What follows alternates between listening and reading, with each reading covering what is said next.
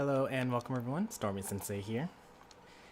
Tonight, we're going to be doing our final stream for Final Fantasy X. There are two things that I wanted to do here. First, I wanted to go to the monster arena and see if we actually got all the monsters out of the Omega Ruins, which, for those of you that skip over the side quests and filler arcs, it's just some really difficult dungeon that probably has a boss that's stronger than the final boss in it, but I already beat it, so I don't really expect the actual final boss to have any concerns here.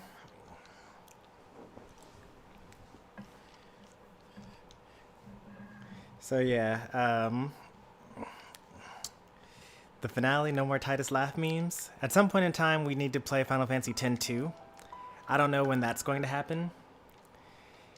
But speaking of that a bit more, there are a lot of other games as well that are like Final Fantasy adjacent that I kind of want to play. So like we need to make time for Final Fantasy X-2. We need to make time for Final Fantasy Crystal Chronicles. After we're done with Final Fantasy 13, we need to make room for Final Fantasy 13-2 and also Final Fantasy 13 Lightning Returns. So that's like 4 games. And then like after we finish Final Fantasy 7, we'll have to like make time for Final Fantasy 7 Remake, because I'm going to consider the 7 Remake as a side game that's not actually in the main continuity.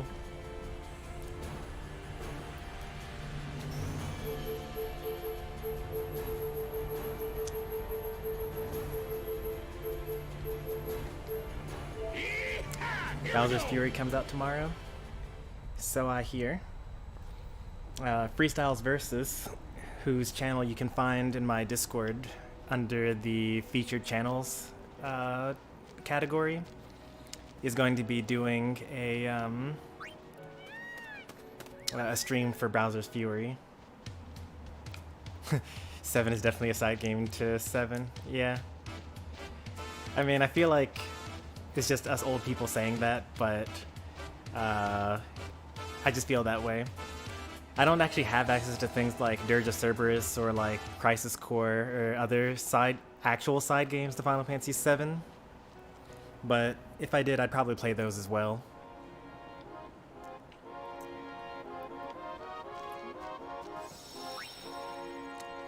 Playing Final Fantasy 11? Oh, is that still active? How's the population on 11?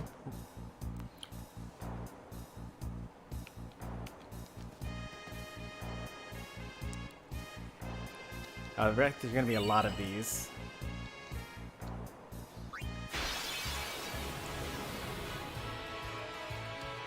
Ambushed, yikes. Luckily we got Orin here. There's no such thing as an actual ambush.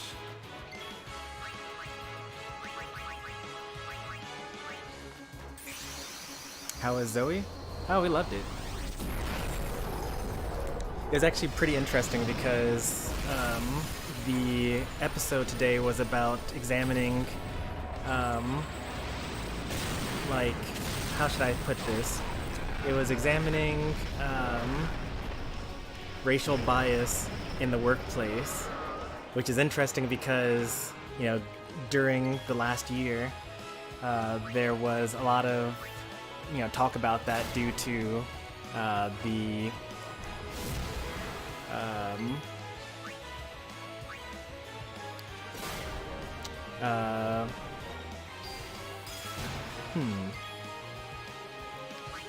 Oh, I'm cursed now and I'm not allowed to use my overdrive.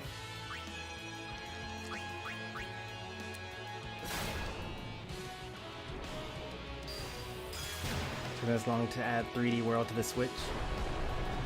Cerberus, 427 people, Asura, 5,000 people. Okay, that's pretty good. That's better than some other RPGs that I've played. Alright, this is actually impossible because he actually absorbs however much damage he does to us for himself. So like even if I were to do, you know, several thousand% damage, it's gonna be no good.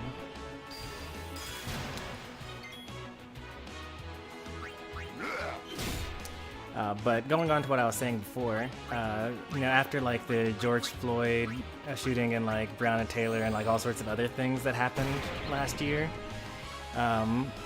lots of companies around the world, my own included, did also start having examinations about like people of color in the workplace. So it was like interesting because art imitates life, basically. But I guess like that's kind of always how Zoe's Extraordinary Playlist has been. It's always been like very heavy-handed with its IRL thing, because like the whole premise of it, the first season, is Zoe's father has a debilitative cerebral disease, and like he's losing like motor function, and like he's not able to express himself in speech and whatnot. And he's only has like a couple of months to live, basically. And so like that's the first season of the show, is like talking about these heavy things. And there's like a what do I call it? I don't even know really what the word for it that I should be using for this, but like there's one of the main characters of the show is a man that presents as female, and like he has his own like story arc about like fitting in the world and whatnot. So overall, it's a very serious TV series that talks about very serious things, but also kind of in a joking way that's kind of fun for at least young adults to enjoy it. Because like there's a lot of singing and there's a lot of like fun stuff to go along with the heavy stuff.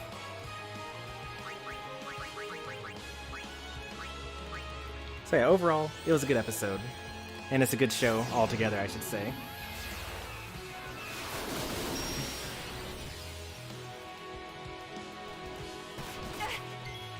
Why did that do 0 damage to me?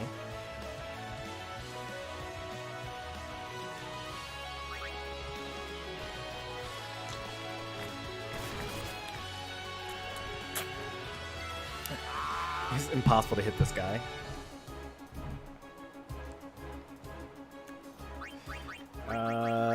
Shall we summon?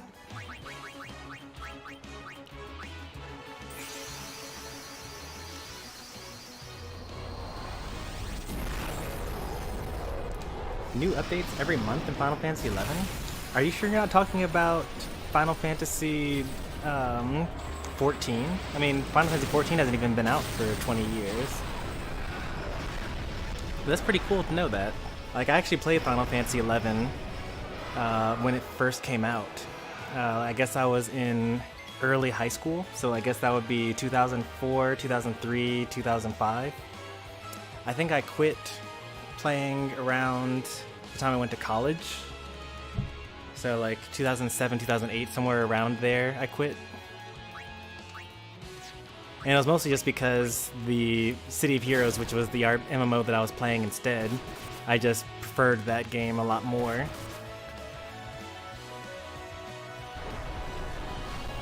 But I actually really enjoyed the core gameplay of that. There were a couple of things that I had against it at the time. Like, I didn't like how, well, okay, so let me put it this way. When I played the game, the way that everyone told you to play Final Fantasy XI was you go to this area that has these enemies that are like 5 levels higher than you, and you form a party. And in order to get to this area, you had to go through like all these really difficult areas with all these enemies that one-shot you. And then when you finally get to that area, then you get to form a party.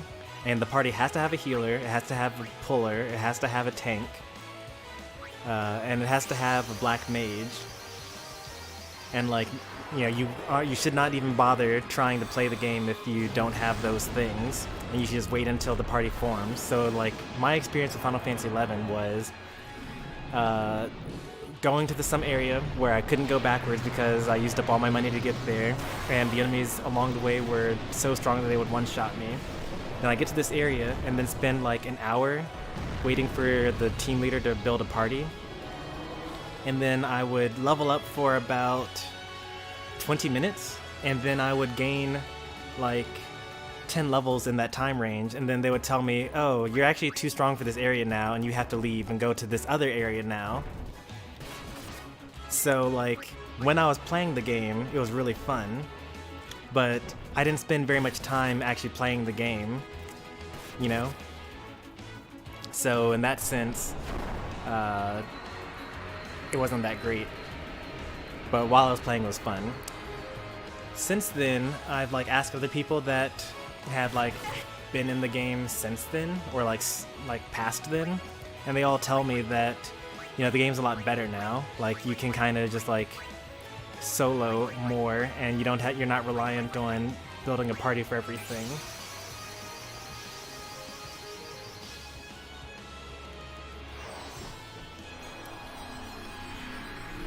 So occasionally I've thought about going back to Final Fantasy XI, but like, you know, that was in like 2018, actually no, it was probably more like 2014, 2015 when I was investigating, because it was right after City of Heroes shut down their servers, their public servers. And so I was looking for a replacement, so I was like, maybe I'll go back to Final Fantasy XI, but I just like never got around to doing it, because also around that time I started streaming, so, or at least I started uploading to YouTube, I should say. Never done an MMO? I think that they're pretty fun. Taking a break. Ooh. This little lizard guy is actually stronger than Ultima Weapon by a long shot. Taking a break again? Taking a break again?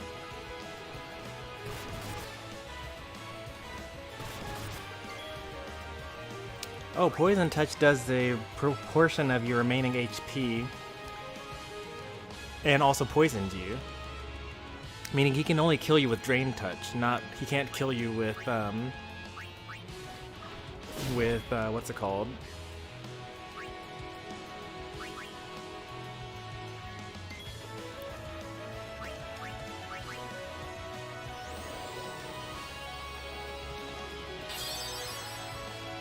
There's Drain Touch.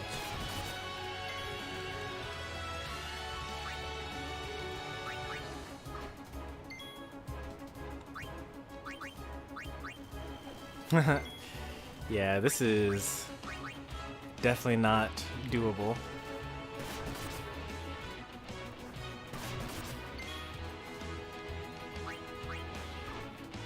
It's got too much evasion.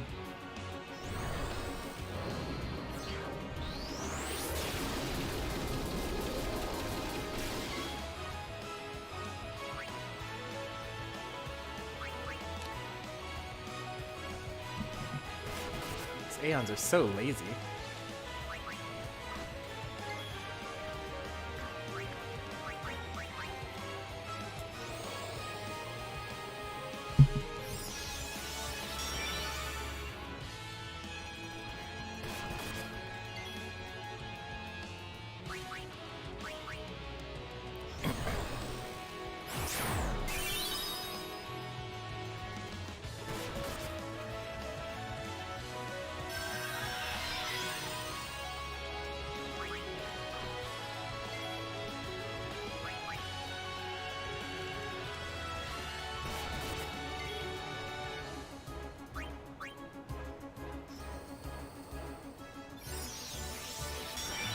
I need to figure out where auto life is on the sphere grid.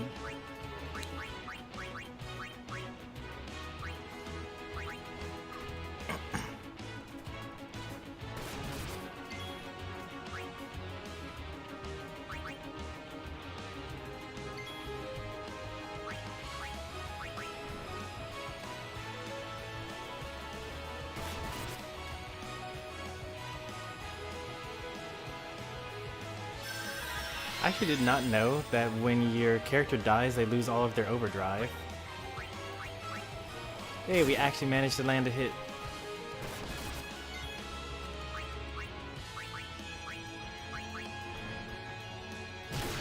Two hits? Whoa.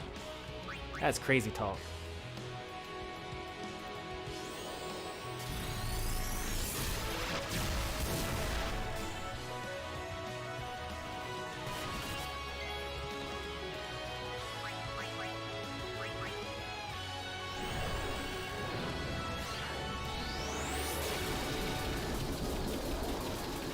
Angry Birds on my phone.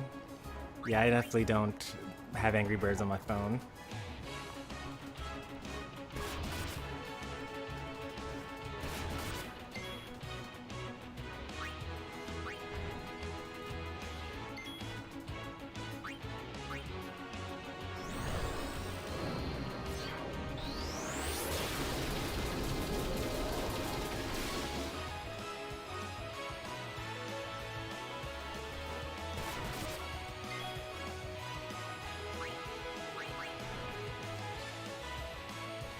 I really need Cindy to use her actual strong attack.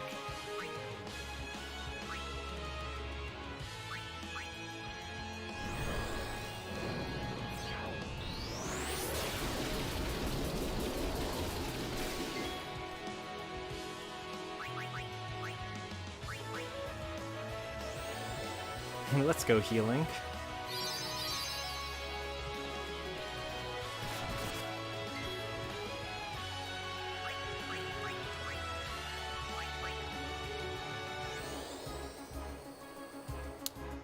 I do not have Among Us on my phone.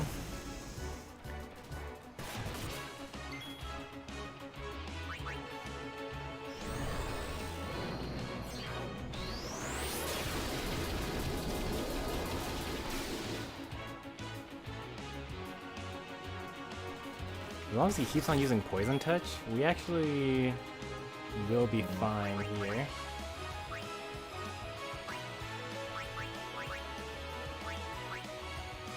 That is the opposite of offensive. I said use offensive spells.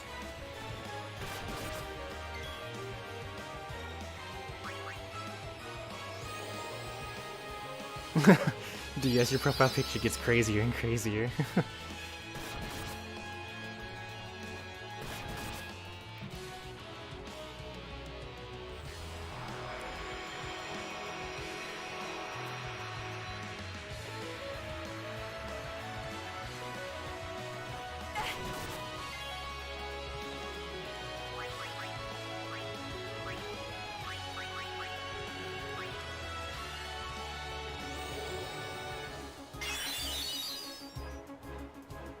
Oh no!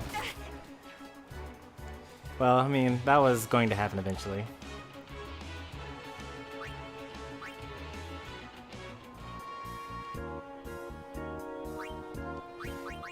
The thing we actually came here for was to look at this thing here. So the Omega Dungeon, we actually got all of the enemies. Nice.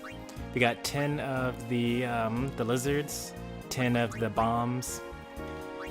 We only got one Hulma, whatever that is. We captured 2 Gemini, but like that's not even a monster from here.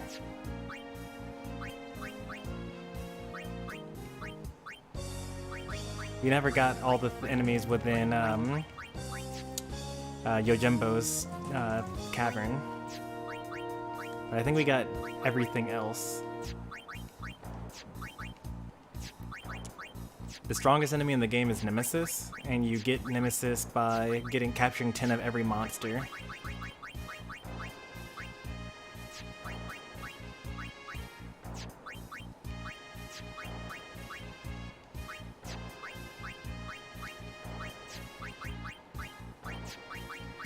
Yeah, it's pretty good.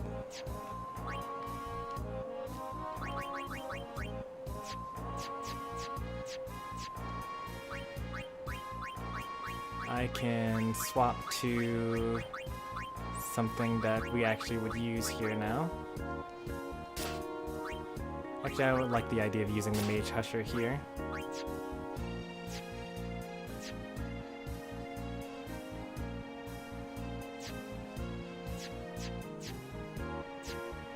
Alright, no one's using their capture weapon anymore.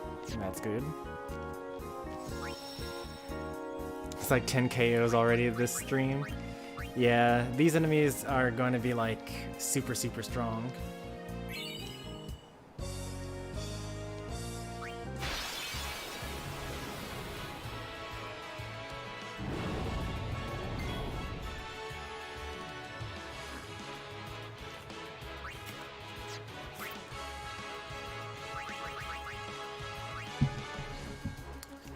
can't tell how much HP he's got. He's probably gonna one-shot me.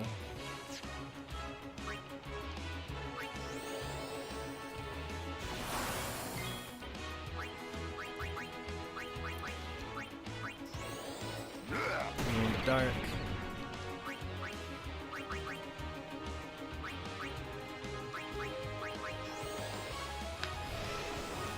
Immune to armor break. Does 20,000 damage. Kills my highest HP character in one hit. You just got accepted into high school? Congratulations.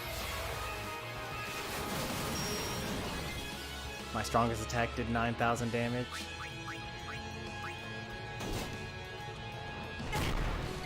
That hurt.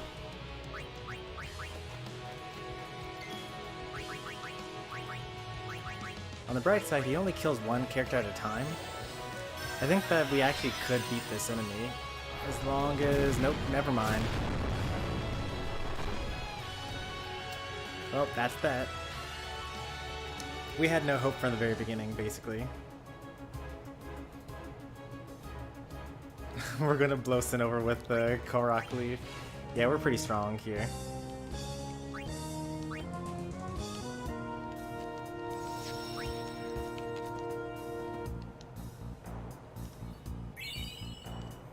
Gambler Spirit times 99, which means we threw away like 30 of those. Oh no, what? What the heck? This guy looks like he might be pretty tough. He looks like the Spectral Keeper from the from a while ago.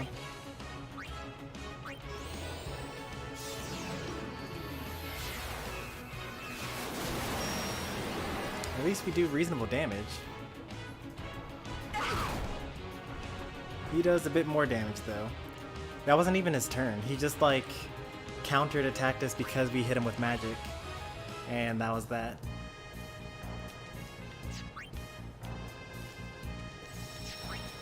Yeah, these Monster Arena monsters are so strong. Worst enemy looking wise. Yeah, he looks pretty strong.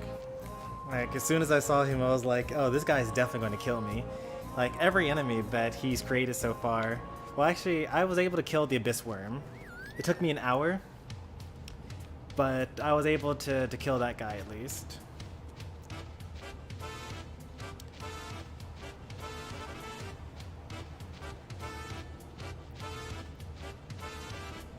Alright, that was a side event. I just wanted to, like...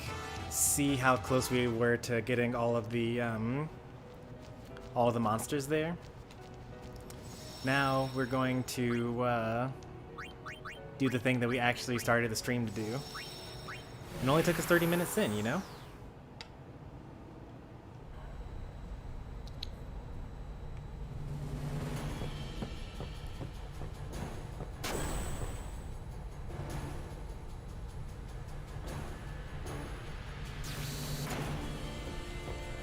May I help you?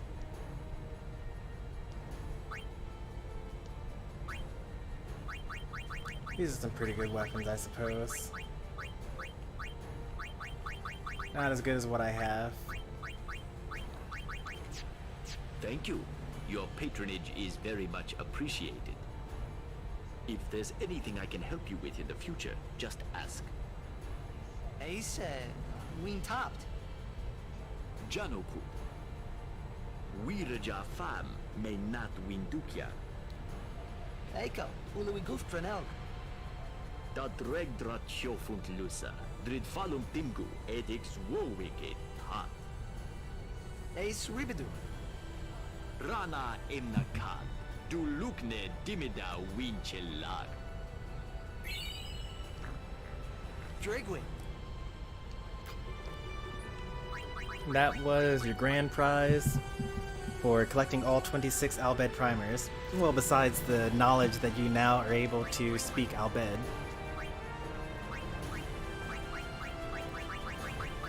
We get 99 underdogs spirit. Is that what that thing was called? Underdog Secret. And that gives us double overdrive if we use up 30 of them.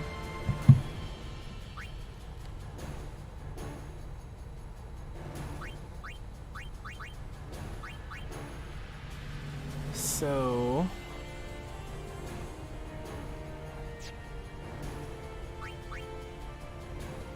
what are we gonna do now here? Like, we need to actually, so we're about to like go into the final boss, so we should probably equip whatever we can that's good here. I think that Tidus should use Ambitious. And he should... I think that having the 1 MP cost would be good. Oh wait, actually let's save first and then do all this stuff because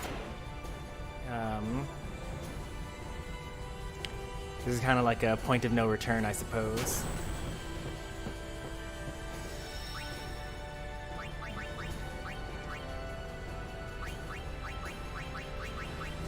Alright, so the first thing I want to do is see if Waka would be able to get something nice for his, what I currently have a cat equipped here.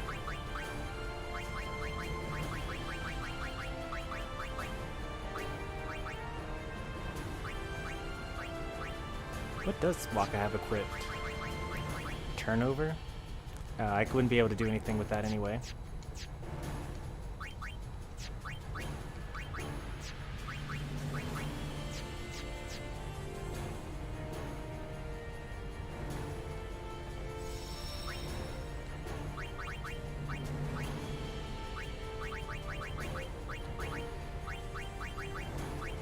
I think Lionheart's pretty good.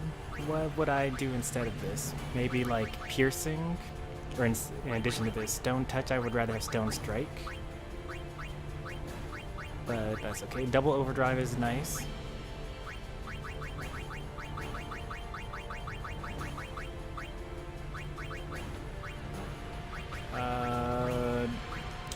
Stone Strike would be kind of nice. I don't know what the... we have 99 Petrified Grenades, may as well use that. What else we got? Dark Strike for Smoke Bombs. It's not as useful. I definitely want the 1 MP cost though.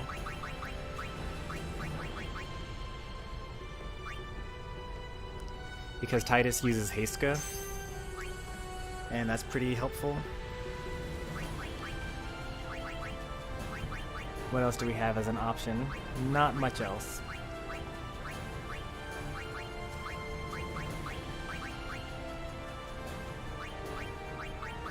I think Sensor is good enough here. Or maybe Stone Strike. Let's go with Stone Strike here.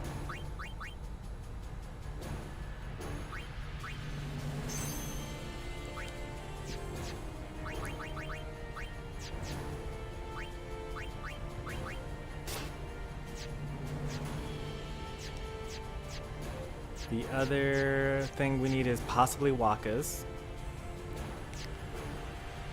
And then Riku's.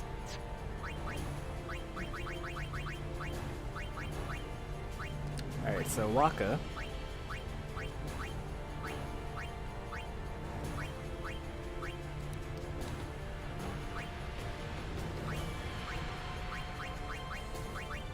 Zombie proof would be nice. Can I also get death proof? Oh, I can get death proof using 60 of my far plane wins, but like, why would Waka be the one to be the one person to keep me alive for that? I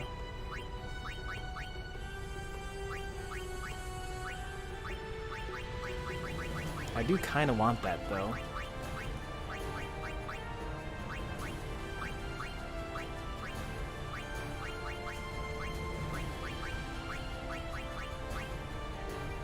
Can Ganon be defeated with a Korok Leaf? Yeah, probably. It'd be really difficult because Korok Leaf does like 3 damage. Or is it even less than that? It does like somewhere between 1 and 3 damage. Tree Branch does 3 damage, and Korok Leaf definitely doesn't do more than that. So you'd have to like go through a lot of effort to make sure that it doesn't like that you don't accidentally kill him, you know? Why not? Sure, I'll give him Death Proof along with Zombie Proof.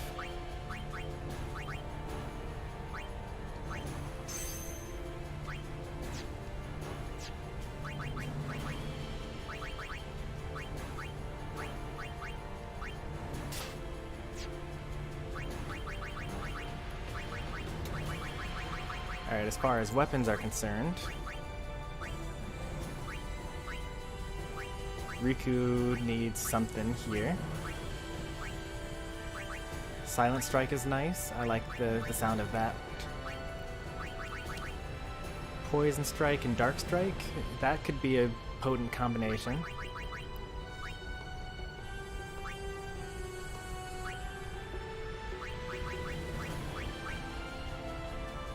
Waka should probably get 1 MP cost as well, since Waka uses a lot of magic and also has no way of recovering that magic.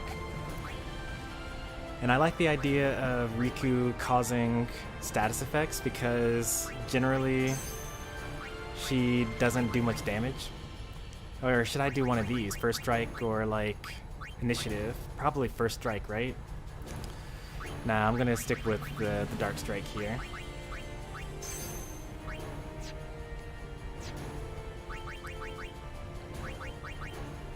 Nice. I wonder if we can get waterproof here for Victorious.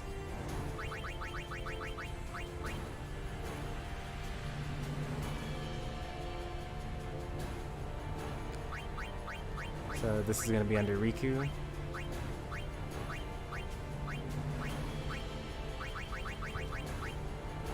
We can get Water Eater even, like even better than waterproof. So we heal from water and can't get hit by any of the other ones.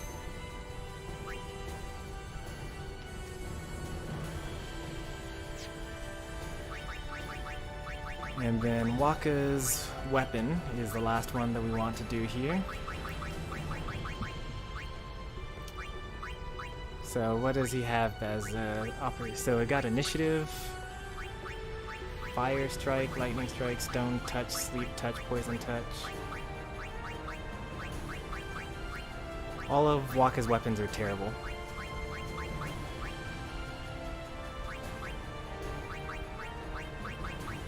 Maybe I could do counterattack? Because like even if he does magic counter, it's not going to do any damage, right? I also like the idea of... let's take a look at this a little closer here.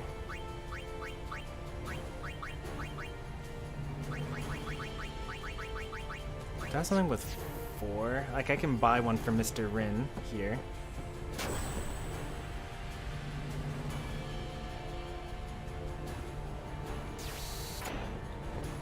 May I help you?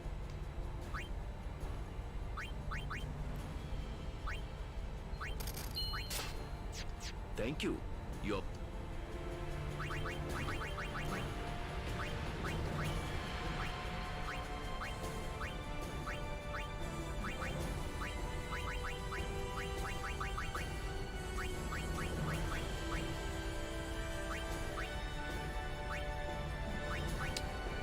First Strike is pretty cool. I really don't want to use my Return Sphere, but we're also like at the end of the game, so it's like, eh.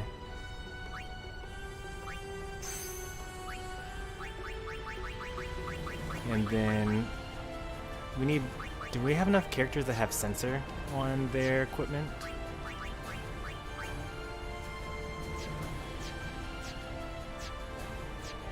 Lulu, that's about it. So I guess we have to give Waka a sensor here, because I kind of like knowing how much HP the enemy has left. It lets me plan around things a little better.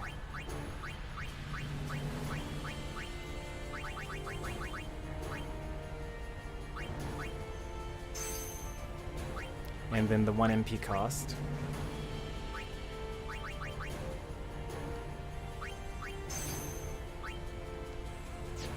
Alright, we got ourselves our final equipment. Do you even use scan? No, I don't ever use scan. It would take up a turn.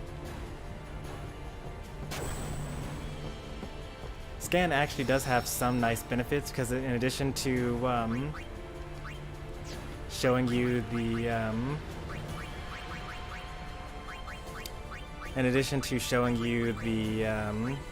the HP and stuff, it actually gives you a little text box about neat facts about the enemy. You can actually even use it on your own party members.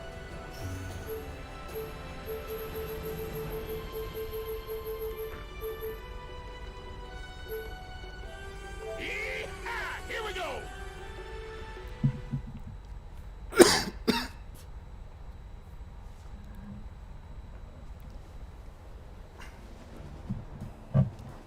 Alright. So we're back in Babel. The goal here is to confront the Meisters.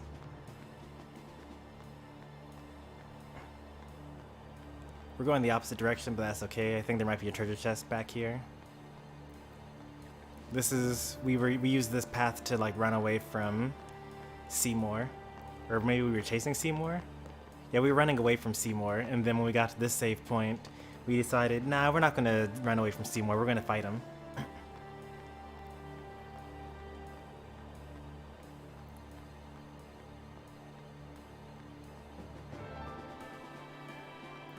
Yeah, in theory, we should be like a lot stronger than the final boss at this point. Like maybe twice as strong as we should have been getting this far. Like if we just come straight here. Infidel! Man, don't these guys ever give up? You regret showing your face here. We'll strike you down in the name of Yevon. Blah, blah, blah. Yeah, so guys... If they want to fight, let's give them one! Prepare to charge! Stop! Oh, Shalunda.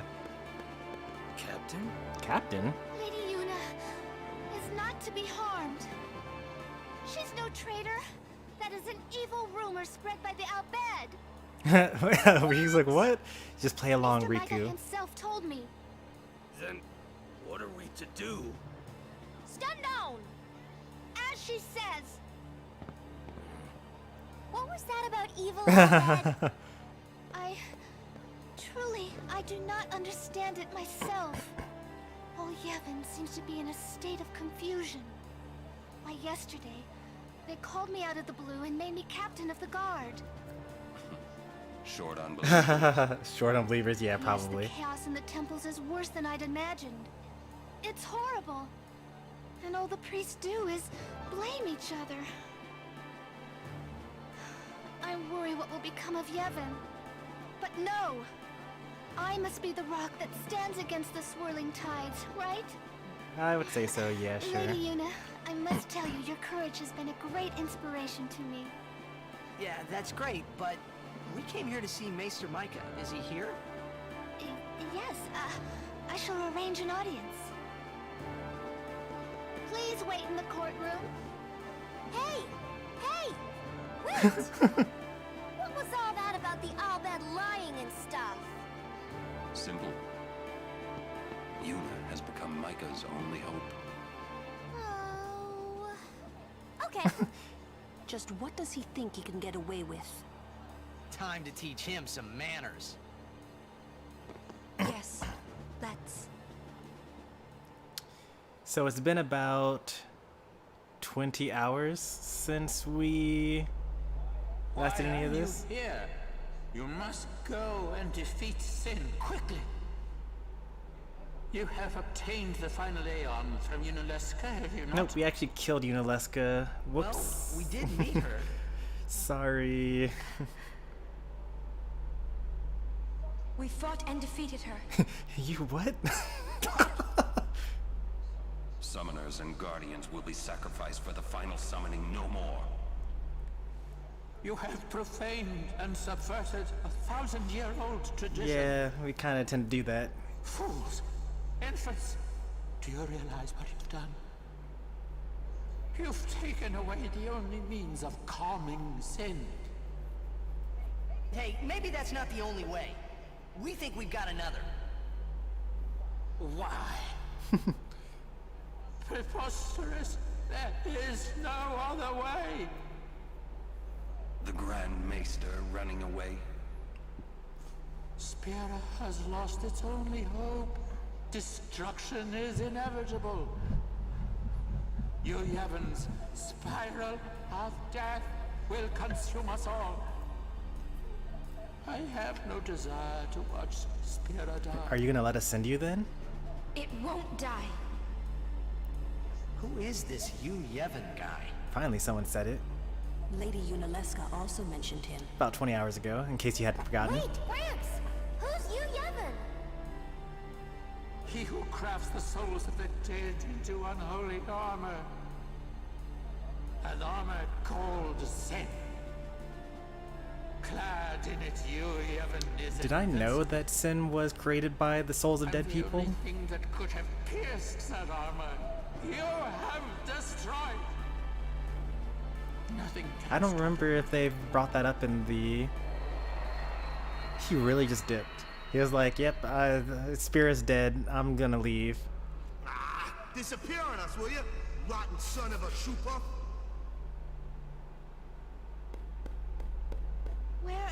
Where is the Grand Maester?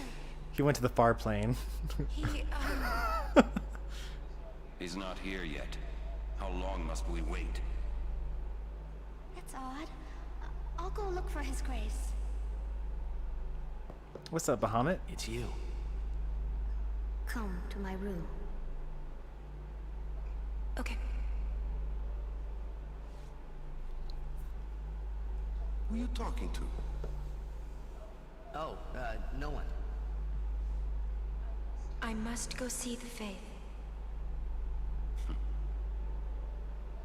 I see. Son of a shoe puff, you're using that? Yeah, Waka's got some colorful language.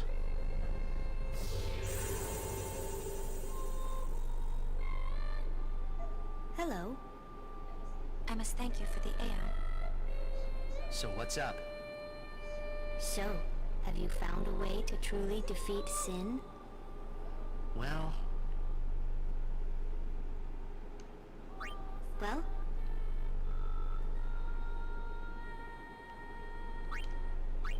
we fight Yevon. Yes. If you defeat Yevon, it will end. Tell me, what do you know about Yevon? He's what makes Sin come back. Sin is his armor. It protects him. Yevon was once a summoner, long ago. Oh, we got some exposition here. Let's see it. He was peerless. Yet now he lives for one purpose, only to summon. He is neither good nor evil. He is awake, yet he dreams. But maybe not forever. Yeah, that's right. Because we're ending it. Yes. Even if you defeat Sin with the final summoning, Yevon will live. Yevon will join with the final Aeon. He will transform it into a new Sin. Yevon merges with the Aeon. Then, protected by this new Sin he has created, Yevon continues the summoning. For eternity. Huh?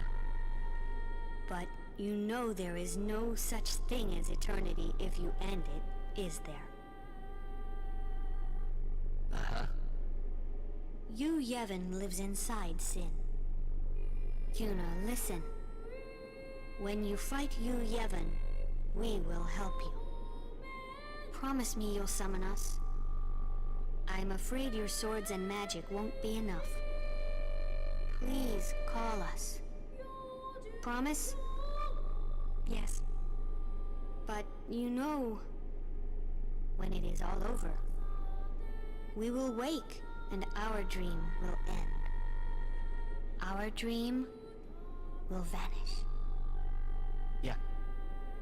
You've been dreaming a long time, haven't you? I'm sorry. I'm grateful. About what? Oh, nothing. Hey, don't make that face.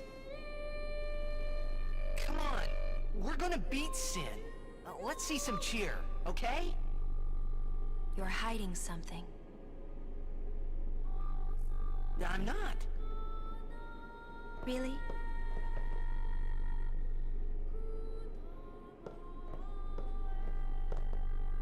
You're a bad liar, you know.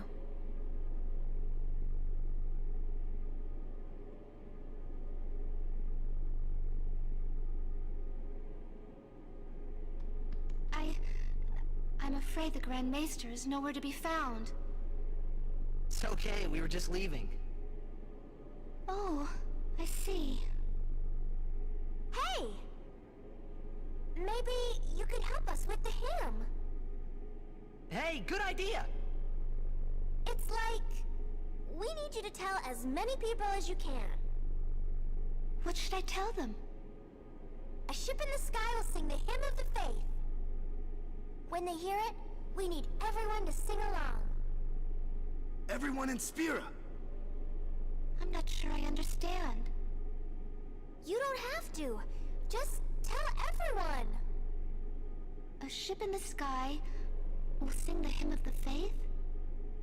So, when they hear it, everyone should sing along, correct? If they do, we might be able to defeat Sin. Truly? Yes. That's wonderful! You can count on me. I shall tell all of Spira.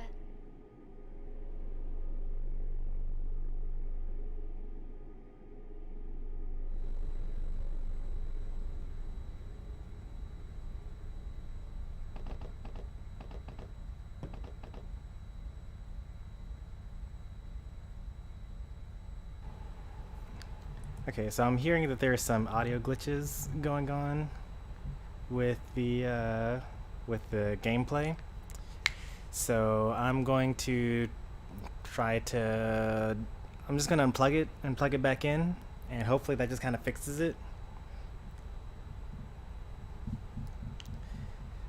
First we will save. But I feel like if I go forward, it's going to cause another cutscene. So I'm going to go all the way back to the other save point on the ship, and I'll save there.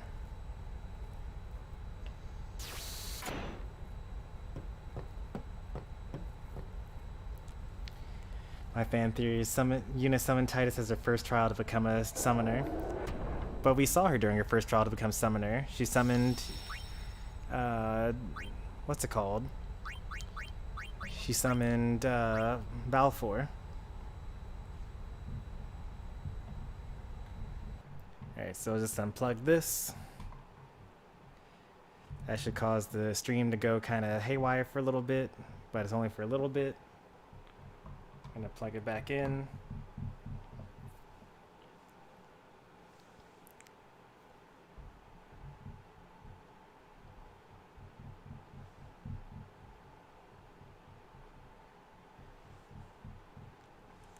Well, that's kind of awkward.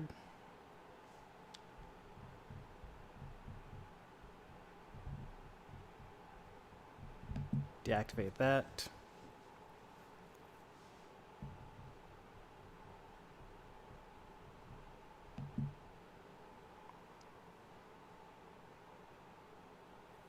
Reactivate that.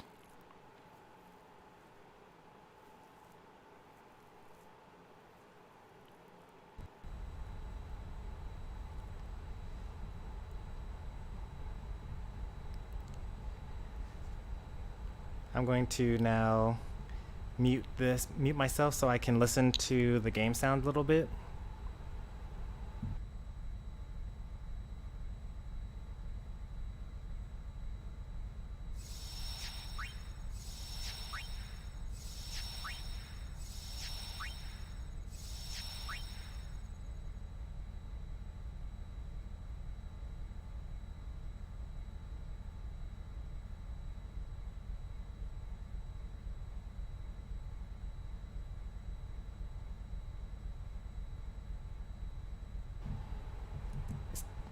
think it sounds fine. Did anything sound out of place to you guys? Let me turn down the volume a little bit on the Elgato.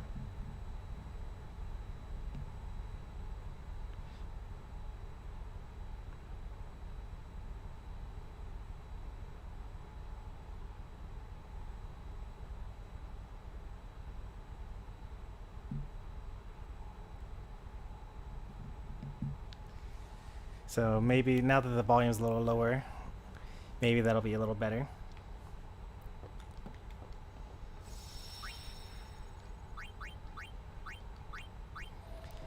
Alright, back to chat. Welcome, Sonic. You discovered Snuggy95. I first discovered Snuggy because of Pika the Musician.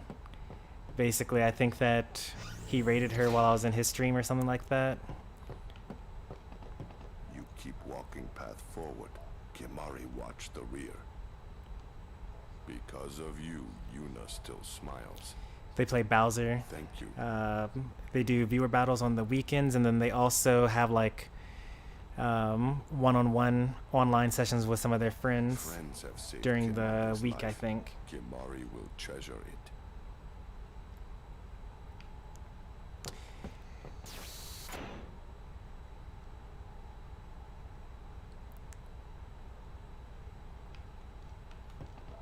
I must admit, I was worried at the beginning, but you've done well. One more trial to pass. Our stories will end together. Yep. Well, Orin's an unsent from this world, and I am a dream from Xanarkand, which I guess technically is also of this world.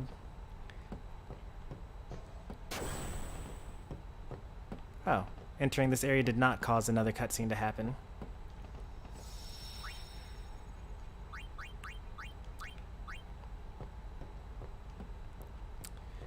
But going on about what we were talking about with the fan theory about Yuna summoning Tidus.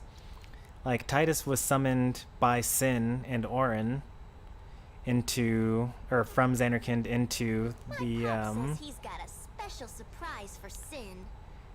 into Spira, and then we spent a couple of days kind of like being lost in the Botch Temple and being rescued by the Albed and, you know, washing ashore of Besaid.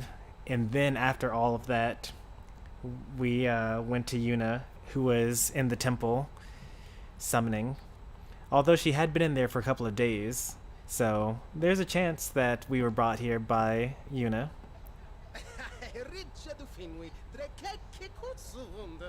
My spelling sucks today. Snuggy might be a replacement for Bakers. Don't think they like you very much. I think that they've said in chat plenty of times that the only issue that they really have is that you go super hard and beat him up really badly, and he's not very good at Smash. I want to say before the fight.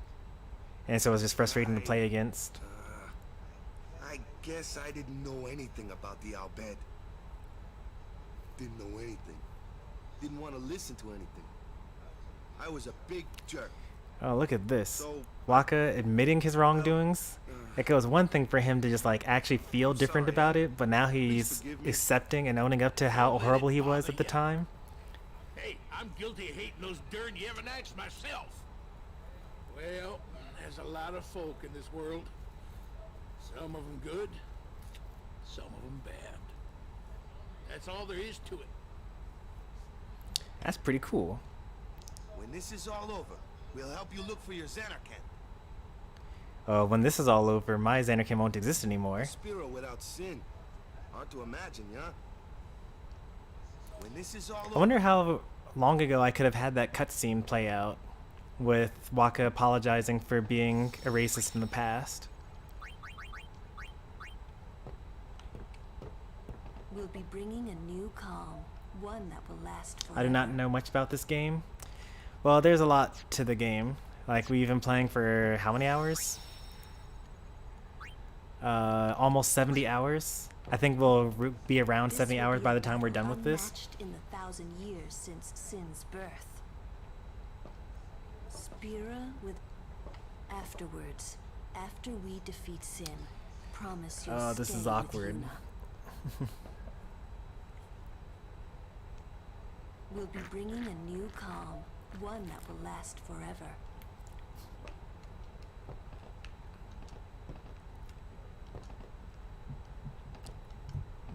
All those teachings, what were they for?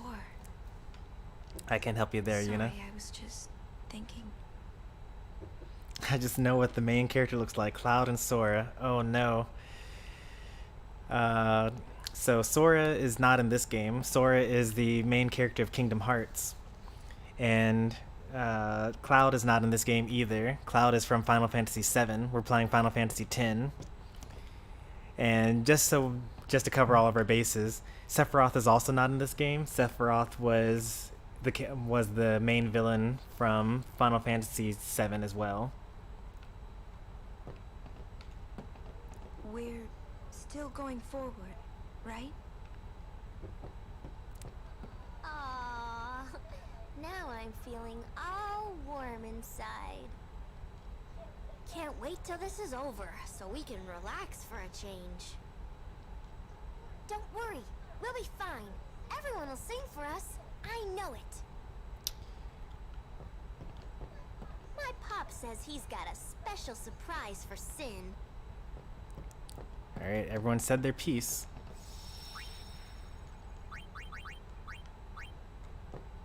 The final showdown with Sheev. I say let's get this show on the road! Alright, 1 hour mark, not bad for actually getting into the meat and potatoes.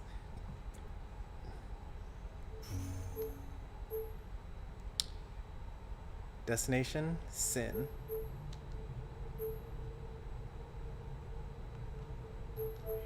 Yee-haw! Here we go! Cloud and Tidus are not alike at all. This is it, huh? I mean, Yevon's Shulk hiding and somewhere Tidus. inside Sin, and we're gonna find him. Well, that sounds pretty simple. Also, Cloud and Tidus Hey, are not alike at simple all. is the way you like it, right? You got that right. Pops, I'm counting on ya. Right. Got you covered. Yeah.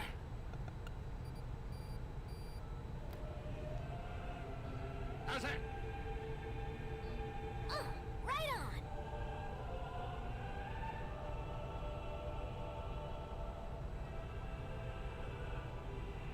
How's the sound for the cutscene? I might need to turn the volume down even further.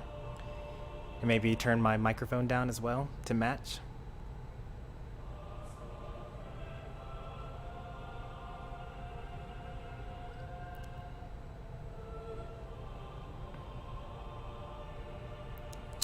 This is the Hymn of the Fate. A singing ship in the sky. We're playing the recording through the airship. And now the people of Spira, having heard our song, is going to start singing along. And that's my father over there. All right, we're going in. How we gonna get inside? The easy way. How else? Figures. Well, let's go.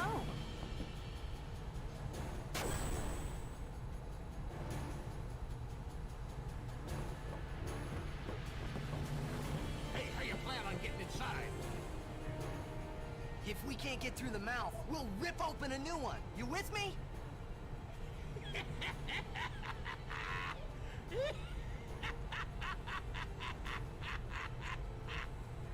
Now that's what I call a plan. Petra, é frito e cá. Of course. Of course. All right. We'll give that thing a new blowhole. All you gotta do is jump.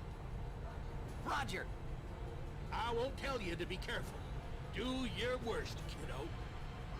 Roger. Pet.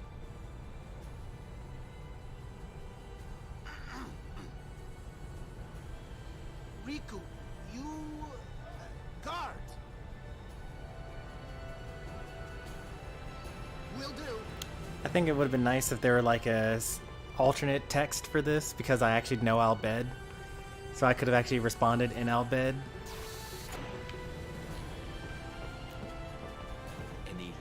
supplies before the showdown? What's the point of offering like last-minute supplies if it's all gonna be the same? Selling stuff now? But of course, once Sin is gone, we'll need to be rebuilding home, you see. Man, your dedication is really astounding. May I help you?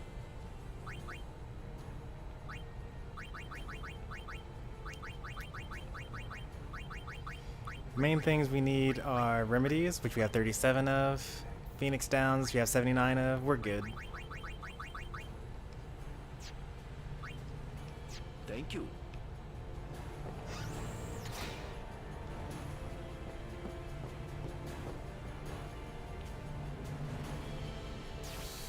He does look a little bit like Shulk. Yeah, he's got that main character vibe going.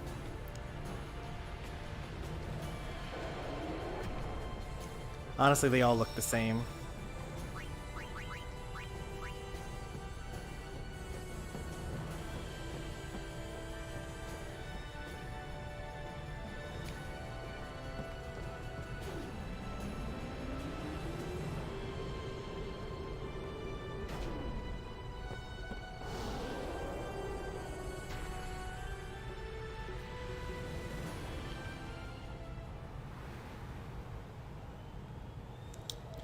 See ya, Benduku. Thanks for stopping by. I can hear the song. Yes, I can hear the hymn too. They listen to us. Have a good night. We won't let them down.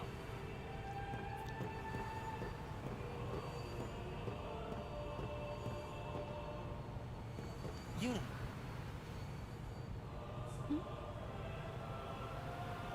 You don't need this anymore, right?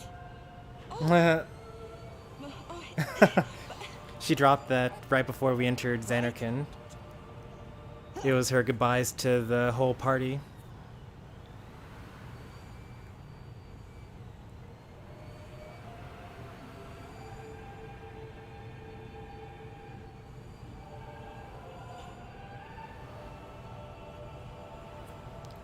Hey guys, that's not good, yeah?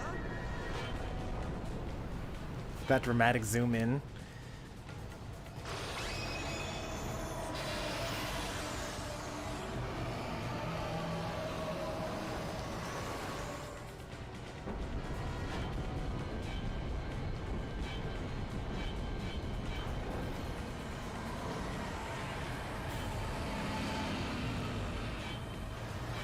So I'd hit this with the Bijudama.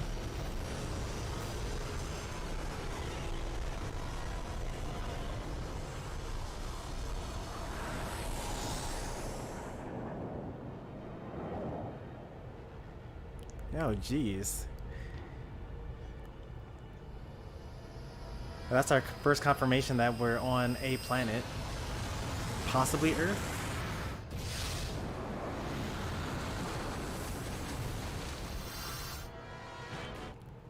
That's a lot of power.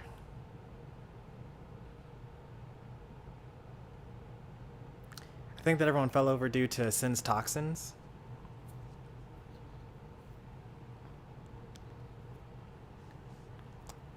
Also, I'm not sure if the singing stopped. Like, did he kill all the people that were singing?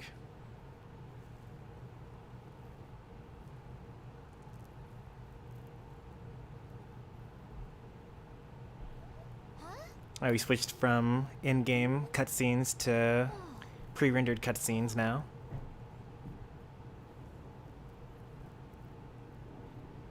Whoa.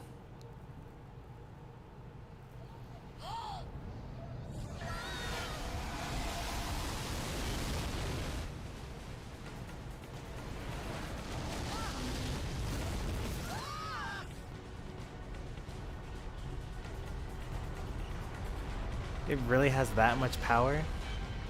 I don't remember this cutscene at all.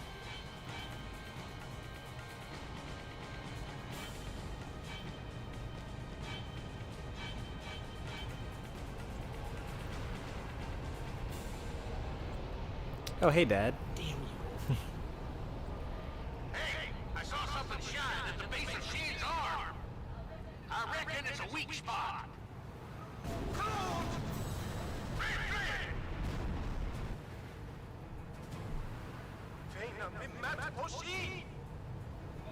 Sin's pulling us in! Good, that's where we want to go anyway.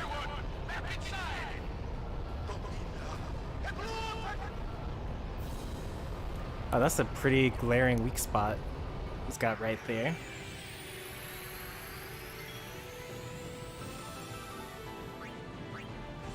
$65,000. Gathers energy to cast Ravager. Avoid with a trigger command. Pull back. Okay.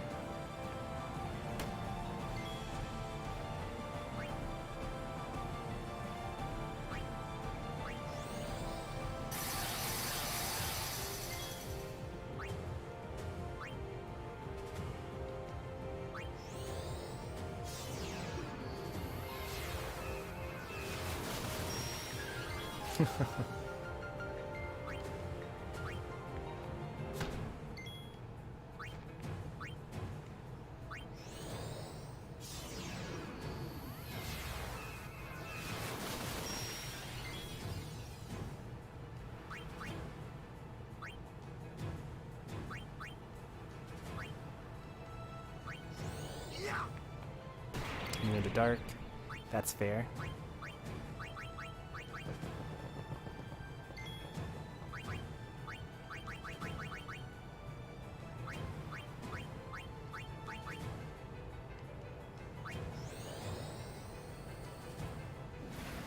That's not a thing that we can use. It's the thing that he can use, though. He remains motionless? Are you sure you want to do that, Sin? We're about to finish you off, actually. You're down to, like, you're actually not even going to live this turn if I don't want you to.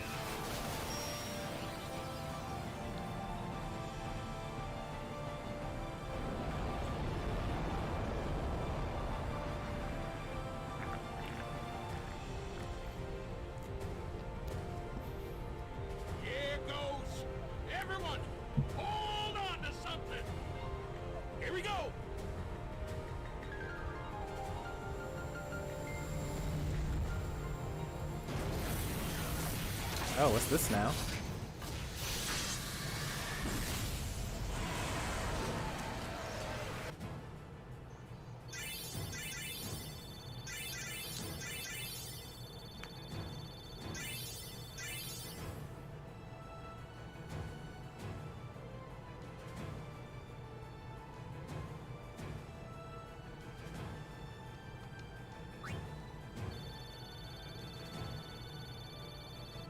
Two HP spheres? That's actually kind of useless. Well, I mean, it's useful now for me, but like, in the long term, that's useless.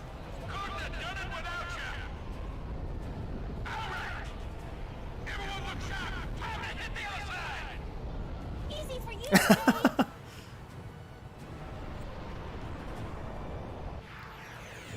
Alright, same deal as before.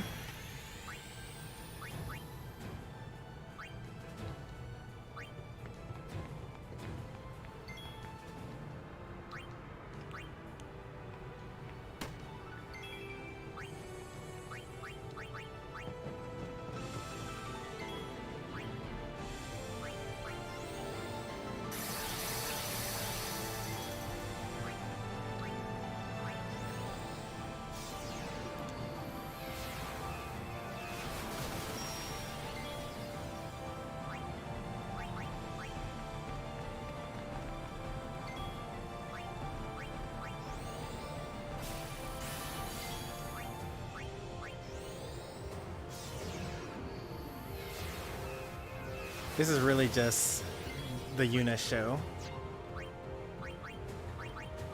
Yuna and friends, but It doesn't look like you're even immune to delay.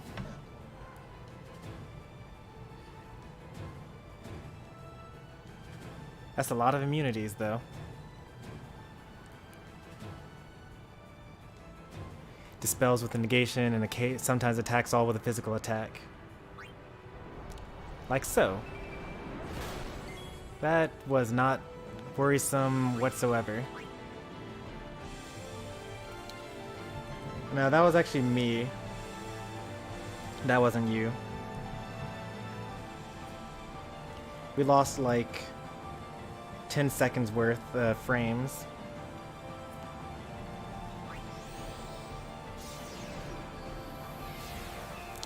But all we did during that time was just read the message in the during scan.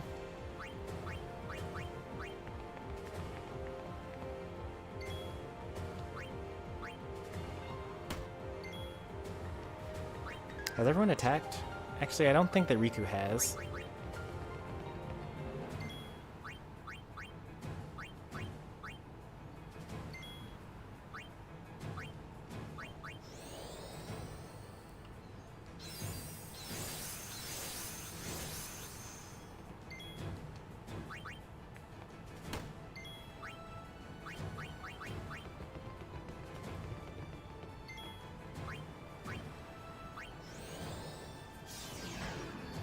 Hopefully we don't drop any frames during an actual cutscene.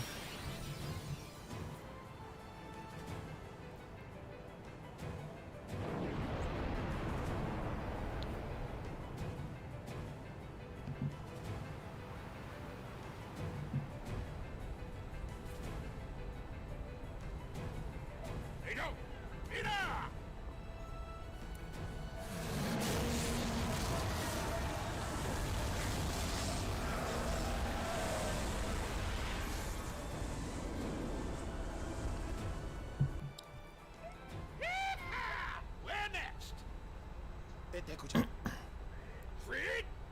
Farija umo pakia. Pedra Shake, Edek Nuga. De Trit Litwa.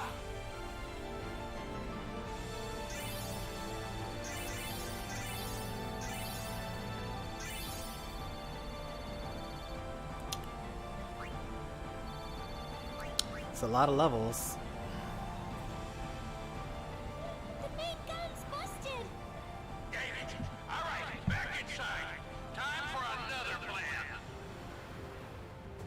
No, we're going in.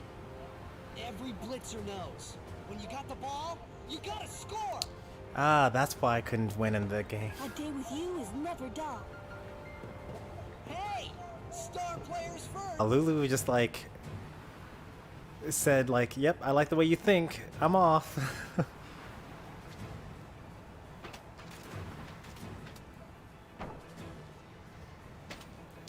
We've now reached the limits of like what an HD remaster can really do to help us here.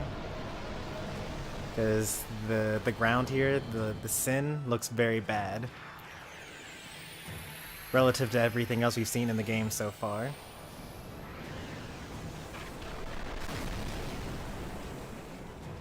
Alright, so this guy again. We fought this enemy a couple of times. I don't remember what his deal is.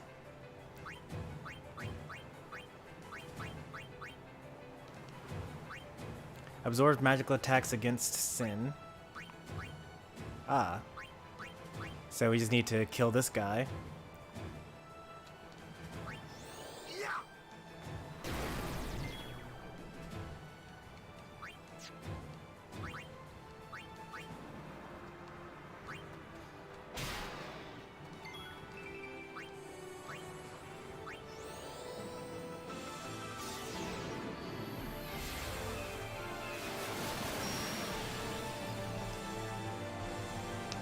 Alright, got rid of that guy.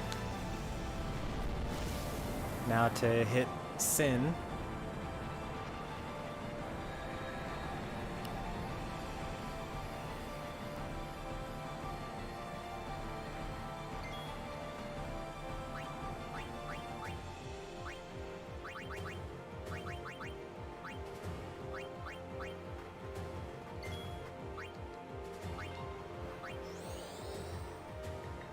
I liked it so much the first time, I'm going to do it again.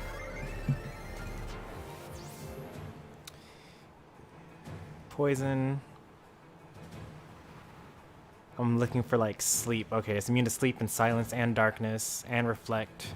Haste, slow, eject, doom, KO, zombie, stone. Yeah, that makes sense. Power break, magic break, but not armor break or mental break, actually. So that's good to know. So now the core begins to energize, unleashing this attack.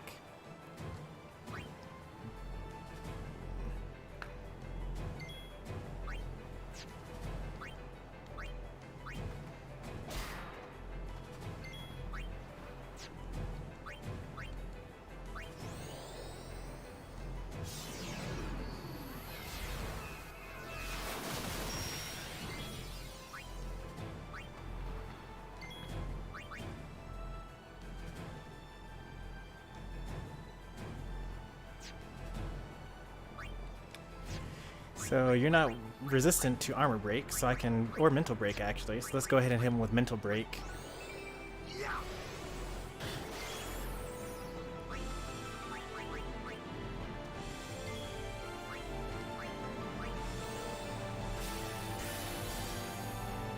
Ravage is going to hurt. In fact, I chose the worst party for this because Kimari and Waka have the most amount of HP. Should have had Lulu, because she hardly would lose anything, because, you know, she doesn't have any HP to begin with. Kimari or Tidus needs to do something.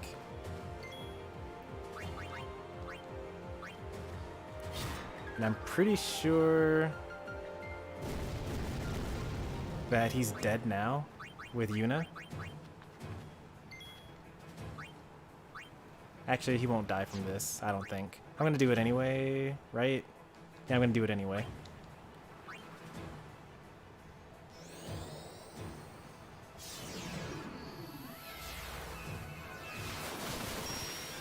Yeah, he did die from that.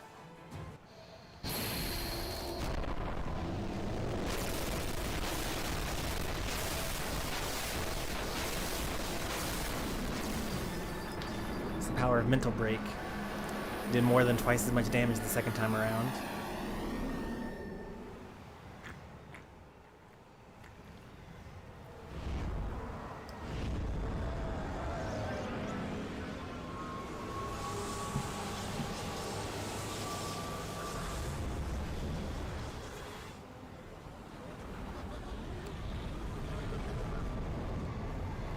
That must be a sight to behold. Like, the people of Spirit, do they typically watch the summoner use the final Aeon to defeat Sin? Because, like, this is a spectacle. Oh, they usually do it at the Calmlands. They actually said that. Yeah, they usually fight Sin in the Calmlands, so there actually usually isn't anyone that's watching. 2 return spheres, MP spheres.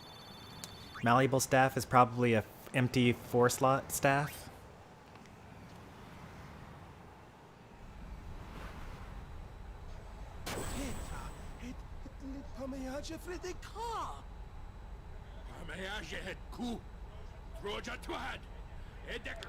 I'll answer that Sonic after the cutscene. It's going to come back, isn't it? I know. What? You're kidding me. No, we have to beat the guy inside Sin. The Crusaders would be out of a job if it was this easy, huh? But it has weakened. I'm sure of it. Yeah, we're winning! All right, I'll do what I can with the main gun.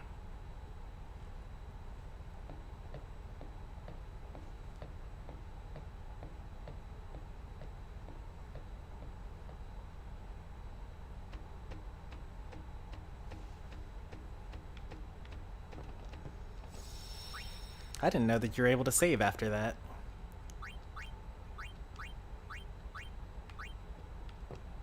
Man, we must have hit that thing enough by now. Man, we must have hit that thing enough. So about Diddy Kong being your second best character, if you remember when you first asked me like to rank your characters, I asked you whether you meant like best results or like highest current skill with that character versus like the total amount of skill you could possibly have for the characters, and you told me to rank it based off of your current skill level with them all. And so I think that the playstyle that you've adopted with Pac-Man really lends you to be naturally good with Diddy Kong, because you know you already have the concept of holding a powerful item in your hand and staying in shield and like avoiding attacks until the time is right. Always seem to break when you need them most. Hops Machina. So like instead of holding a bell in your hand and holding shield, you're holding a banana in your hand and holding shield. And like you likewise have like very similar buttons, like back air looks pretty similar, forward air looks pretty similar, neutral air is pretty similar. And so it's just a bunch of like random setups and good frame data, but also you have like this really strong item.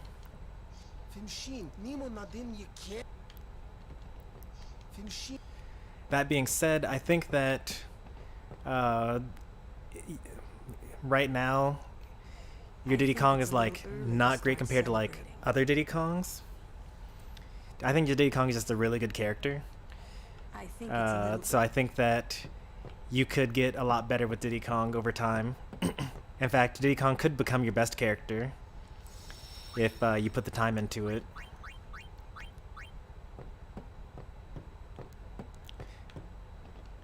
He seems to suit you a little better than Pac-Man does. This isn't over. Night.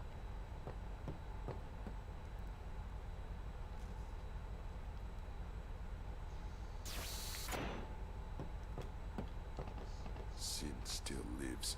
Kimari knows.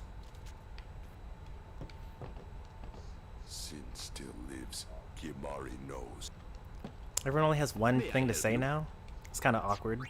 Thank you. You're Pretty cool if randomly Sephiroth descended. I mean, it would be very much similar to the Smash reveal trailer for Sephiroth, right? Like, the characters are all facing down Gleam, and then suddenly Sephiroth, like, slices it in half and was like, surprise, actually, I'm, like, this strong. So, like, it could have been exactly that. The characters of Final Fantasy X staring at Sin, and then he just kind of gets one-shot by Sephiroth.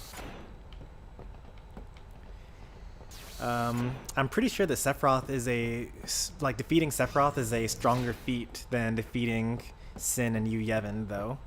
Like, I've seen some gameplay of the end of Final Fantasy VII. Sephiroth does more impressive things, I feel like, than Sin generally does, but that last cutscene did impress me a little bit when he created that huge explosion by attacking in 6 different directions at once and splitting the Earth apart the way that he did. Granted, he didn't summon Meteor, which is like a planet-wide extinction event, so he's not that impressive compared to like Sephiroth, though.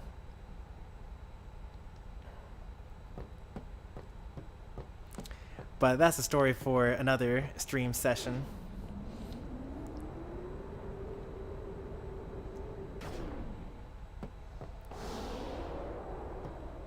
Yep. Hey there, Robeck.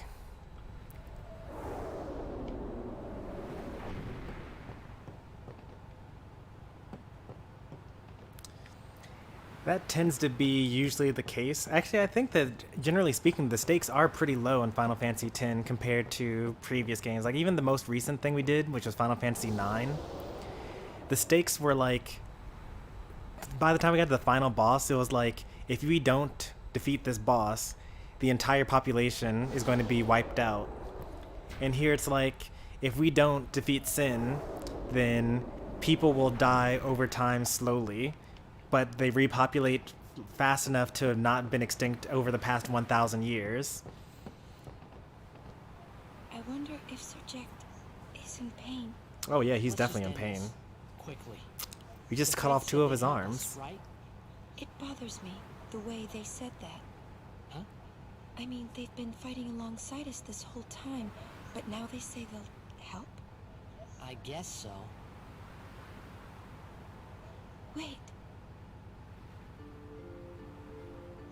Sin is reborn when Yu Yevon merges with an Aeon. Isn't that right? Yeah, that's true. If I summon an Aeon, Yu Yevon will join with it. Okay. But at first, it'll be small, won't it? Yeah. Then we might be able to beat it without the final summoning. Where are you going with that I thought, don't know. Yuna? What if Yu Yevon jumps again? Then we'll take it down again. We'll fight him until there's no place left to run.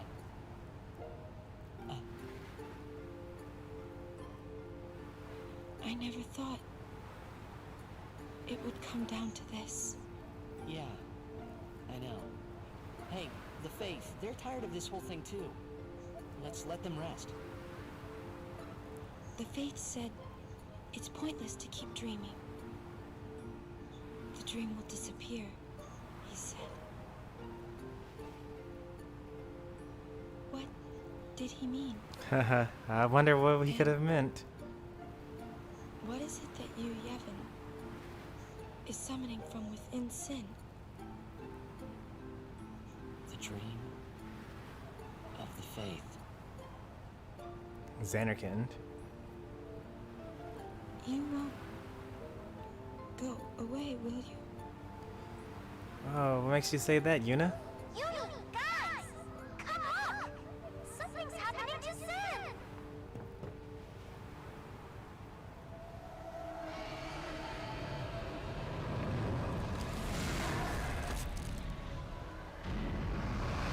We took too long.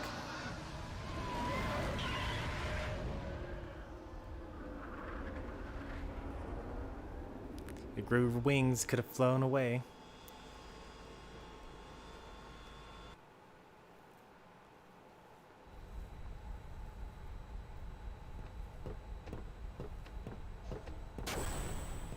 Jet. He's waiting for you. Well, son, the main gun is still busted. We can't give you any cover fire. Hey, just take us in. We'll do the rest.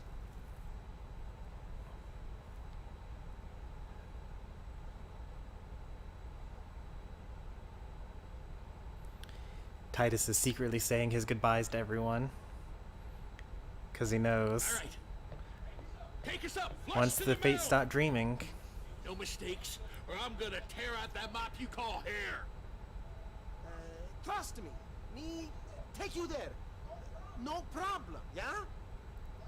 Let's get ready to blitz! Let's go. Just you and me.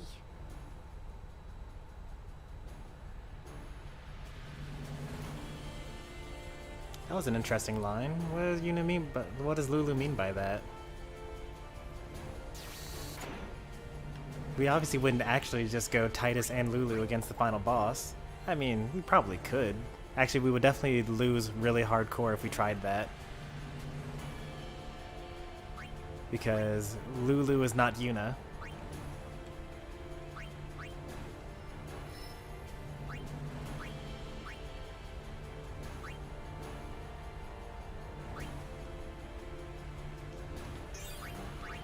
Oh yeah, we're almost out of power spheres. Whoops, forgot about that.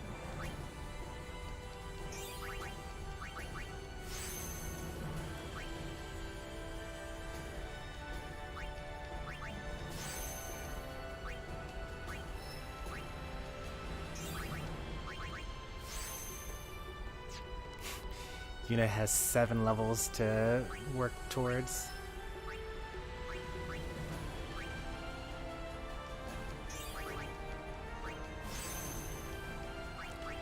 Yuna is actually about to finish Lulu's whole section, like from start to finish.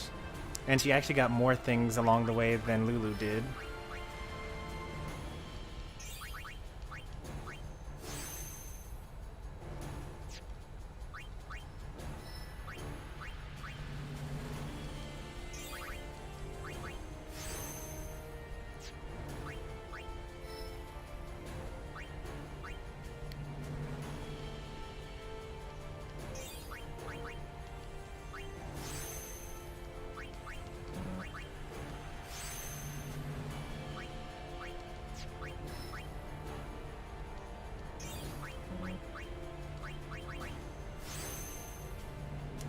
It's actually the end for Waka.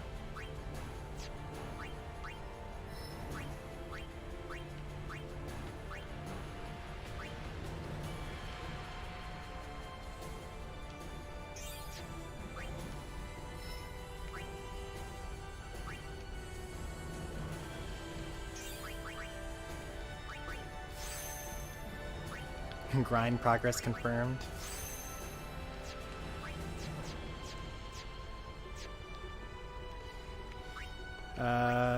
We probably won't actually finish Lulu's during this stream.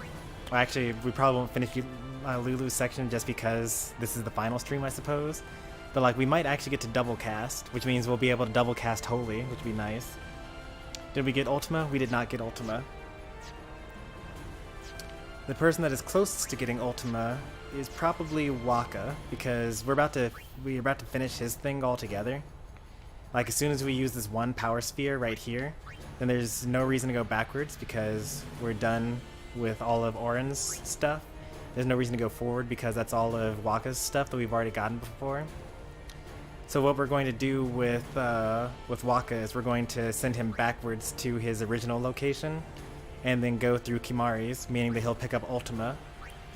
And then we'll probably use a couple of black magic spheres to let Yuna and Lulu get Ultima as well, but mostly because we want Yuna to get Ultima.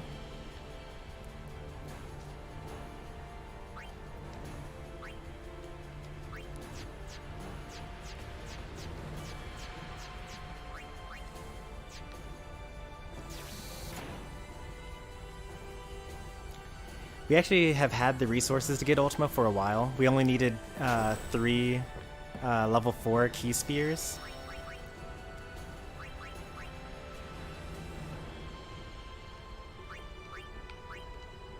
You're counting on me.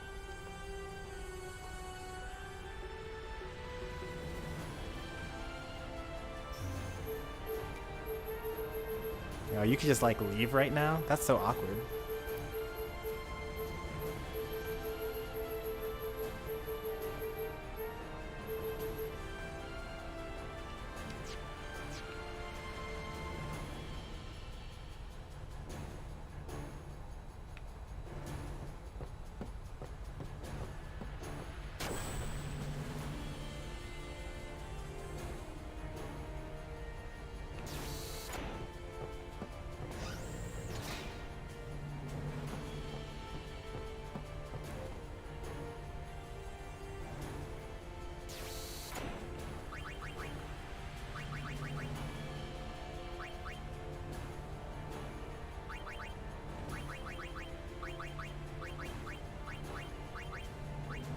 Why would anyone be counting on Tidus for anything? I mean, he's proven himself. Like, he became Yuna's guardian, and he rescued her from the Albed 3 times, and, you know, keeps reminding her to keep smiling, and, you know, fought against Seymour a couple of times and lived, and he's the star of the Xanarkin Oryx.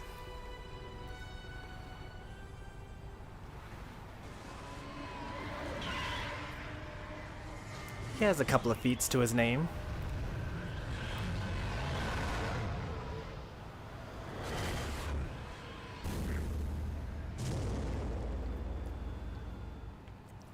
Here we go! Yeah! I'm coming for you, Dad.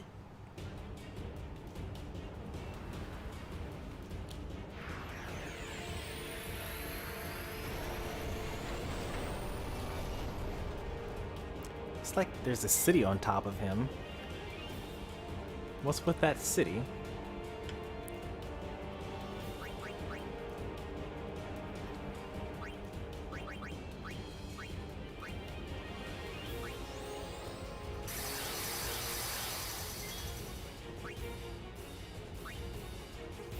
Defeat it before it opens his mouth all the way.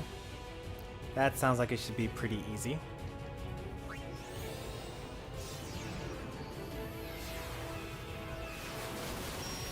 Just a whole bunch of casting stuff on him. We'll go ahead and use Orin here, because he can't actually reach with the sword anyways, and he has to do something, so he's our default scanner from here on out, until we actually get inside. Pulls the airship in, steal all of his strength to the ultimate terror, Giga Graviton, except before he wipes everyone out. So he's immune to slow. Doesn't look like he's immune to delay. He's not immune to mental break either. So that's the next thing we're going to do here. He's also close enough for us to attack now.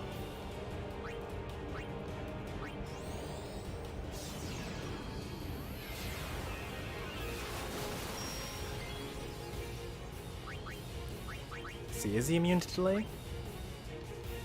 Out of range, okay, so I actually can't do that.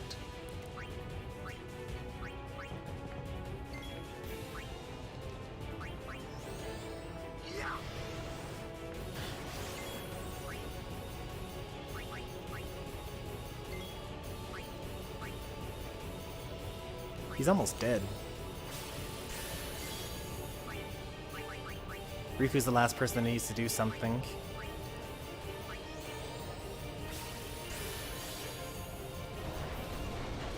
Surely he's close enough for me to attack him now, right? He's like literally, he's breathing down our necks. Or looking straight at us? I'm not quite sure which. Oh, he stole an ether. How nice. That was not very good that he cast that on us. Luckily,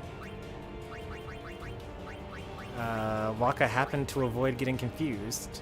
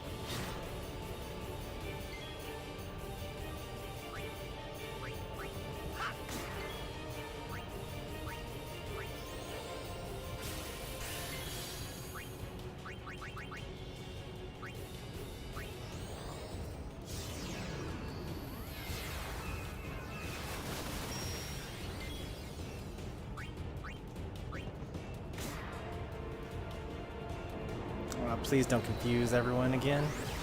Okay, what he cast on is zombie, it looks like, but that's it. It's actually not that bad, but I can't use Lancet anymore. I'm just gonna swap out here.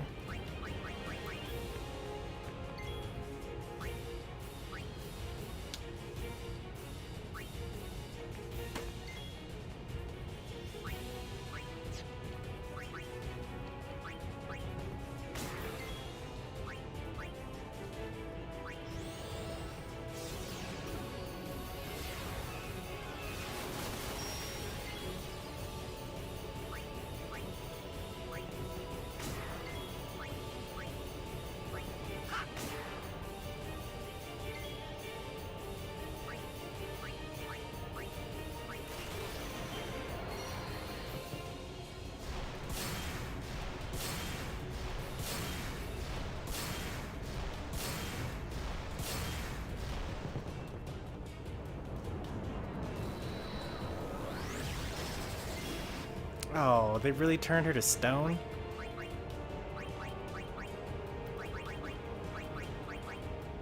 They turned Waka to stone too.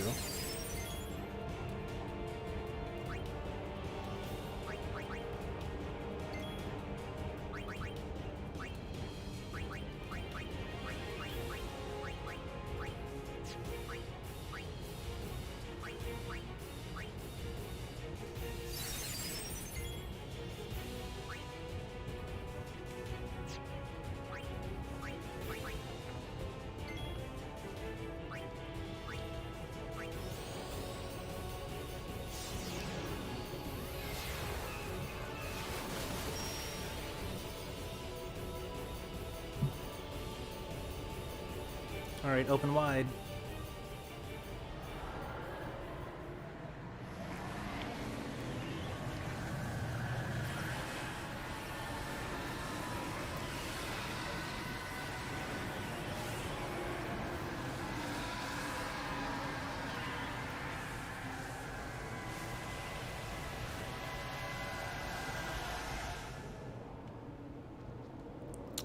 That looks very foreboding.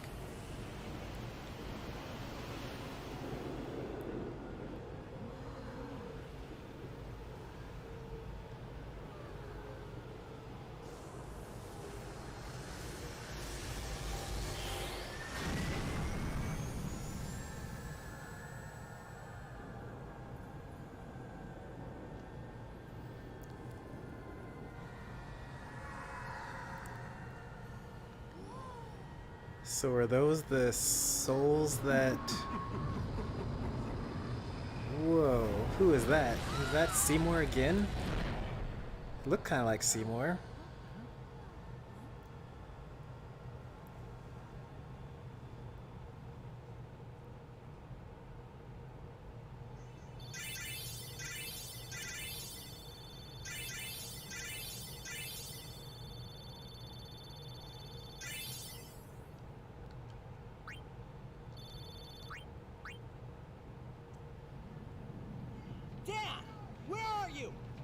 We must go to him. Then we will. Let me take front. Good luck. Follow me.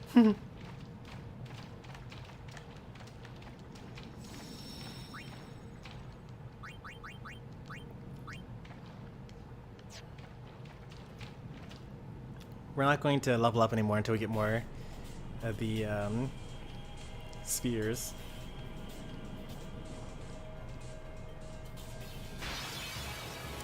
Power spheres specifically.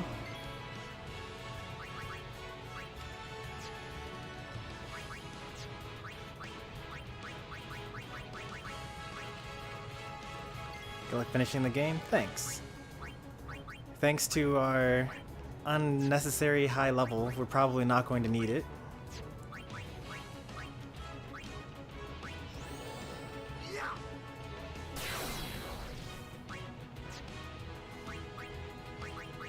But you never know, right?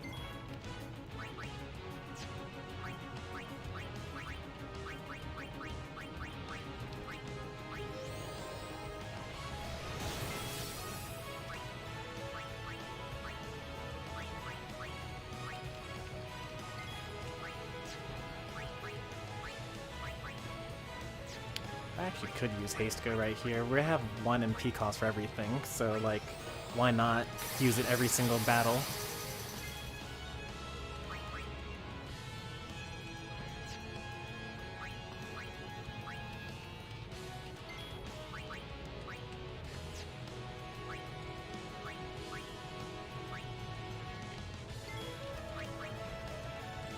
Alright, he's got armor break and distill power, which is good.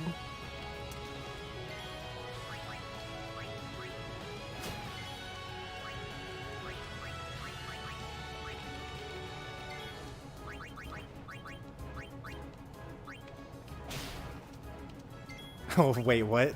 I forgot that we inflict all those status effects with Riku. We just stole from him and then silenced him and blinded him and also poisoned him.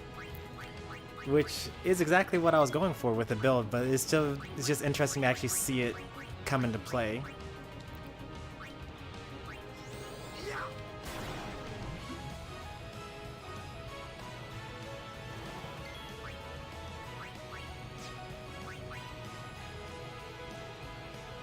He still has distill power on. Tidus has attack using haste go. Lulu needs to do something. He absorbs fire.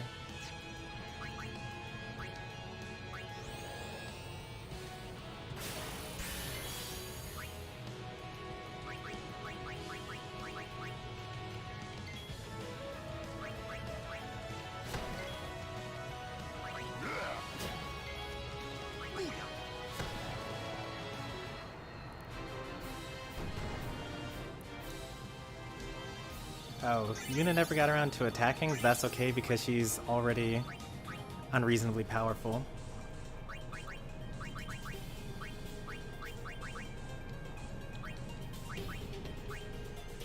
Ta-da! Wakka's now finished. He did all of Orin's. He's as much Orin as Orin is, and then he's also completed his entire own path.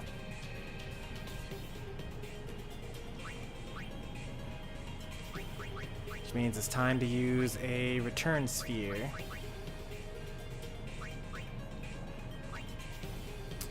Or should I use a teleport sphere? Because if I use the teleport sphere, then I can go straight away into here. Oh, it has to actually be activated by the ally. I have 4 teleport spheres and 3 return spheres. I think the return spheres are less useful because, like, why would you want to normally go back to where you've already been?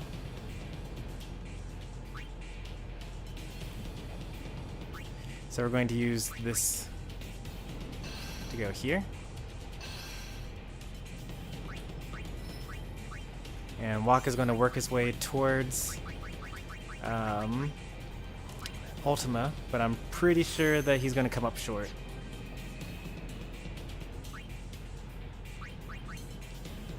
And everyone else has to stay put until... actually, Yuna is able to go forward, I suppose. Right, because I could go here and grab that, and then go here.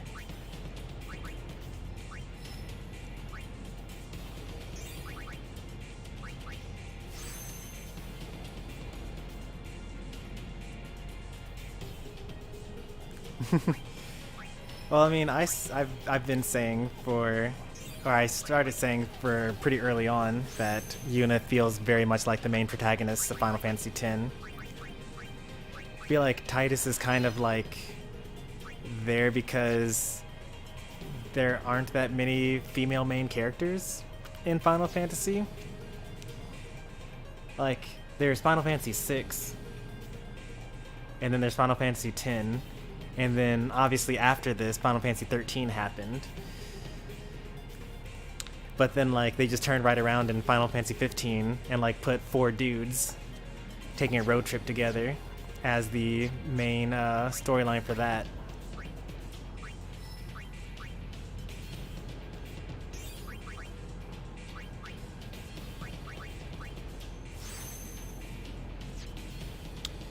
Tidus, where are you right now? You're, like, here. So you can go, you can park here for now. And when I get more power spheres, you can get your stuff. Lulu actually is able to level up right now. She's not dependent on waiting on any power spheres.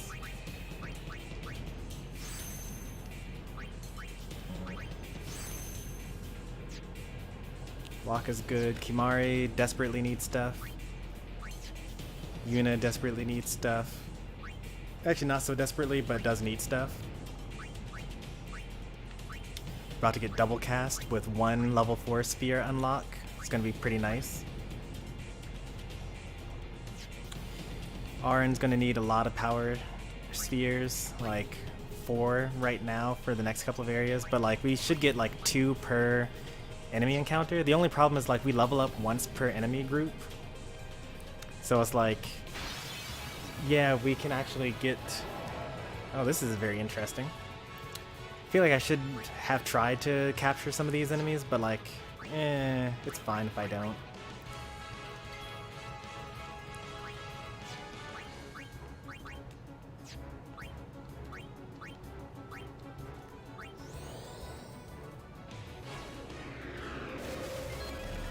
What has Tidus offered to the story? Oh, it even tells you when Kimahri can grab things from it. Sleep, silence, darkness, slow, eject, KO, petrification, poison, armor break. So I can use power break on it. Watch out for meteor. Defend with X to survive? What? What do you mean defend with? Oh, defend with X as in press the X button when it's your turn and you'll defend.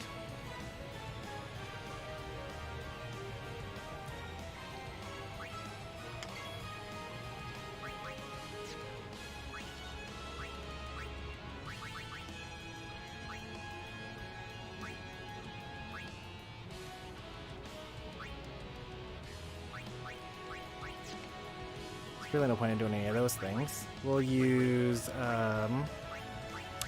Power Break. Actually, we can't use Power Break on this. That's fine. We'll use Extract Power on this. That's the most important thing for me right now.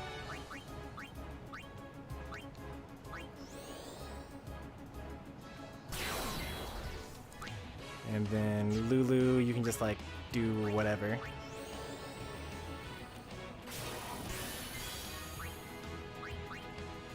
Arn did scan. Tidus, it doesn't actually tell you whether they're immune to delay. Like, Sin was not listed as immune to delay, and yet he was immune to being delayed.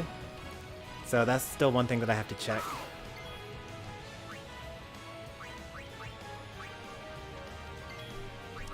We can use... Oh yeah, I forgot I don't have Power Break on Kimahri.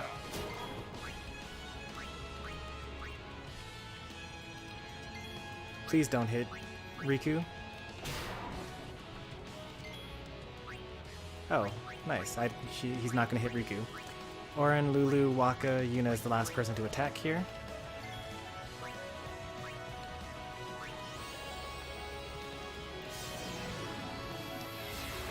Waka was definitely not more of a main character than Tidus.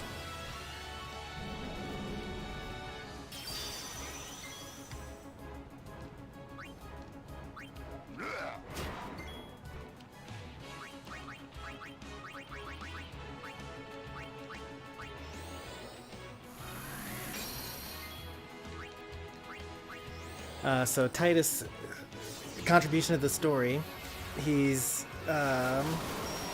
what's his name? Son. He's Jack's son. He uses Meteor when he dies, like as he's dying. Well, that's interesting.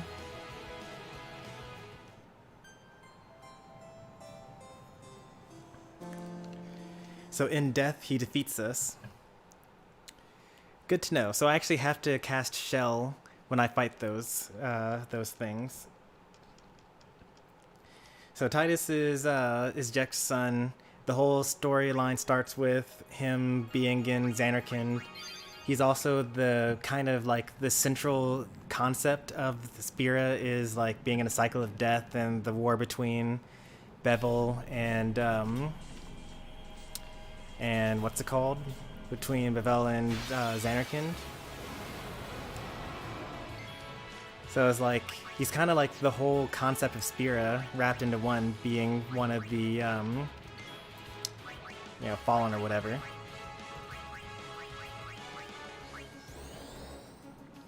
It's actually not Fallen. He's a dream of the fate that is manifested in the real world due to the power of sin. He's the love interest of Yuna. That's pretty important.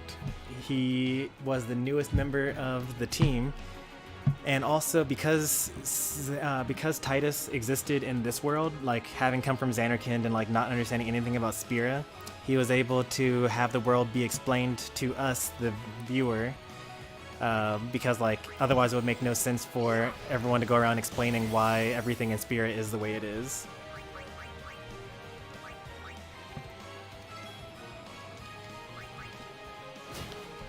Are you trying to tell me that Darth Vader was the main character of the Star Wars original trilogy?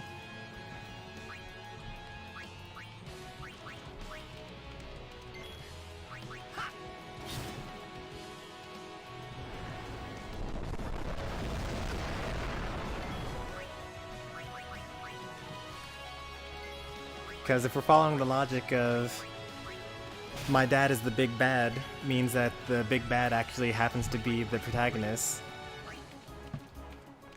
Let's end this.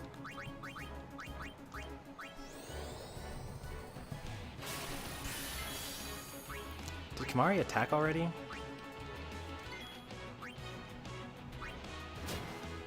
Oh, there he goes.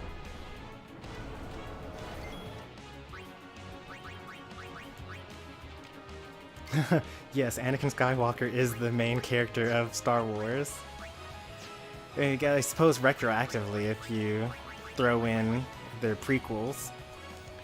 It's about his fall from light and redemption arc.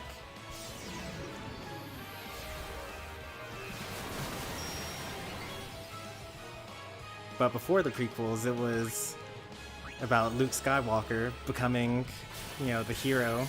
What's it called? Hyrule or Spira or whatever. The galaxy? I guess it's just generically the galaxy.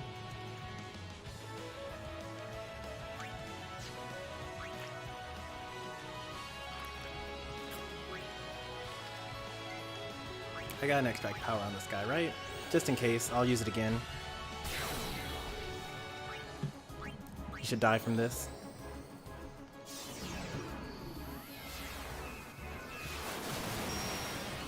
So we did about, the behemoth did like 6,000 damage to me.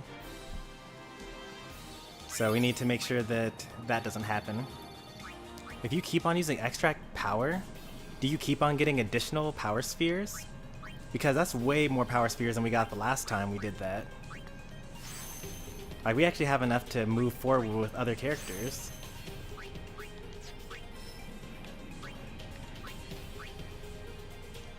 But just to be sure, we want to make sure that Waka gets his thing first. And then uses the return sphere.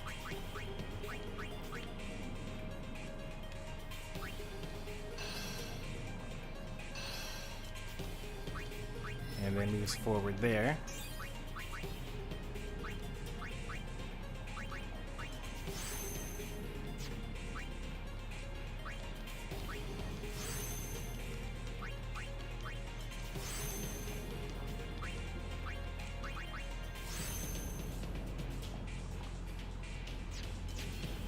Who killed the final boss in Star Wars? It was Anakin.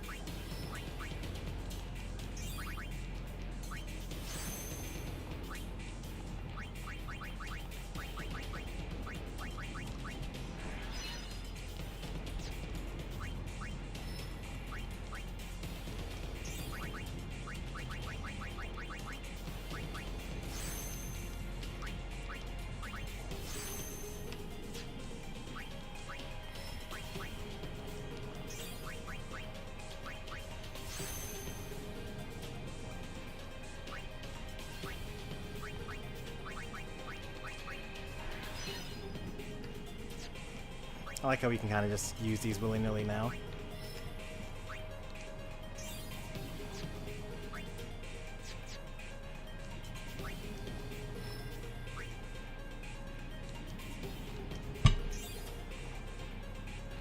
Kimari is not quite that close, but he's pretty close to being done.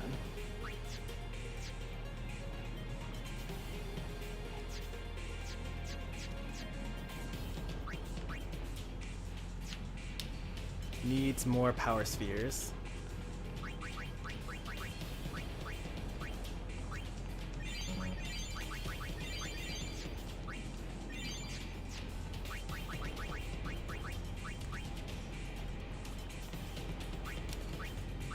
We want Waka up here. And Tidus maybe. Waka might be able to survive a meteor by himself.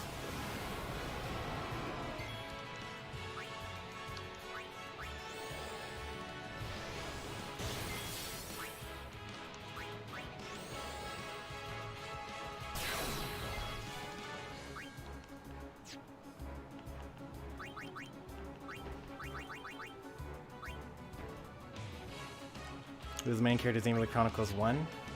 Easily Shulk.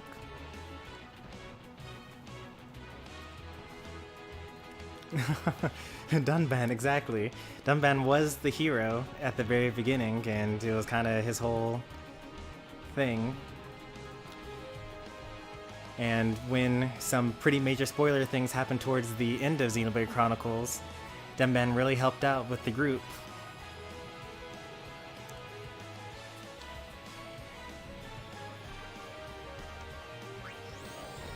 I wonder how many times I can extract power from this guy.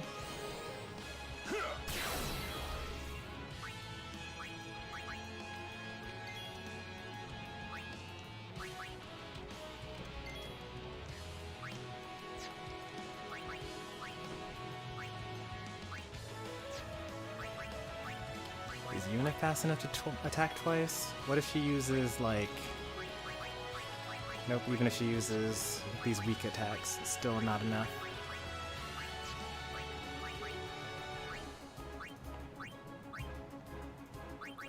Alright, who's attacked so far? You used break armor.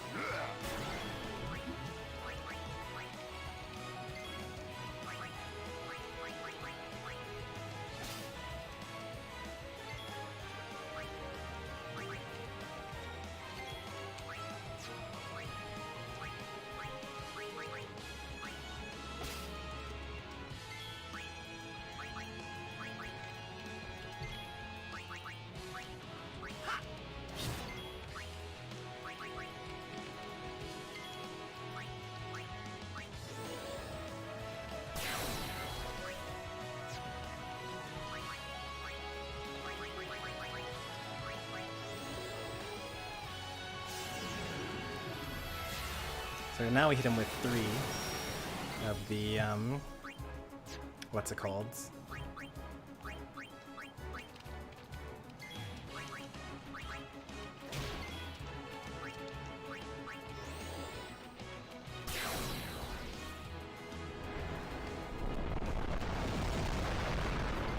Probably got a little greedy there.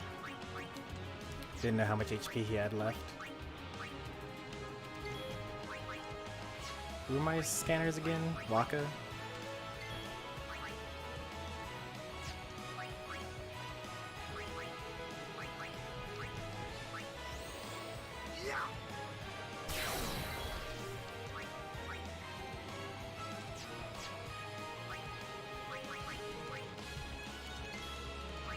Oh no, you killed him. I was hoping that you wouldn't do that, actually. I thought that he did around 1,000 damage. Or 2,000 damage, I mean. Only 2 power spheres. I think it's because I didn't overkill him. I think I needed to overkill there.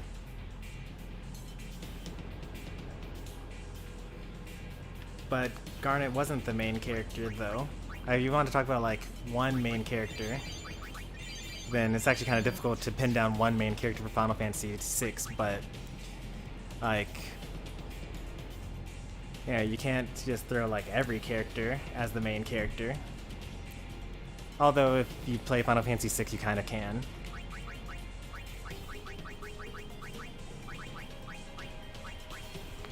Like, the story is told from Tidus' perspective. This is like, up until we were at Zanarkand, all of the story up until then was him recounting his journey with the group up until then in, like, flashbacks, basically. Like, and he keeps on saying over and over again, this is my story, and like, he's going to be the one to defeat Jekt and, you know, return Spirit to a world of peace with it, while sacrificing himself for the greater good. Like, it doesn't get more protagonist than that, you know?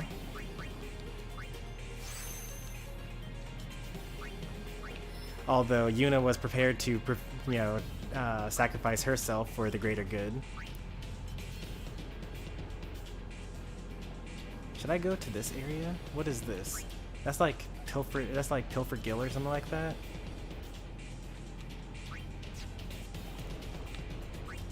Yeah, that's Pilfer Gill. I don't really care.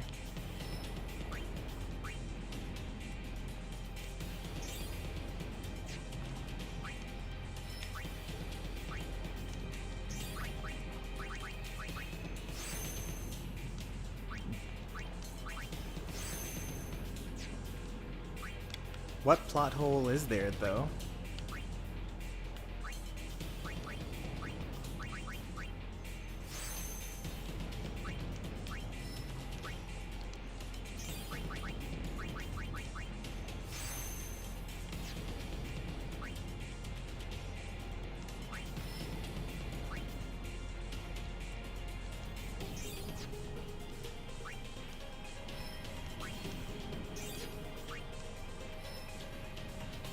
Oh, I can't move this one yet.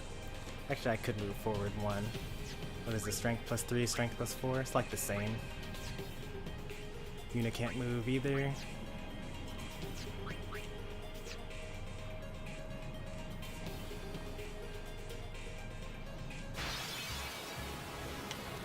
Gemini.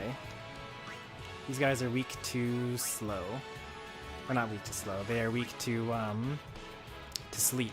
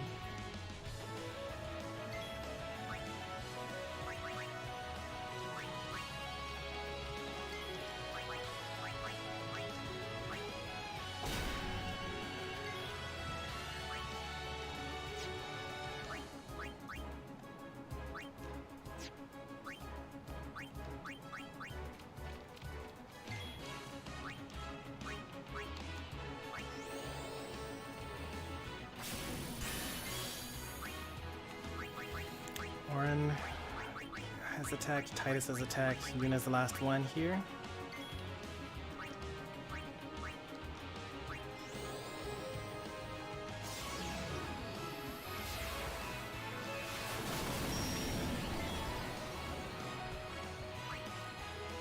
Let's see. And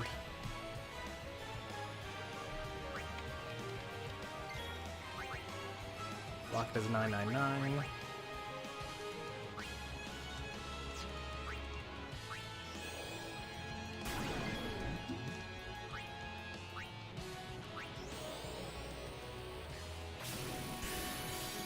This is the final area of the game, inside Sin.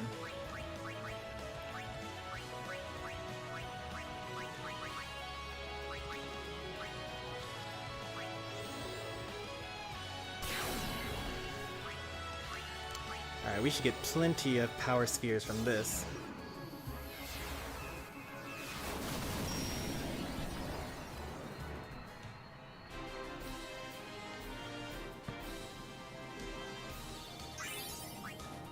Only 4. Oh no, even with the overkill.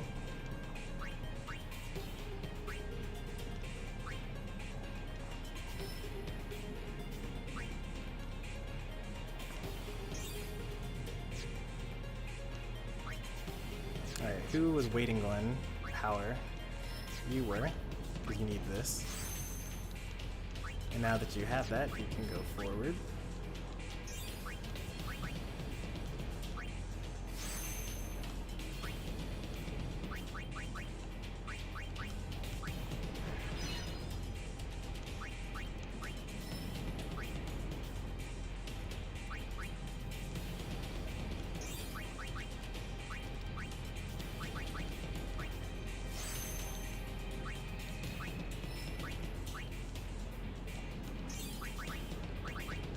Double cast.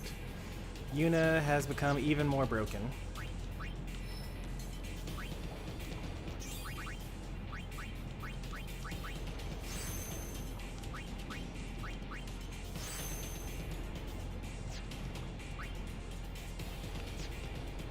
I planning on going over here?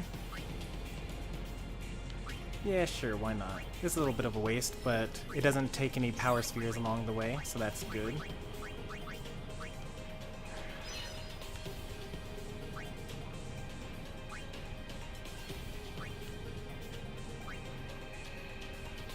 So this is just level 1 over here, and then level 2. So you just grab all this stuff. And in theory we could have Tidus go over here as well, but there's no need. He can keep on going down Riku's path and get some more HP. Riku was also waiting for power. And now it can move forward. But now we have to wait for more power. Orin is waiting for power. Kimari will be waiting for power next.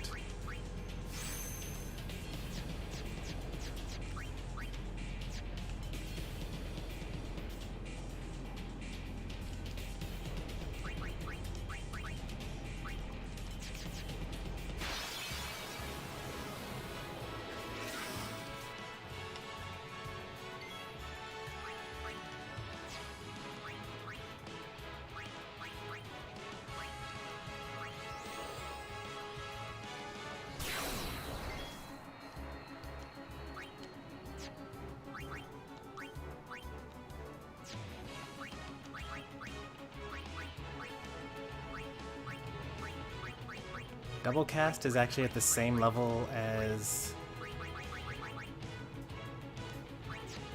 Oh, there's certain moves you can't double cast. You can only double cast black magic. So that's a little more balanced.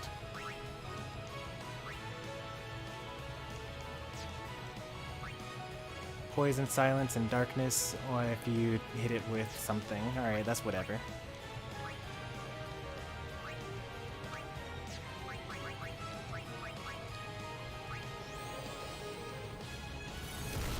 Oops, I accidentally killed both of them. Oh, okay, I didn't. Phew.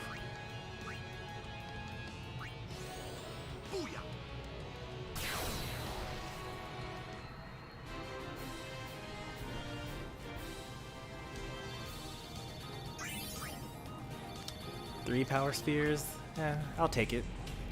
We also didn't gain very many levels, so that's good. Well, relatively speaking.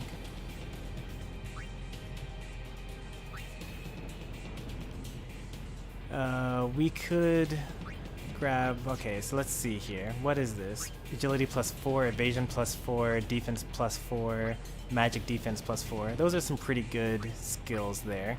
It would take 2 level 2 spheres to get them. Sure, why not? It's taking us further away from Flare, but we don't even really need it, you know?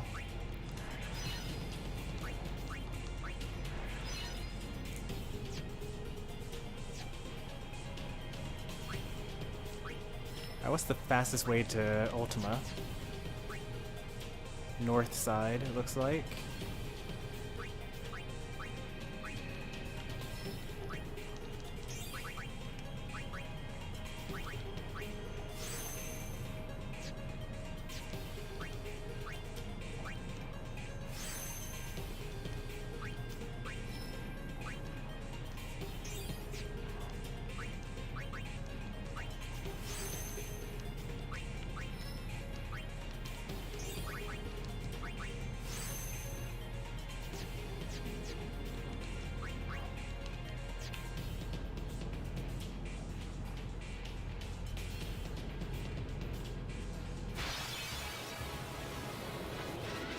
Oh my.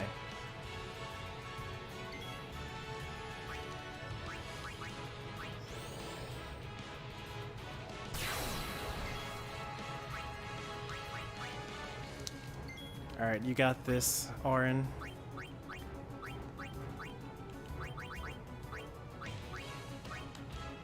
Keep your eye on the ball. You didn't even kill it. I can't believe you couldn't kill this enemy.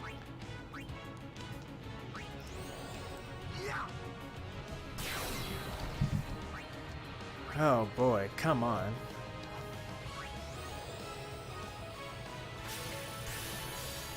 Lulu, you also didn't kill it?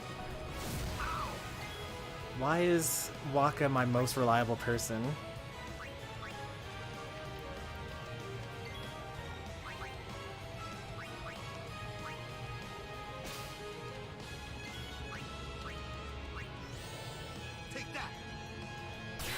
We need to collect monsters here for the arena? Technically, yeah, we do. This is a separate area that we can get monsters for. But since we won't be playing this game afterwards, we're not going to really do that.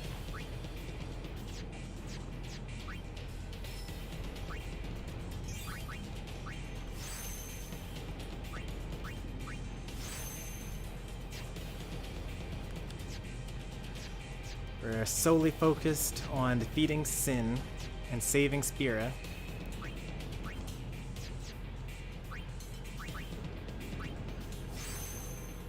Now Kimari can finally move forward. That's cool.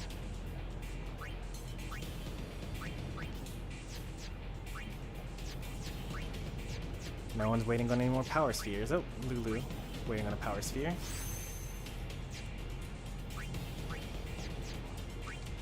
Nice. We finally got ahead of the power sphere situation. Shortage is over.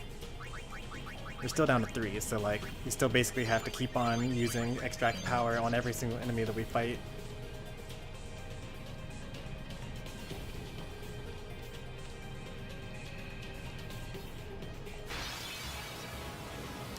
Ambushed. We still get first strike though. In fact, we get 2 first strikes, so we're going to actually extract power. And then cheat.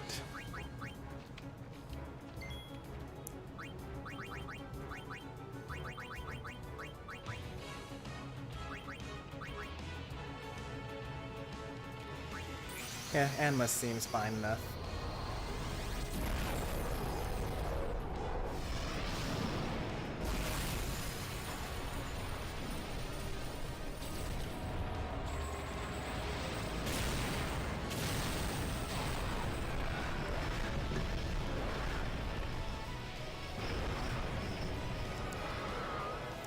So yeah, at the beginning of the stream, when I went to the monster arena briefly, we saw that there was still one section that had like the question mark, and that secret area that we had not arrived at yet is this, the inside of Sin.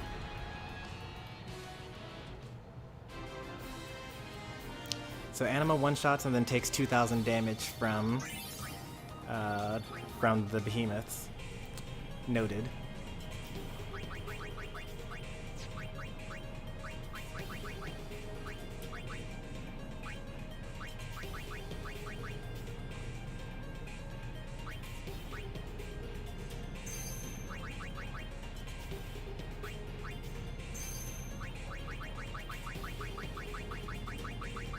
I think those are important things for them to know.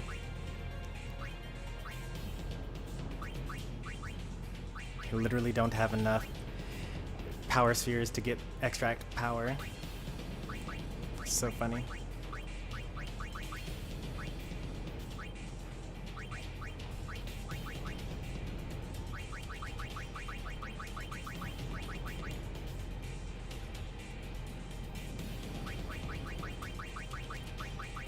I think haste would be pretty useful.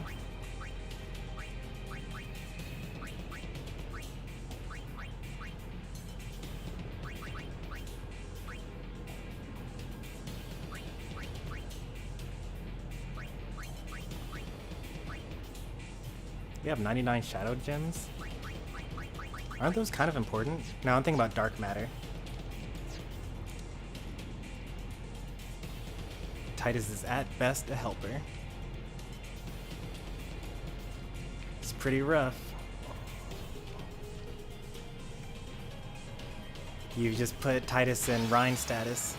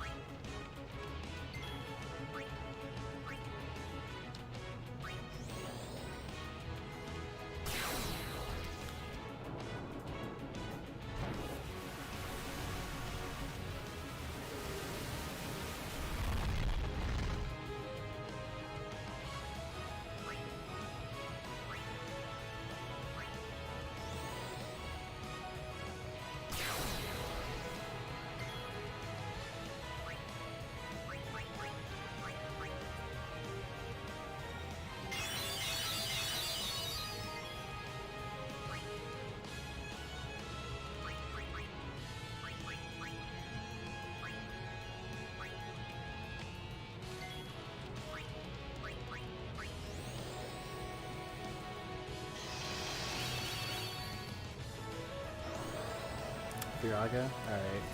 It's kind of weird that it both is weak to fire, but also uses fire. Take that.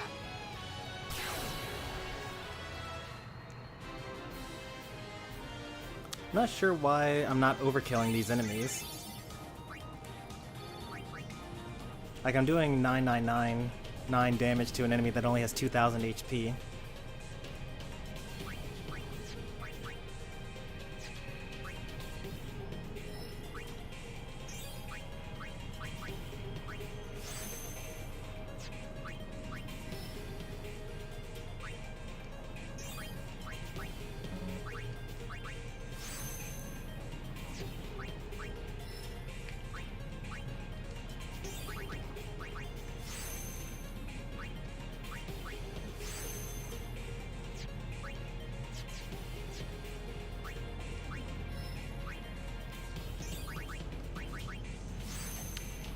We're getting kind of close to running out of speed spheres as well.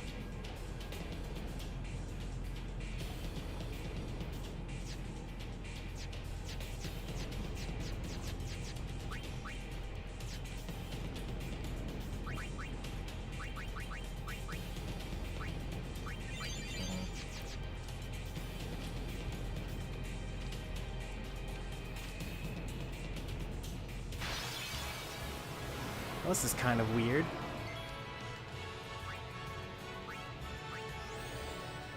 We've come full circle.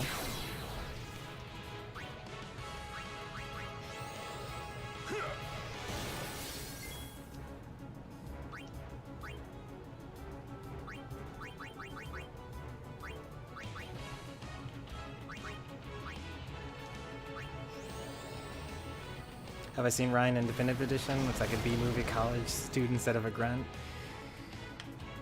Yeah, I haven't actually seen it. I mean, I've seen it, I've seen gameplay of it, but like I haven't seen him in any cutscenes though.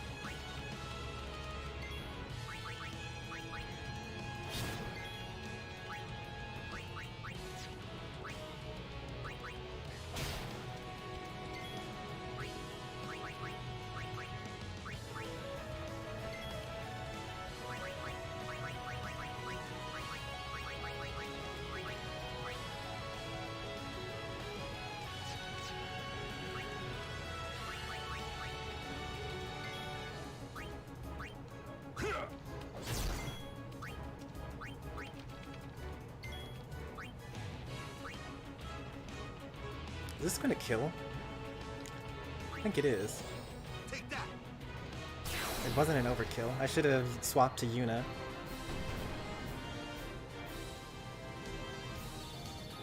Especially since Yuna didn't actually attack at all. Back at the beginning. It's troublesome. I'll use this opportunity to go heal.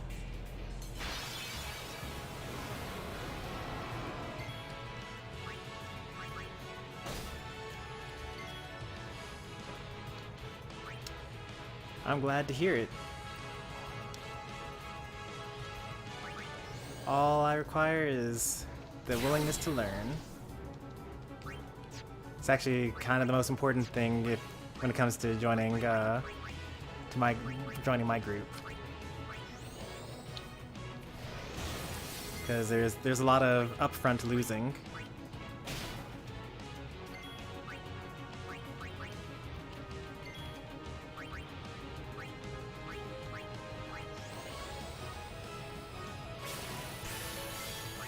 Also, why is she joining and not you? Why aren't you also going to be in the Smash crew?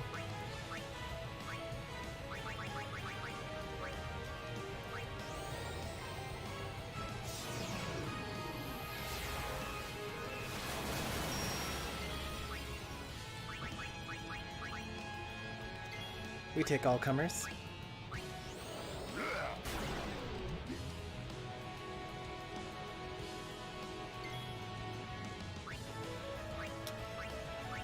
Tidus, Orin, Riku, probably. Yeah, Riku definitely.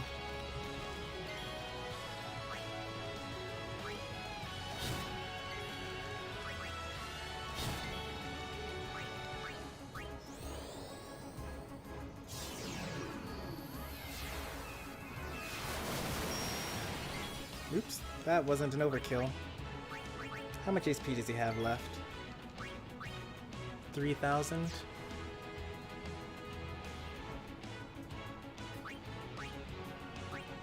Does anyone else have sleep attack? Who else would have sleep attack? I could use a sleep grenade as Riku.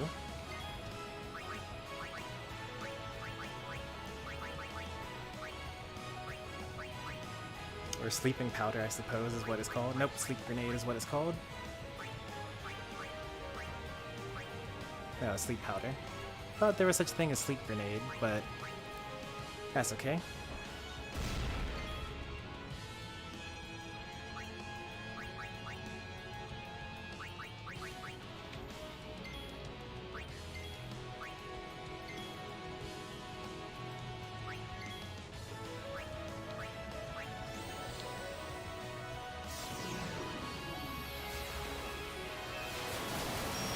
Makes sense to me.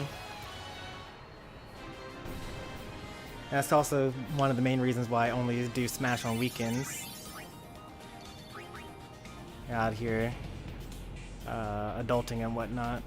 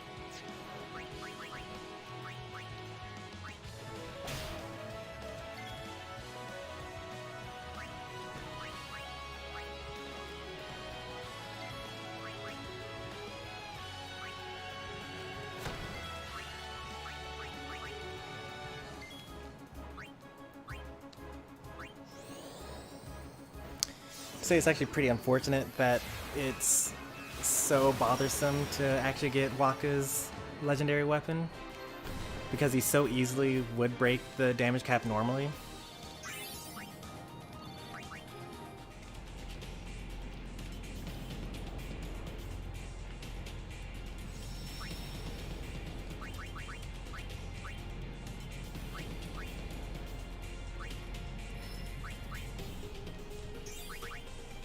We're now up to 20 power spheres. That didn't take very long to get back up to normal.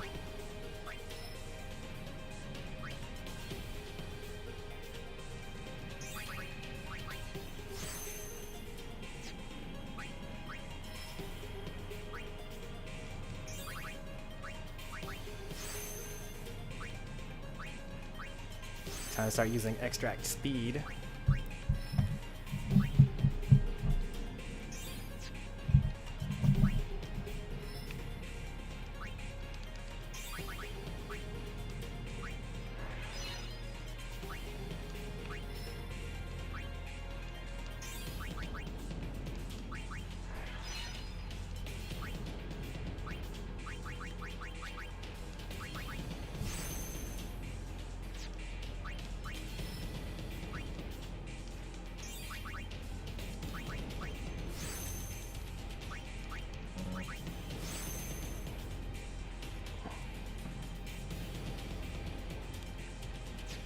I'm drowning in the things.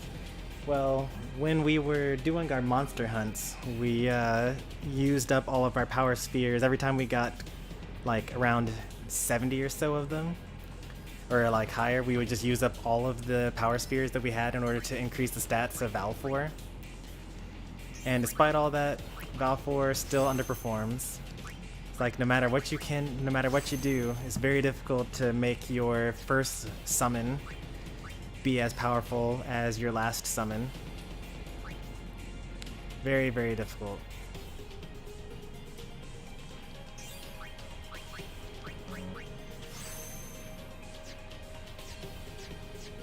You know, for all that effort, how far did we get along with that anyway? Did we at least get Valfor to be kind of as good as another Aeon, maybe? How would I check their stat page? Ah, there it goes. Okay, so Valfor became as strong as Ifrit in terms of strength, so that's cool.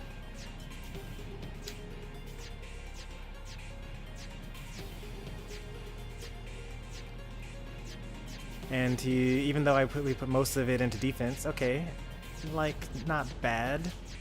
You know, almost as much defense as Ixion. Of course, all of my stats are like mostly evasion, but still not even, I can't even do that as well as Shiva. Better in, well, okay, so Valfor's better in defense at least, that's good. But Shiva's better in magic and magic defense. Actually, barely worse than magic defense. Better in evasion, better in agility, same in accuracy.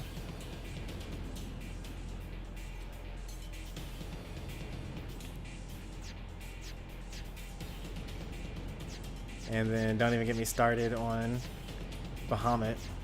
And then really don't get me started on Anima. Anima's broken. Except that it doesn't have high agility. Like, really, if you, instead of what I did, where I was just like leveling up Valfor's stuff, kind of to make him overall a good Aeon, would have been better just to put all of your stat points into agility for Anima. Because Anima's like already faster than Ixion, and the same speed as Ifrit. Ifrit's considered a slow Aeon though. But if you could have gotten him up to like Bahamut or Valfor speed, that's pretty impressive, I'd say.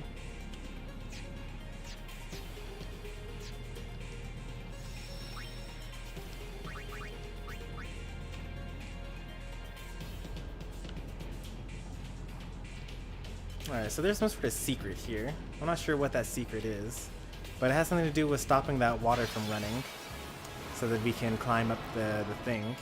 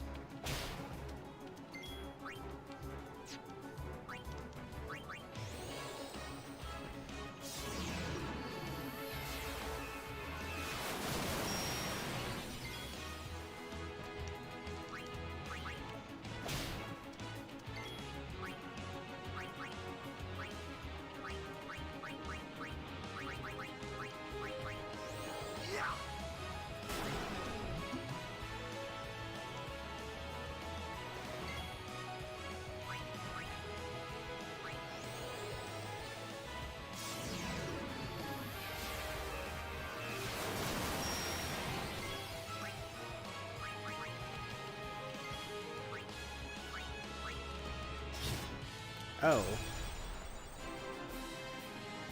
I forgot I have Stone Touch on this weapon. That's cool.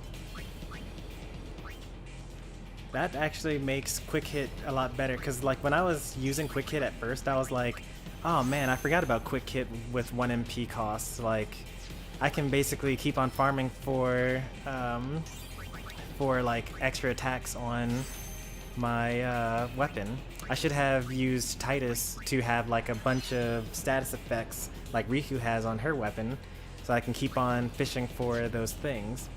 But it's okay, Riku will pretty soon have quick hit as well, but it costs like 36 magic when she'll use it because she does not have the 1 MP cost. Where's quick hit? It's like the last thing that she gets. Yeah, it's over here. She's not even gonna make it.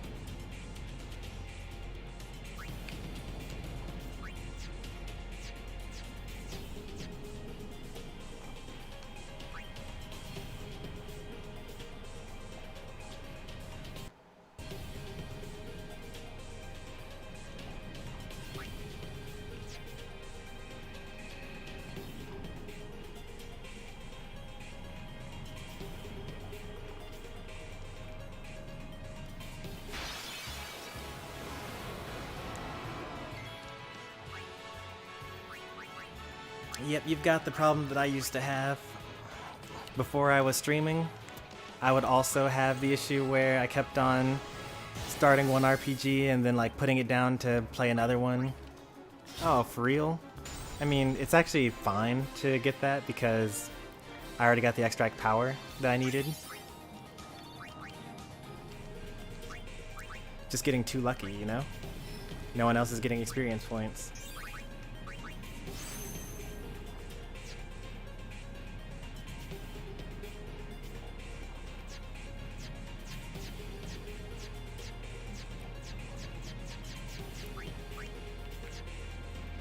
But through the power of like having stream schedules, you know, you find the power to put one game down and move on to the next one.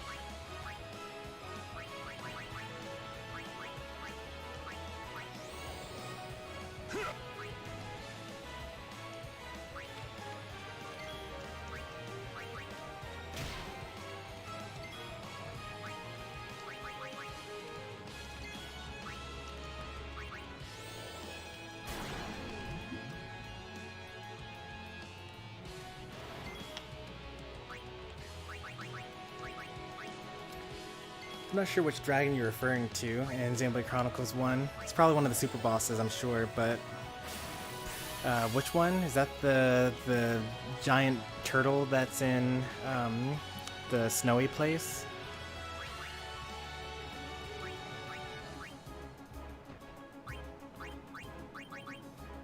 Has everyone attacked? Waka did extract power. Arin did armor break. Tidus attacked with quick hit. Riku did mug. Yuna stole.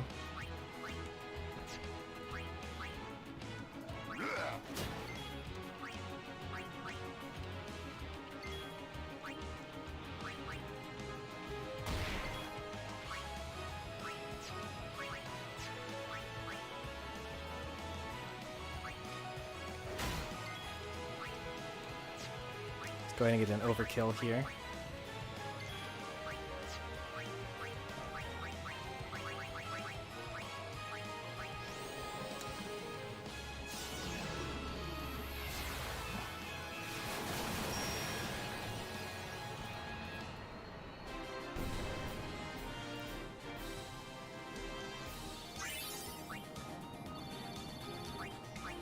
Oh, I don't know that one.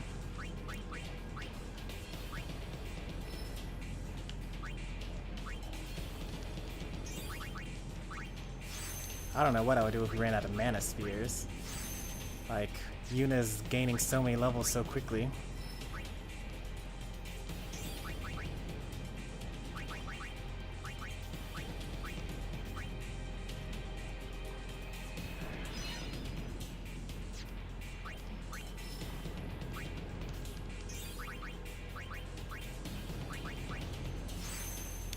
Yuna might actually get Ultima during this stream. She might even get Flare, given how lost we are in this dungeon.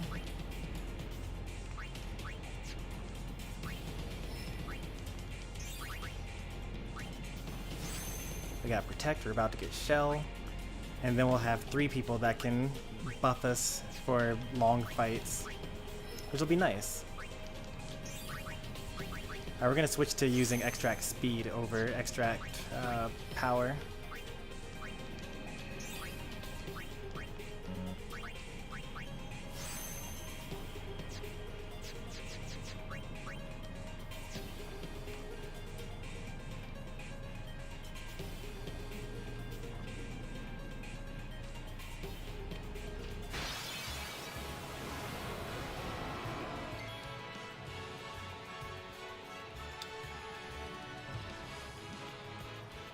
Well, the Mana Spheres are still useful because they increase my magic and my magic defense.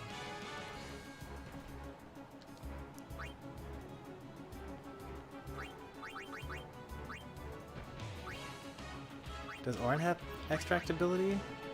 No, we don't want Extract ability, we want Extract Speed, which Orin should have.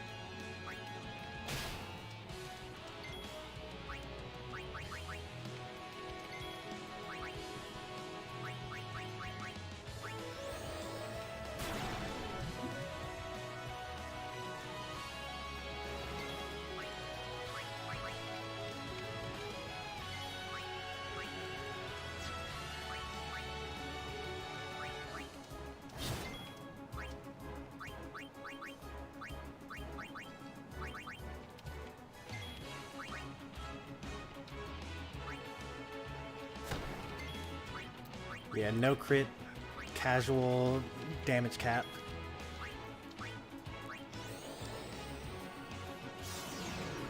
So the enemies in the monster arena, you can defeat them in order, or you can steal from them, and each of them has a chance to drop dark matter.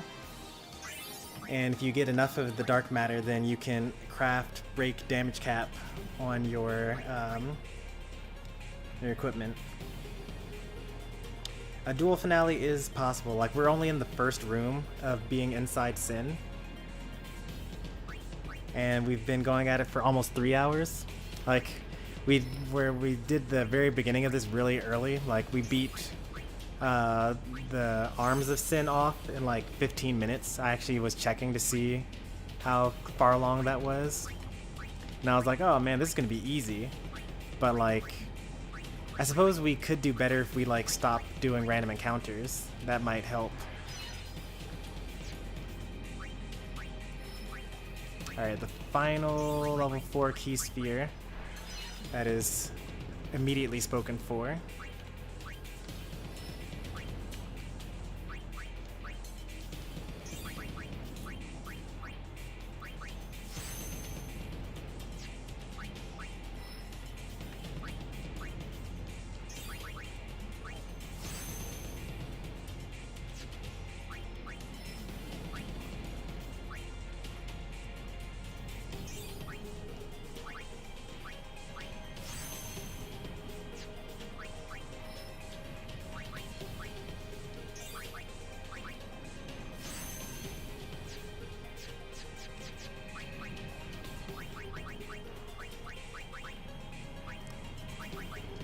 Let's see, let's play with this for a little while.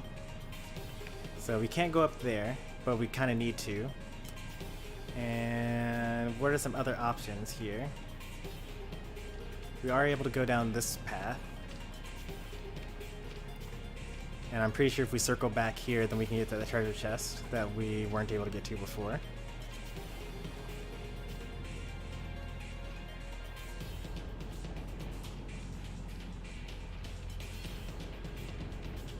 What? Why can't we get back to that treasure chest that we missed before? That's literally all I want to do.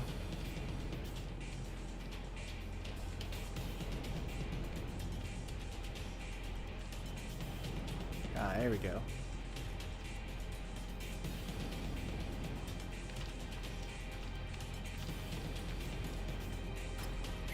Phantom ring. Is this the same treasure chest as before? No, it's not really, because I would need to go over here to get that treasure chest, right? Yeah, here's that treasure chest. The special sphere. I've never seen that before. What is a special sphere? Activates special node already activated by an ally. Okay. Oh, cool. So those are all pretty good things to get. I can use that to get double cast as Lulu, despite her being nowhere near getting it, and I won't even need to use like a friend sphere or anything like that.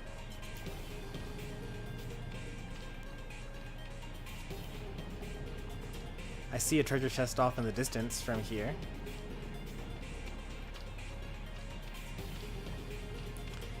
No encounters was a good call here.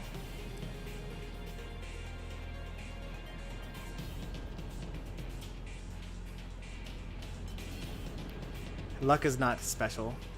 You would use an attribute sphere in order to open up a luck node.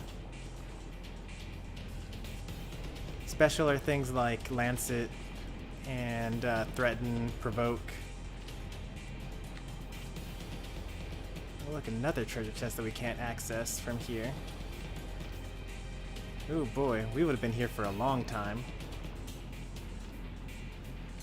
At least we wouldn't have, now that we know that behemoths cast Meteor on us, we wouldn't have at least fallen for that anymore.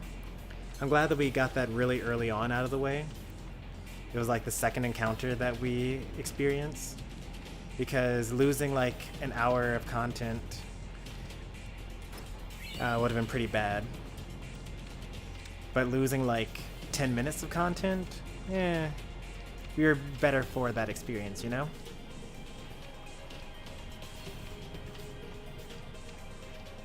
I think there's a save sphere off in the distance. Let me get that angle over here. Yeah, that's a save sphere. Nice. So we're just gonna quickly grab all these treasure chests and then move forward.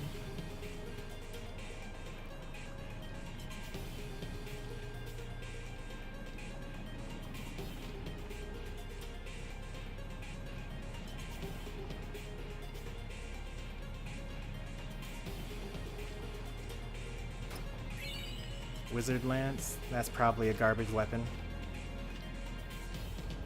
It's going to be like magic plus 20% or something like that, which granted is actually kind of nice. And it's actually, those percentage based weapons get better the higher in level you get, because 20% of, you know, 3 is 0, but like 20% of 300 is like 15 or something like that.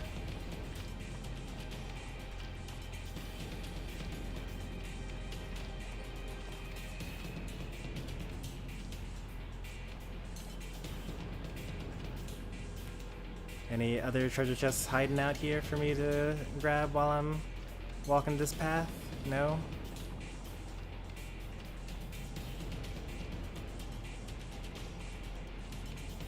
How about over here? Surprisingly not.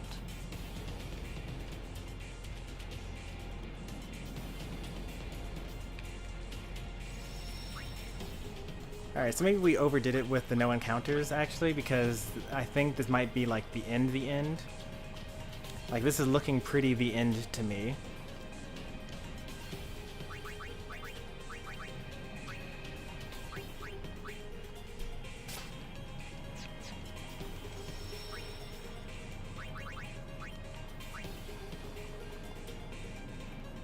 Like, we're ascending the stairway to heaven.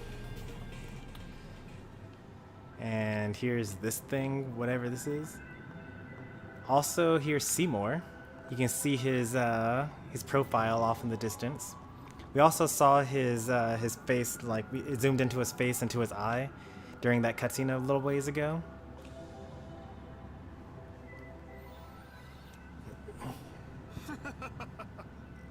Don't you ever give up?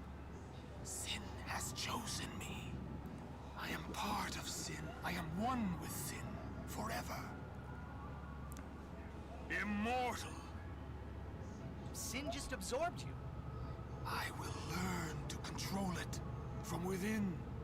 I have all the time in the world. Since you were gracious enough to the only means of destroying sin is forever gone. Now nothing can stop us. Well, we can. By all means, try. You should thank me. Your death means your father's life. This is new music.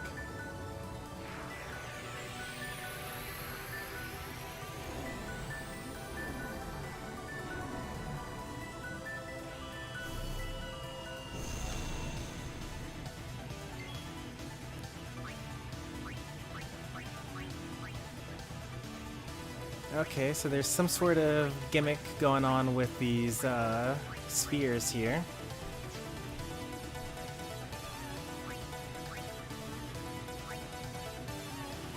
Immune to getting attacked. But it causes the rotation to happen, so that's cool. So these could be elemental weaknesses, you know?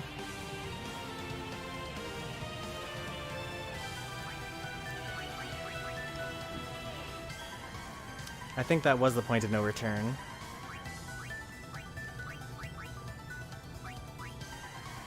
Just now.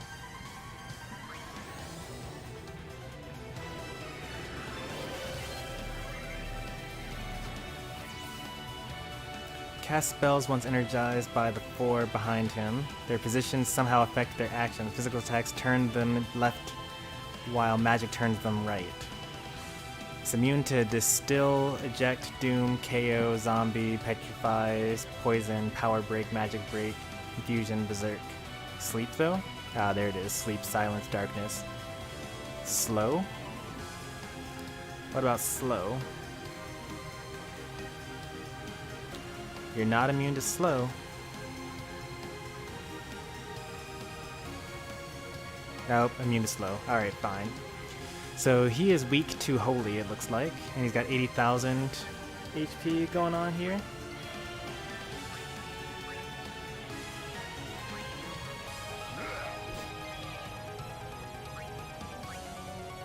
Waka turned the dials on that thing, so he's fine.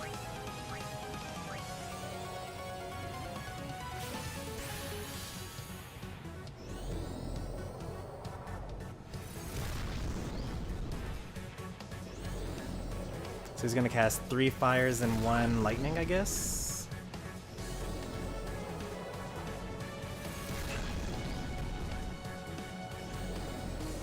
Okay, so he uses weaker versions of the spells when there are more of them rotated. But only Waka can move them. Well, and magic attacks, I suppose.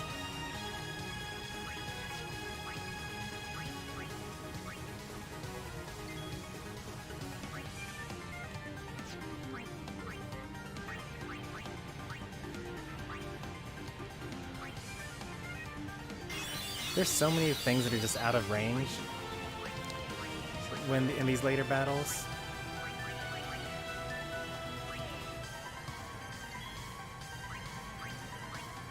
That would turn right, so then...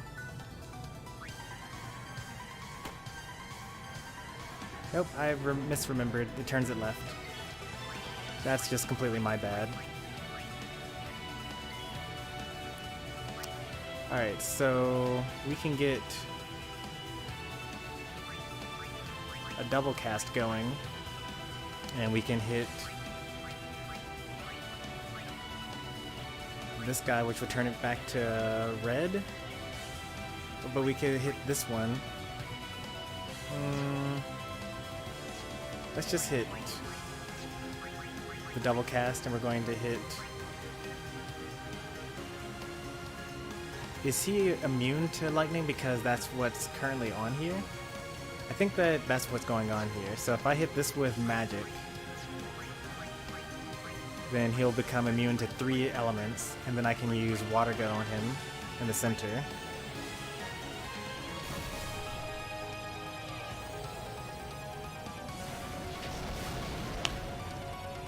Oh, it turns afterwards.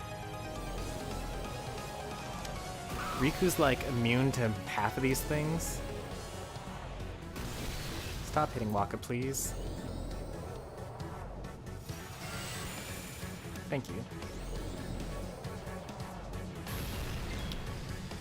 Maybe the strat is actually to turn everything to water so that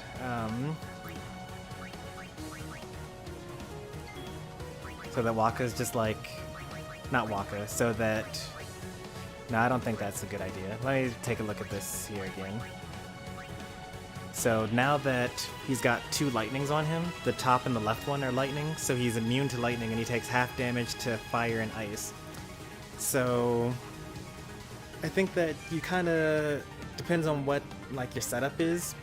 If I knew this, then I could have like had everyone have Fire Eater armor, and then you know, he could have just been healing us every time he attacked us. This is also fine. We got Yuna and Waka in the party now, so we can just cast Haste-Ga.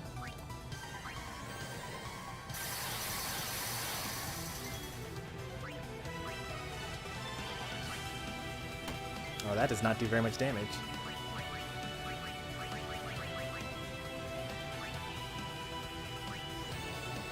But he's weak to Holy, though.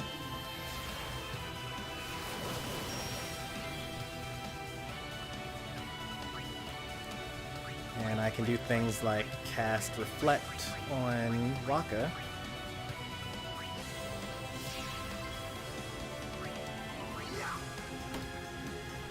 But maybe Waka isn't actually that useful here. But there is no salvation for the damned. Rest in peace in eternal darkness. Dispel? That's just rude.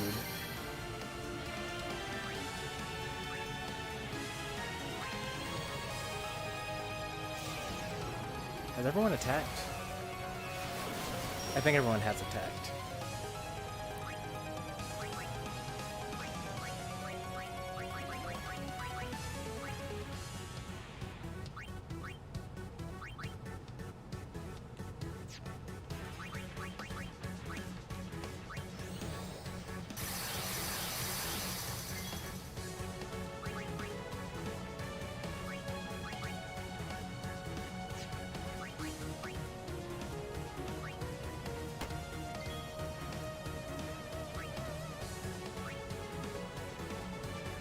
He's not going to die during this turn, unfortunately.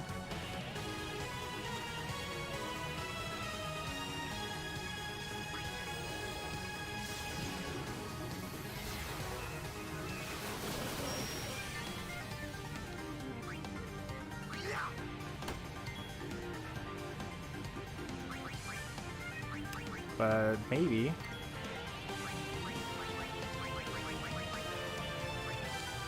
Maybe Lulu can come in clutch here? Hey, good job, Lulu.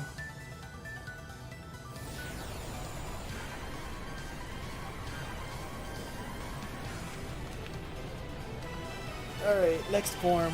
I'm ready for it. Poor Seymour.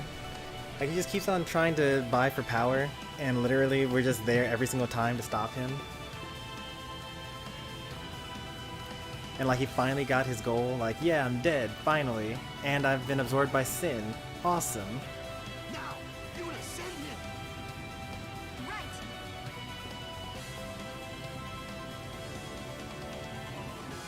Honestly, I'm surprised that they still send their opponents, because like, sending seems like, I don't really trust the system, you know? is you, after all, who will send me.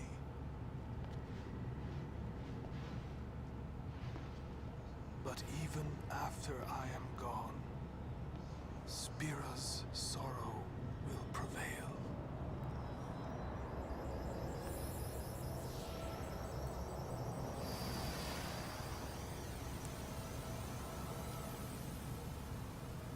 Sin will be right behind you.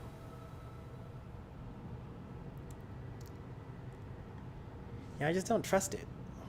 Like, we send people because that's what the teachings of Yevon tell us to do, but the game has given us time and time again, or like reason after reason, to just like never trust the teachings of Yevon.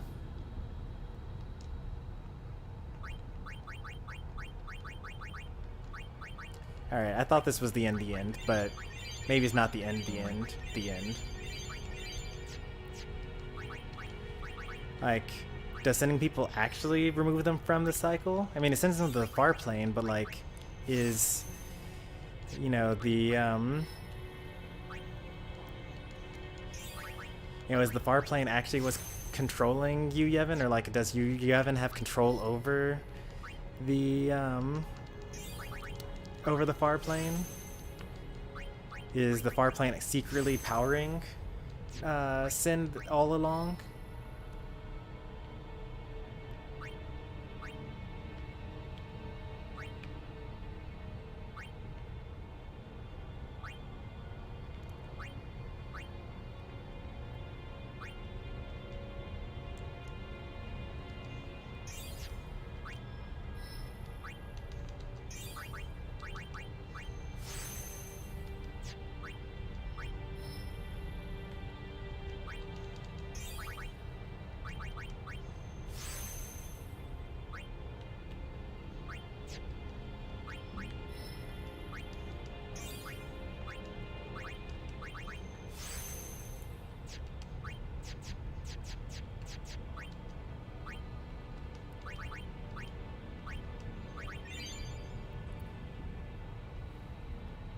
Yuna has almost as much HP as Tidus. Really need to get Lulu going with her HP levels.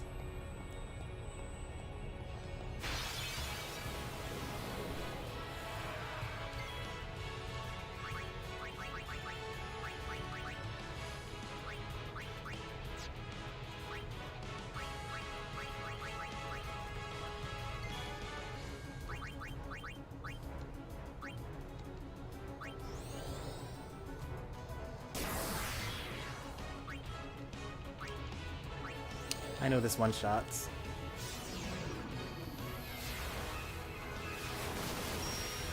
There's still not a Yevon Hell. Should there be one? Is that necessary?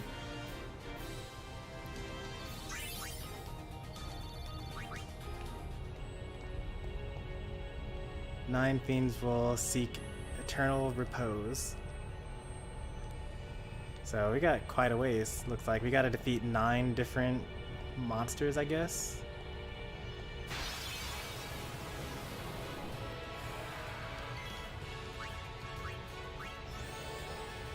I wonder if they'll be past bosses.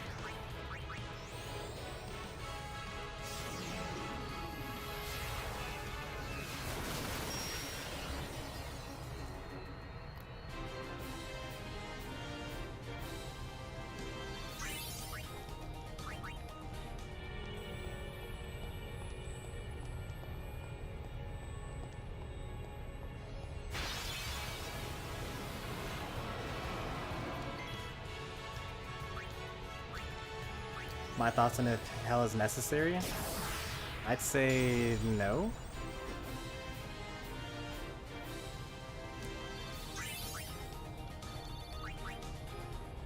Like, even if you take a look within our own world, not every major religion system has a concept of hell.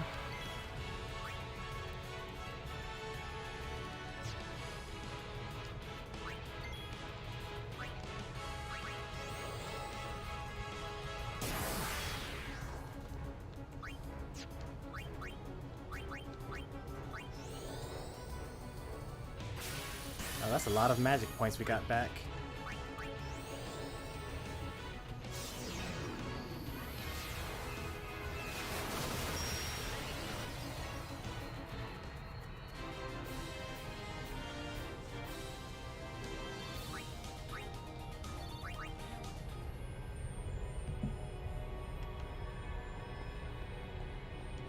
They're not the only ones, but yeah, that's like top religion, so to speak. And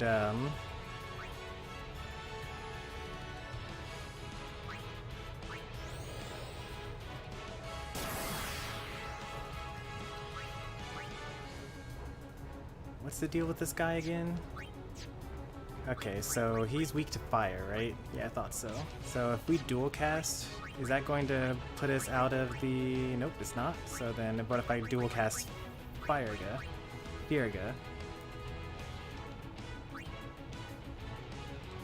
What I do? Firega and then Firega.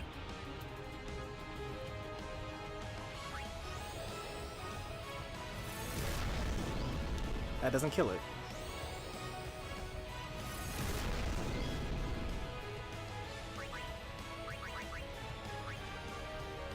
But it will, it'll die though.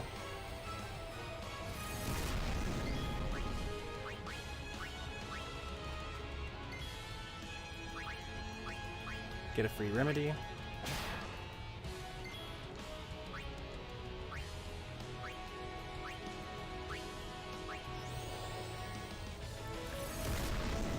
There's just the Great Marlborough, and then the regular Marlborough that you get on the Calm Lands. And then I think that there probably is one in Yojimbo's temple.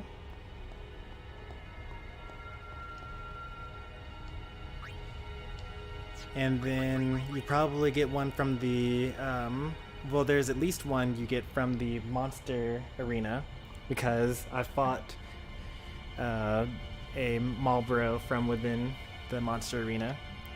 So it's like the regular green one. I think there's a red one. And then the that gray one that I just fought, and then I think the final one is like a black one, or maybe I think those are, there are 4 of them.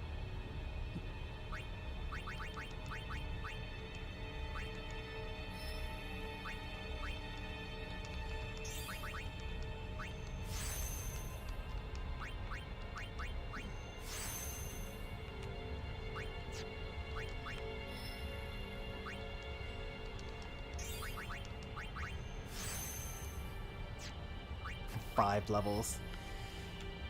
Oh, how ridiculous. Double AP.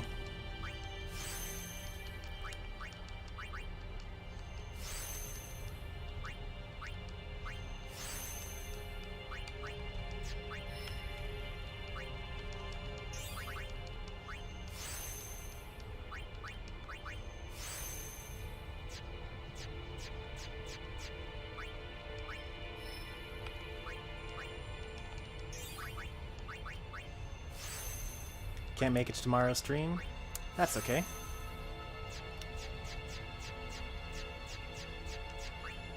You're not obligated by any means to be at any one particular stream.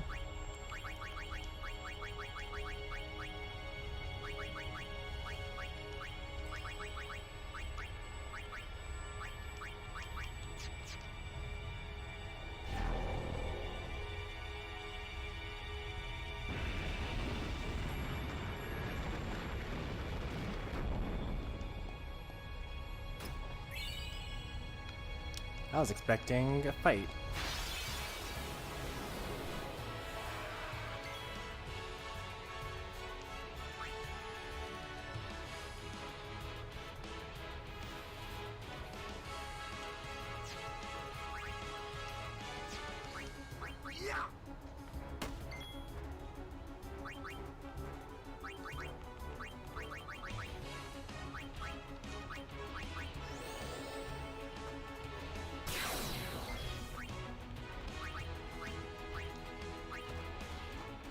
You'll be out of the house the whole day?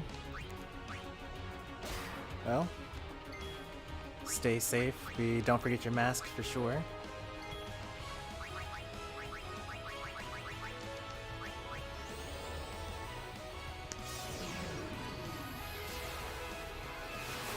You gotta make the stream quota.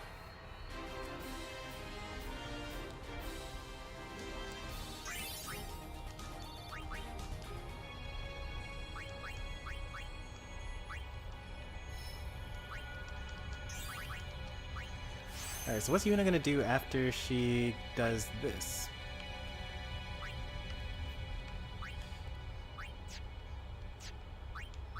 Because she'll have finished basically all the magic paths.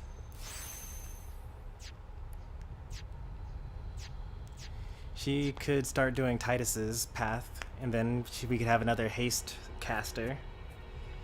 Having Yuna use haste go sounds like it'd be kind of broken, actually. And then giving her even more agility. She could actually literally follow Tidus. Oh wait, no, she can't actually literally follow Tidus because Tidus used her own path in order to get into Riku's path.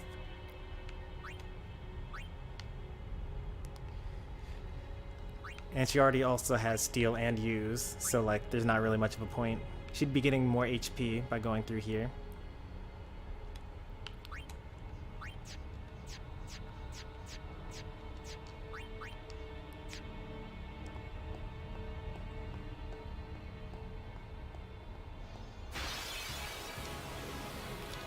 Preemptive strike? You're too good to me.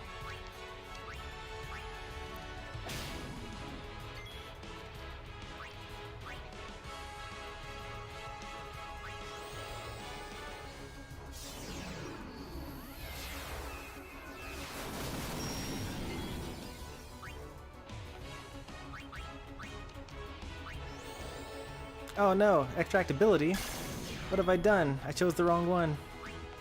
We gotta get extract speed.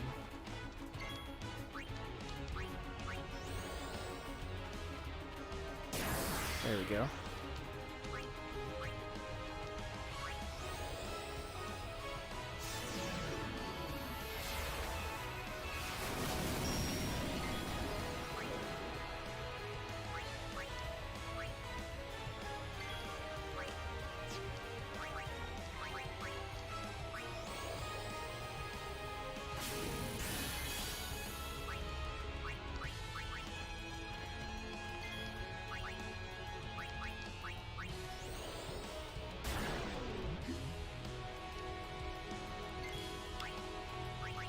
Do you have like a lighter workload on Fridays or something? What's special about doing finales on Thursdays?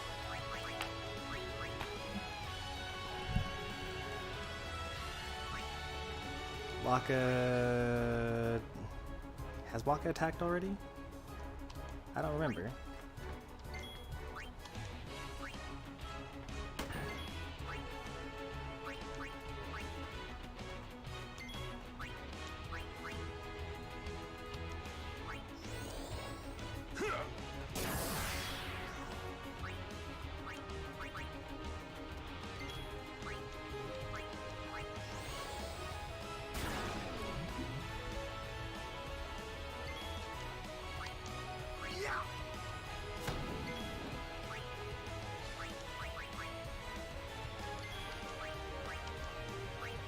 Is this gonna kill? How much damage does this do? Does it do like 13,000 or is it 28,000? 28,000.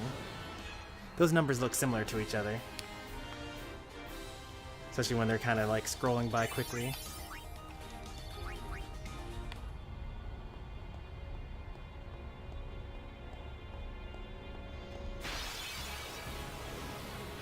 This guy again.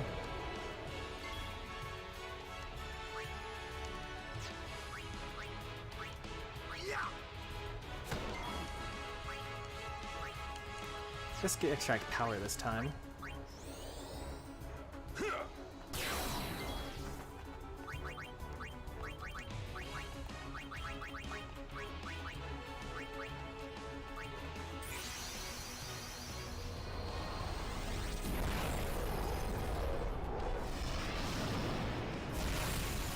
Not worried about being tired on Friday because you might work over the weekend.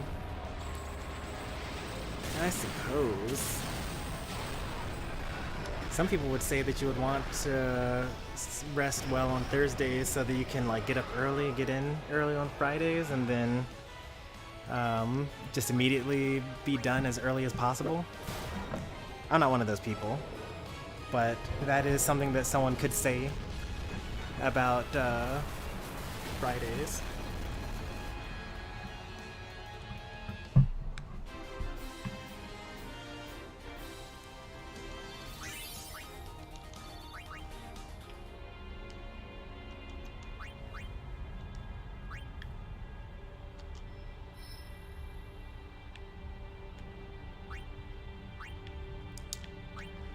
What should Waka do now? Waka could go up here and do all this stuff and grab this. That's not a bad idea.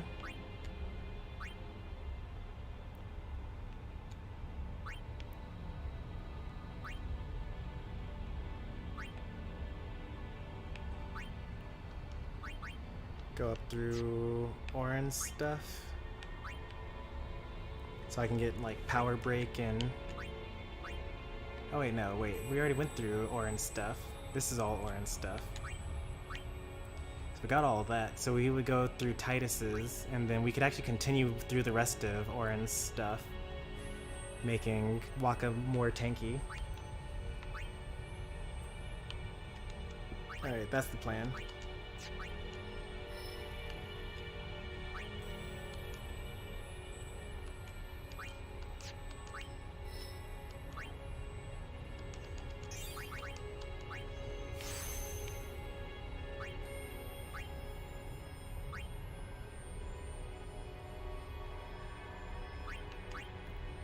Probably, well, it's only like a little bit of stats this way that I missed out on. I'm going straight up this way instead of going around to pick up these along the way before going up here. But that's fine. I won't miss it. I'll be able to get haste at least while I'm over in Tidus's section before heading back into Orin's area.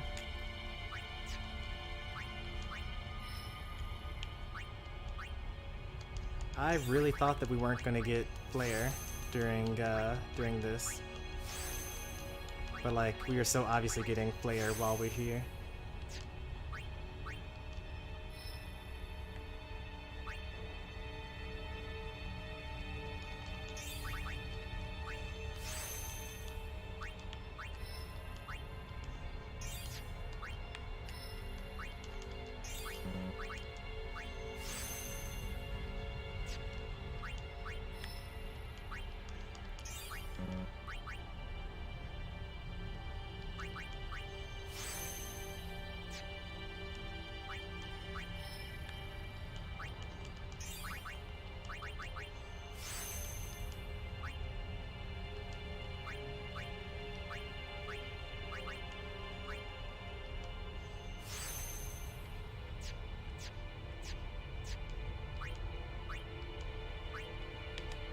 Could you imagine if I used my black magic sphere for that? Alright, my two mages now know Ultima.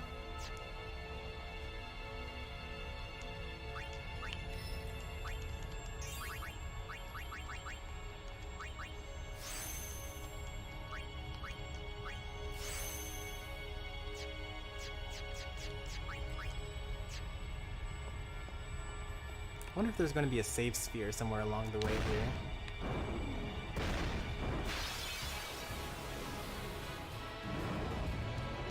Who is this guy?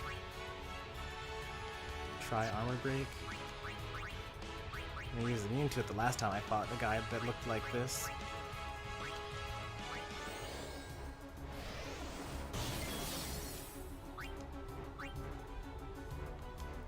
It didn't work. I'm gonna try it again.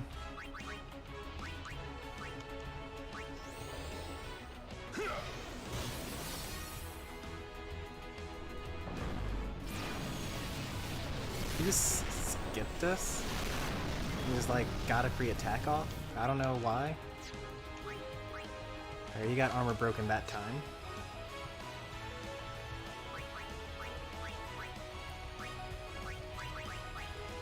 Let's see if he's immune to dark. Yes, he's immune to dark.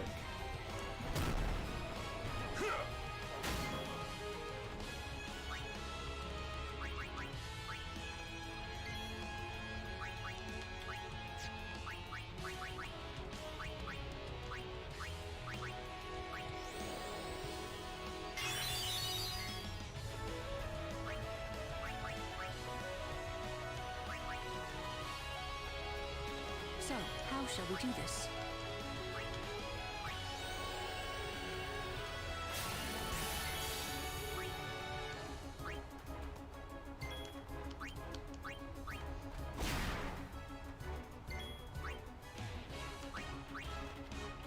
Yes.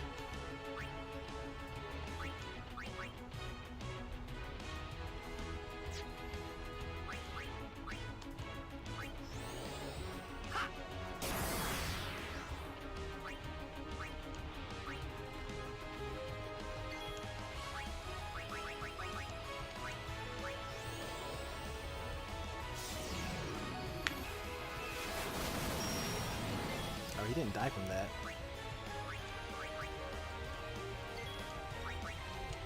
How much HP do you have, though?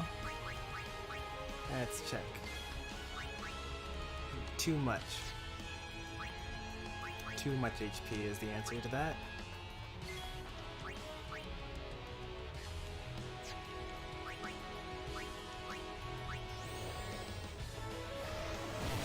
Immune to power break? Yeah, that's fine.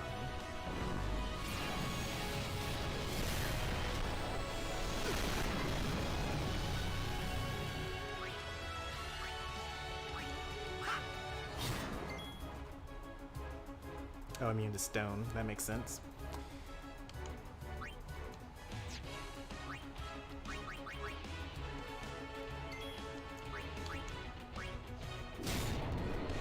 I was not expecting that to kill him, actually.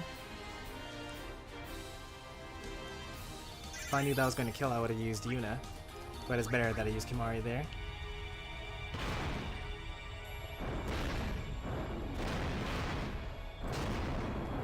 What was that all about, I wonder?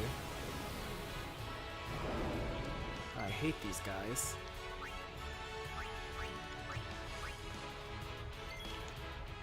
Can I kill them in one hit now?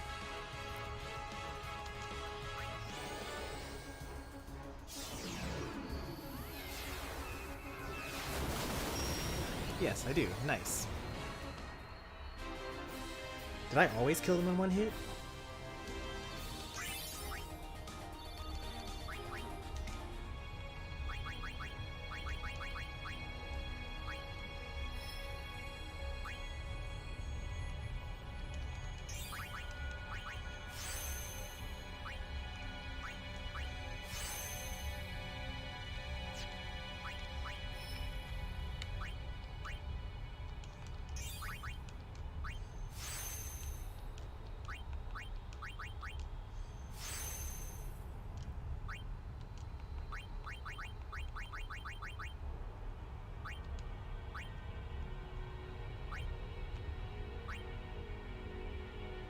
Waka's actually literally in the perfect place for Yuna.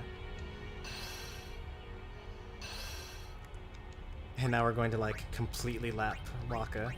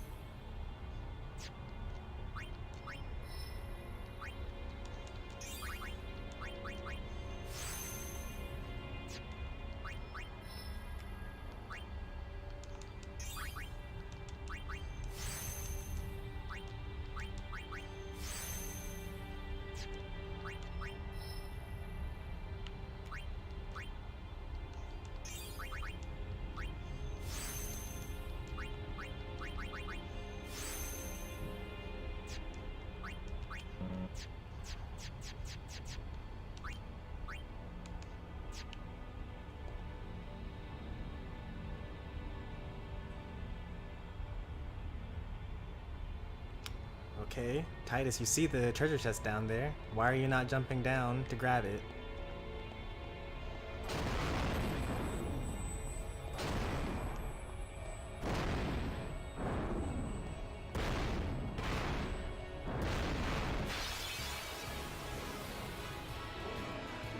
That was actually kind of scary, because I didn't have a character with first strike on here, on my current party. So I actually could have gotten ambushed and hit with a, what's it called?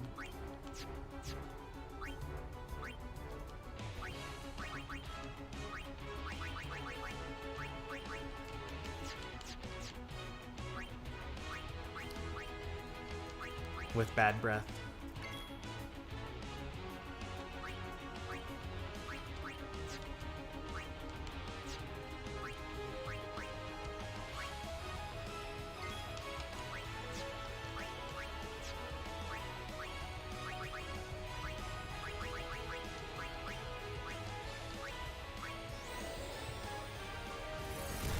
Yeah, I could have been hit with death.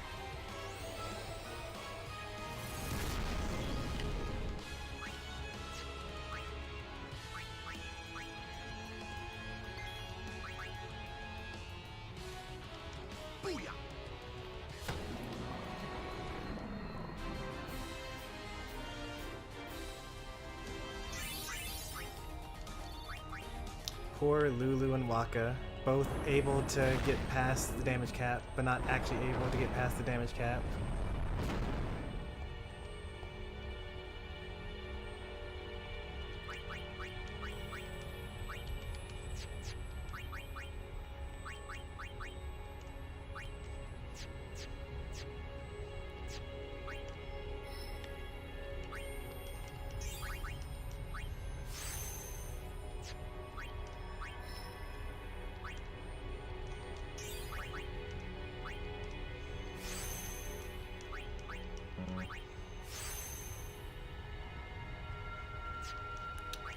Not yet, no one has cast death on me, but death actually isn't that scary.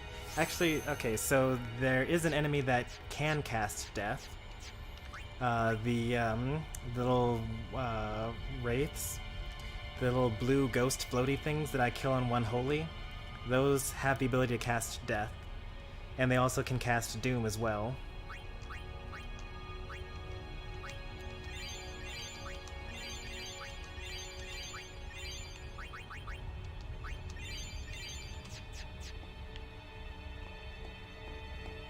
I'm starting to think there isn't going to be any save spheres in here.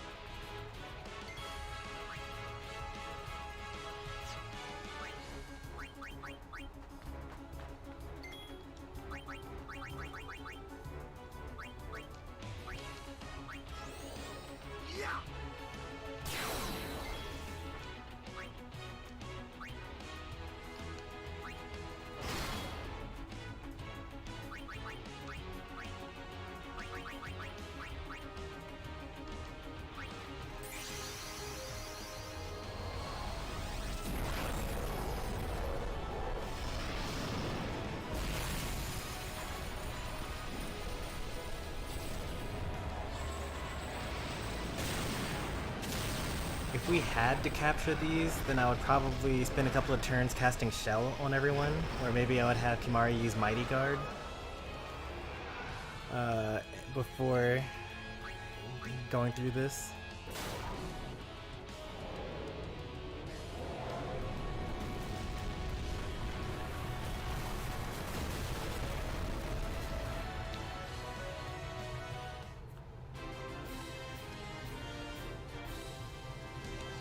Or I guess the game suggests that you use guard on the turn that you expect to kill him, so that the person that kills them will die because of meteor, but the other two will basically be protecting themselves and they'll take less than half damage.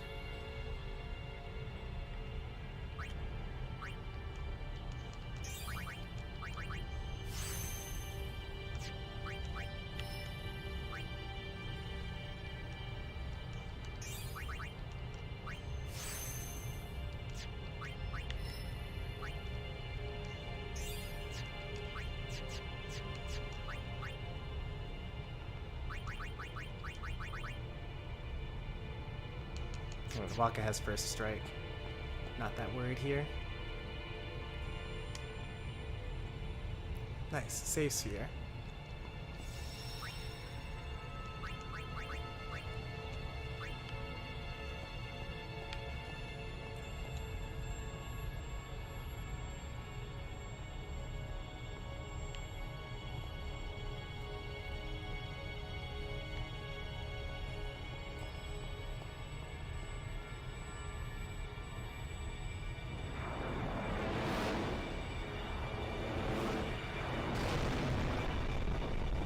Giant door falls from the sky. It's kind of like a city of sorts, right?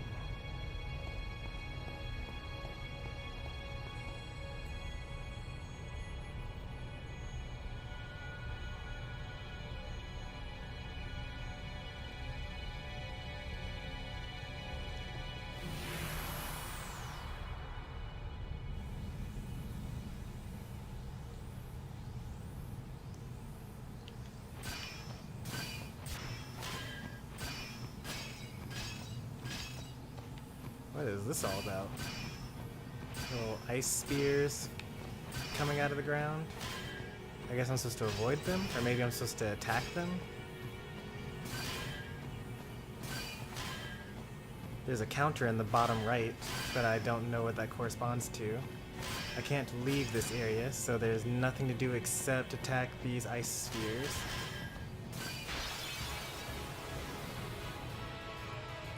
Attacking the ice spheres causes a behemoth to show up.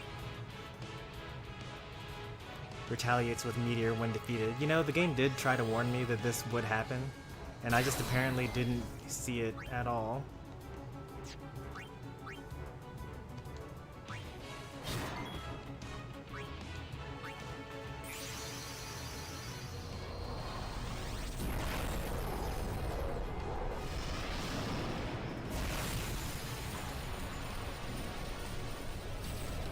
Yeah, I like how the ice spear was like already there, and then I touched it, and then it went through the animation as though it came from underneath my feet.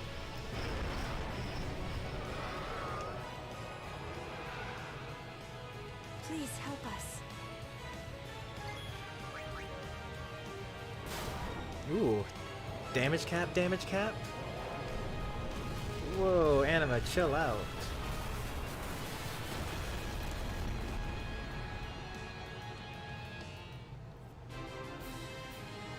We just hit 5 9s for the first time. That's pretty cool.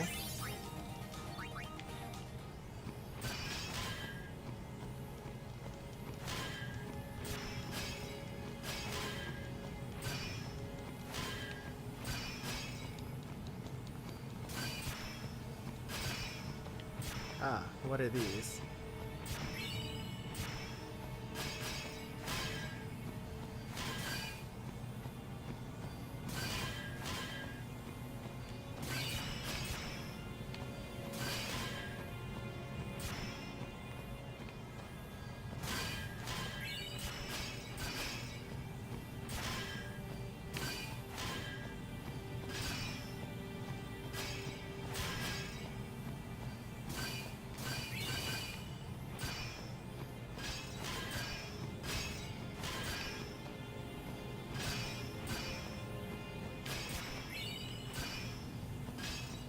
I almost got hit.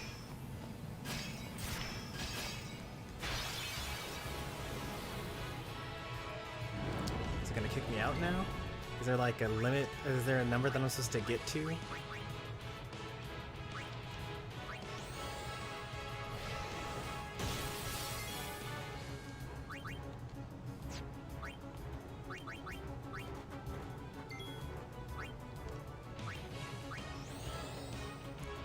I used Power Break when I was trying to actually use Extract Power. Who else has Extract Power? Kimari should have it? No, he won't have it. I think that only 2 people have Extract Power. Well, I could at least get Extract Speed if I can't get Extract Power out of here. Actually, what if Riku casts Guard here? Do I get another turn? No? No, I don't. Okay.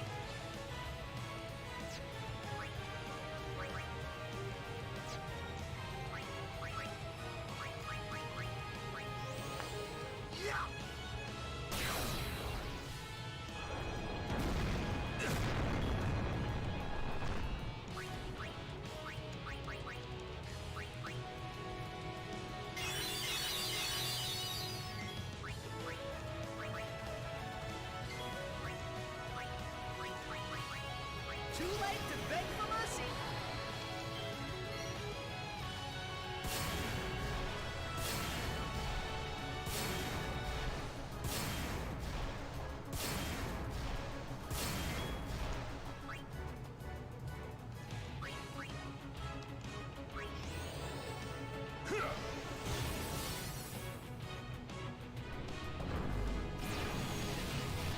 I guess that's the power that he only uses when his armor is broken. Yeah, because he's only been using that at that point in time.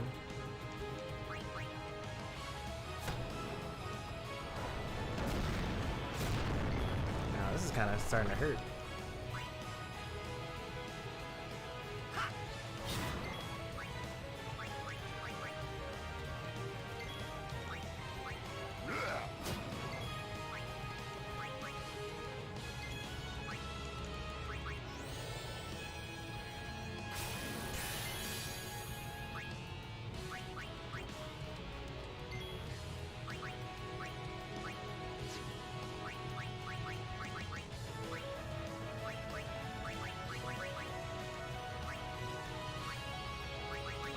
Let's take a look at Ultima here.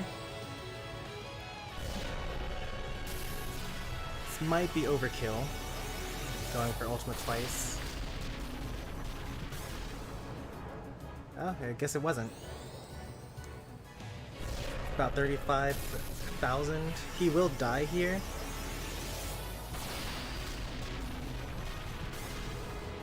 No, he won't die here, actually.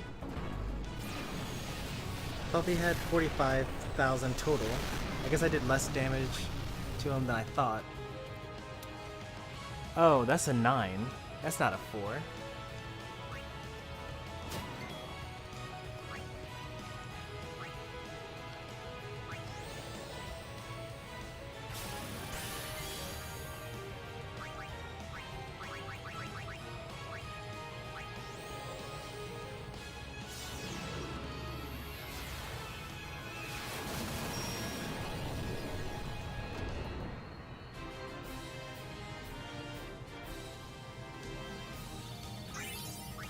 Nope, I didn't really look into it. I just assumed that it has something to do with the HD remaster. Are you gonna show me what's behind me, ever? Or I should just like wait for this camera to slowly pan. That's why I can't stand games where you don't control the camera.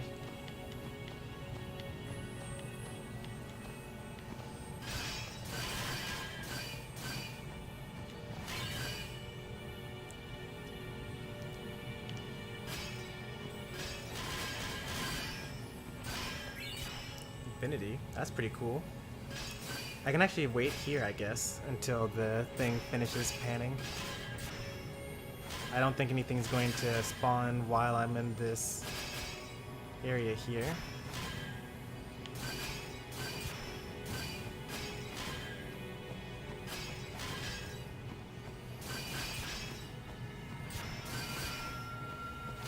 I think I need to get 9 of these. Okay, so apparently you can get hit while you're waiting for that.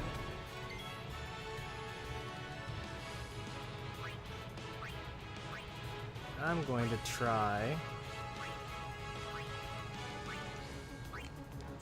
to double cast Ultima here.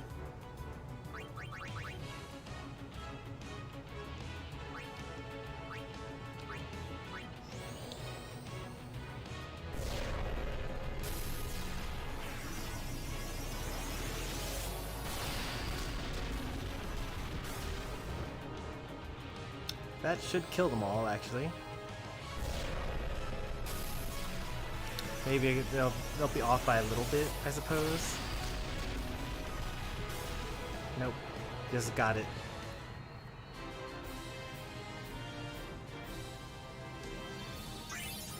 Yuna, slow down. You have 8 levels.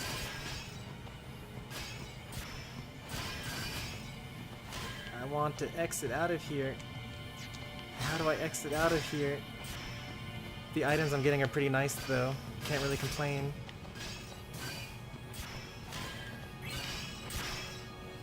an attribute sphere. That's pretty nice.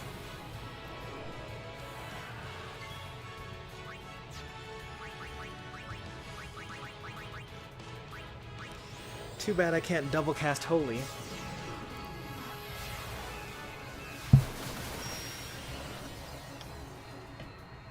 That'd be really nice.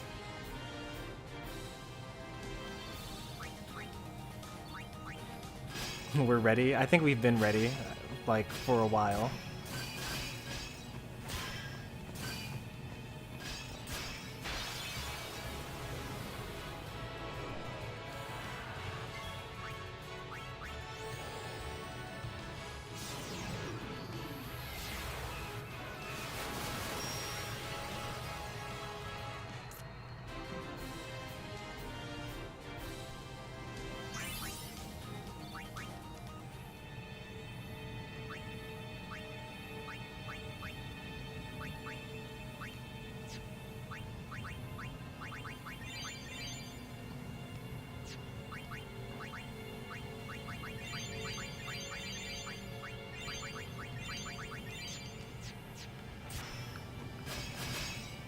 Maybe once I get my 10th item, we'll exit out of here. Nope, that wasn't it. Nope, there it goes. It was 10. I needed 10 items.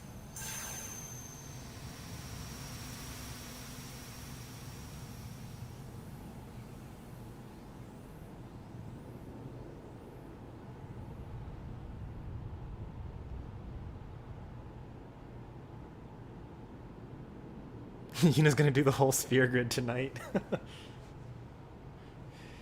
Oh look, it's Jekt.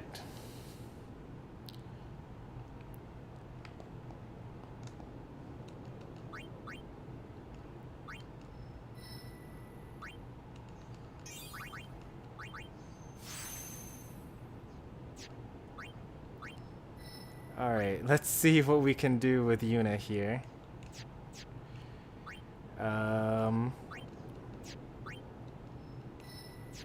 How many power spheres do we have? 11?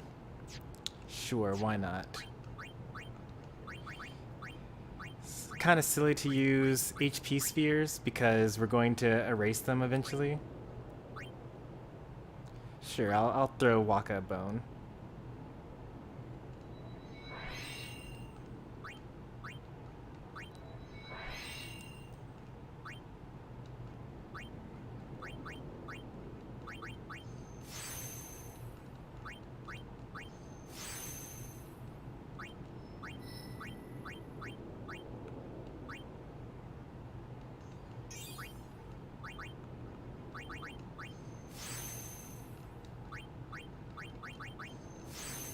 Hey there, Jasper. Welcome to the show.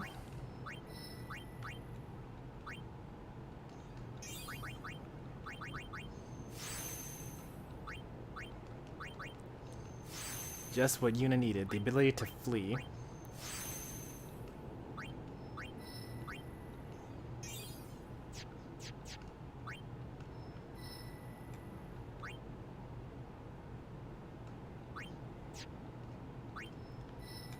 Since I used that unlock sphere, may as well actually use it.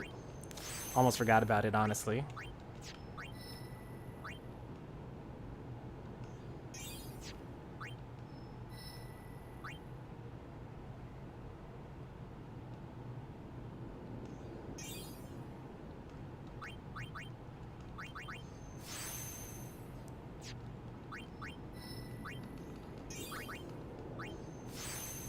You just got Super Mario 3D World with Bowser's Fury? Nice. How are you enjoying it? I'm glad that they brought that over from the Wii U, because not enough people had Wii U's.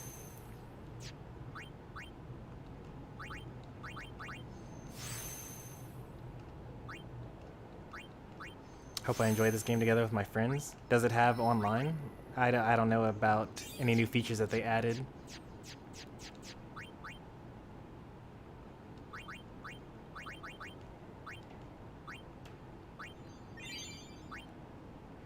Alright, Yuna has now passed Riku and Tidus and is creeping up on Kimari and Auron in terms of HP.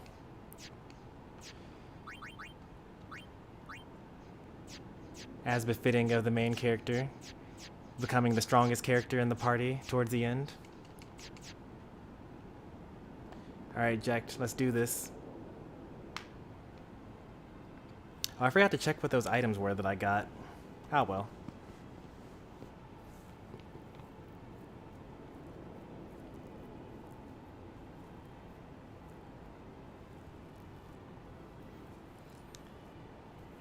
It's very unlikely that they're going to be better than what I currently have.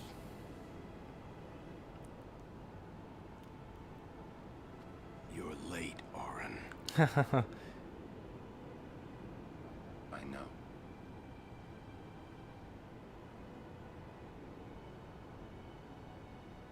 Hey.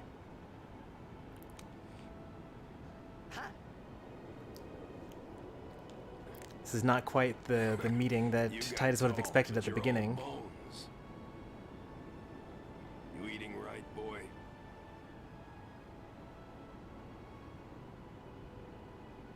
You've really grown. Yeah, but you're still bigger. That's because I'm the best. Well, I am, Sid. That's not funny.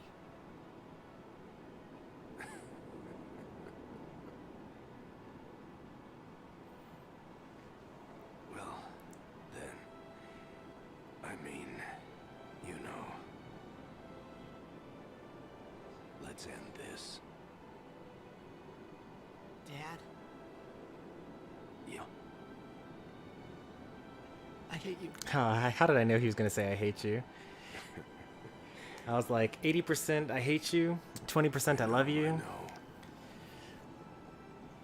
You know what you have to do. Yeah. I can't hear the hymn so well anymore. Pretty soon I'm gonna be Sin, completely. And that's why the hymn calmed him down so far. It brings Jack back to mind. When it starts, I won't be myself anymore. I won't be able to hold myself back. I'm sorry. That's enough!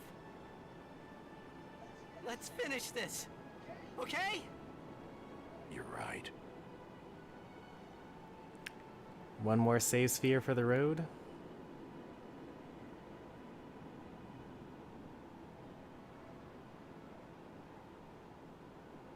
Well then, let's go. I suppose technically the only thing that we did was we went to that one area, picked up 9 random glowing objects, or 10 glowing objects, and then had this cutscene. So it's not that weird to not have another save point, because we haven't done really anything since then.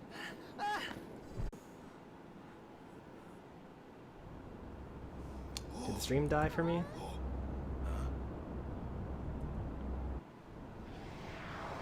Nope, we're still good. Dropped a couple of frames, but mostly live still.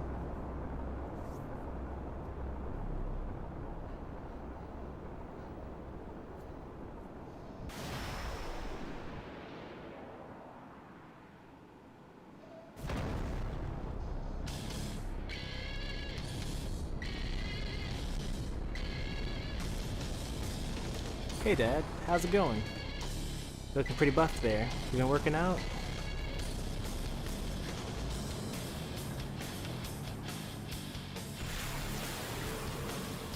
I promise this will be quick!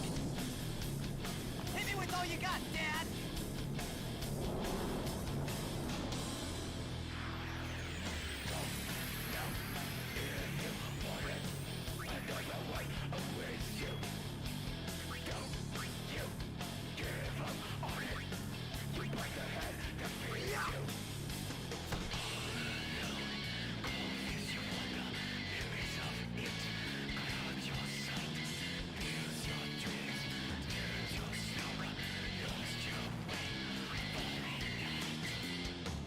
use a trigger to talk. I guess I could let him live, I suppose.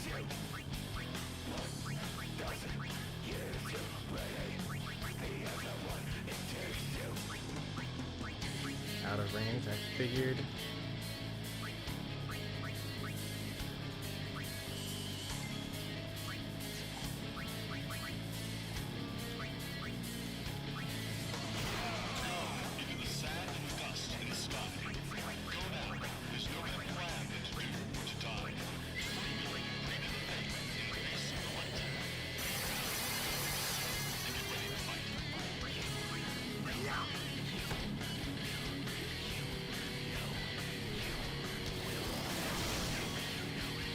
Really? 600 damage? That's what you got?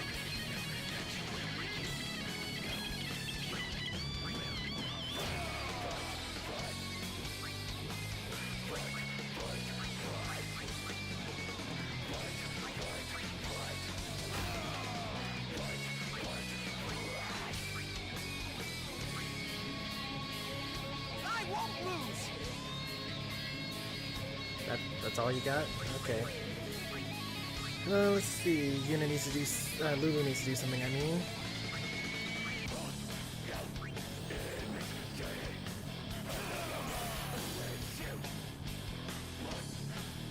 His voice seems to affect deck. Okay. Deck's power decreases. So it actually did do something.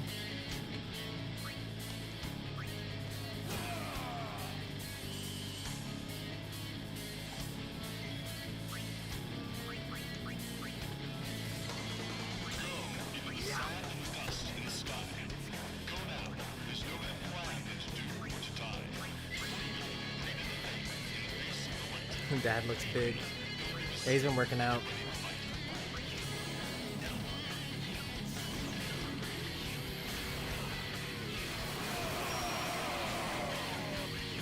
He dies next turn.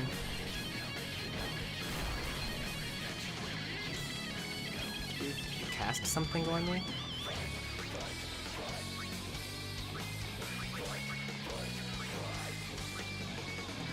Haste? He casts haste on me? No, that's still the haste that I had left over from the first turn.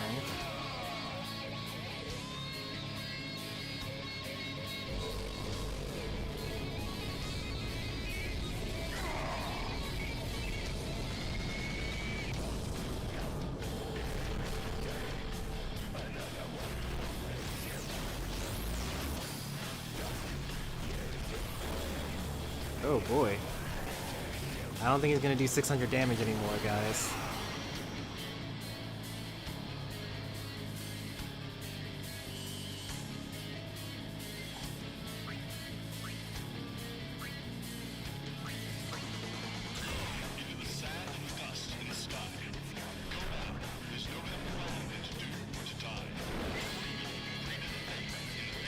That's good damage to everyone.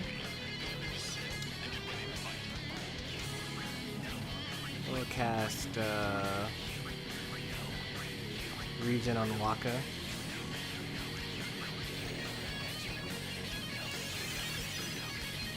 And then we will cast Haste again. Or should we talk first?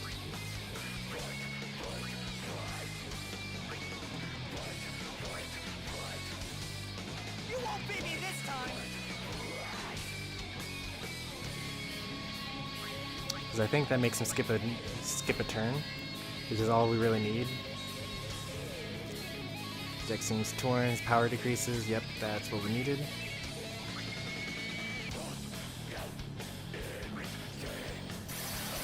I could have just used haste.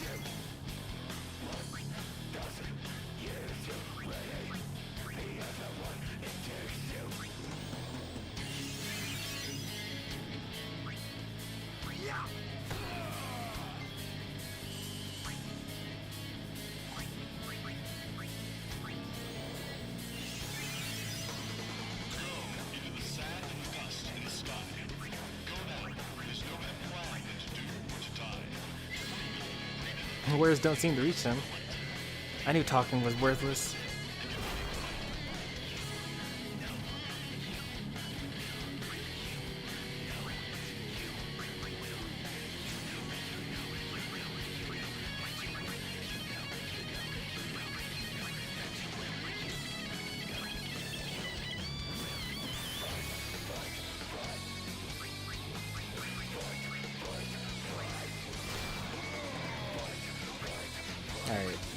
I just wanted to test what would happen if they,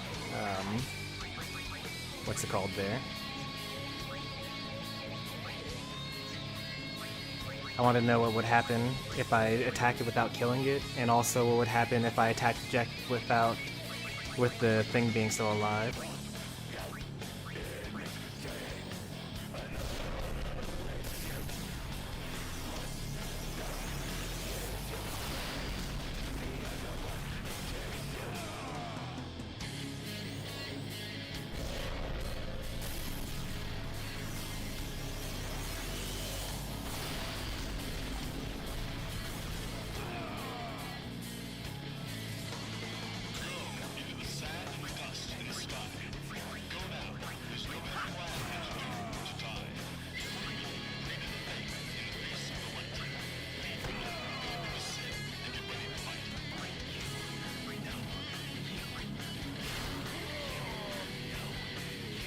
Do I think I'll kill him with my next attack?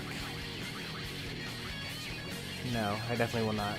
Let's heal Waka.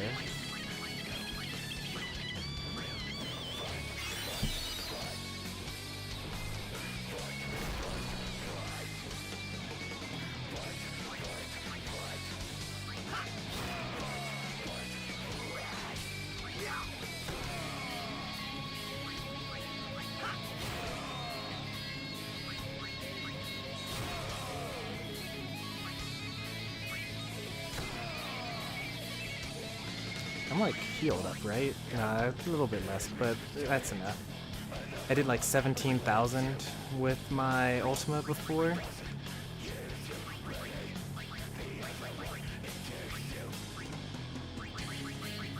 Let's use Flare, because it's one enemy instead of multiple. So 17,000, we'll actually compare the two. Perfect. So Flare does 9,000. Okay, so use ultimate basically.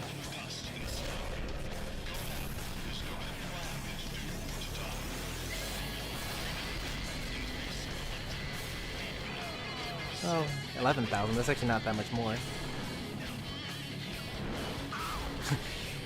I like how Yuna literally just avoids all of his attacks.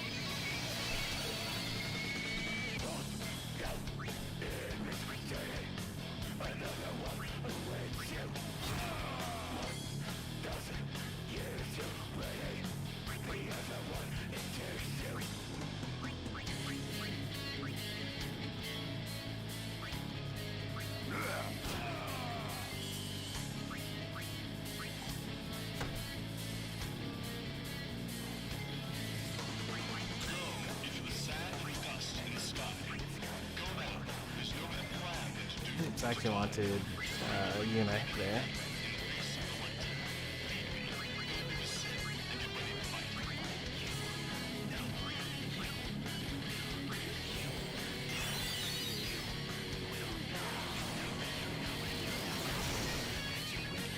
Oh, that does like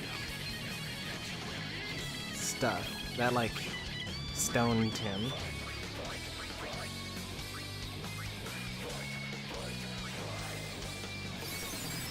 So that 700 is not quite 700, it's like 700 in a status effect.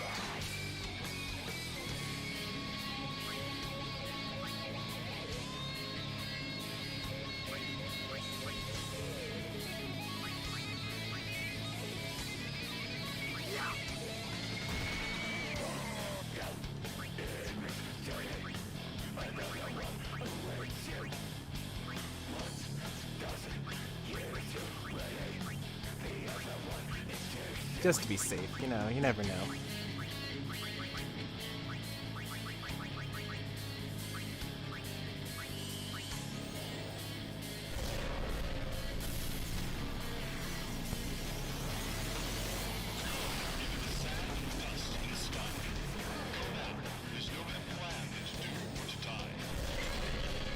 Oh, this is bad. He's still alive. He's gonna attack us one more time. Oh wait, no we're not. No, he's not.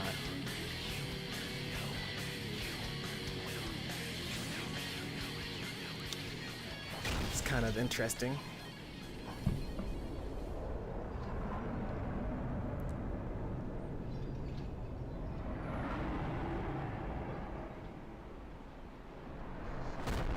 Nice not knowing you. That sounds like something Tidus would say.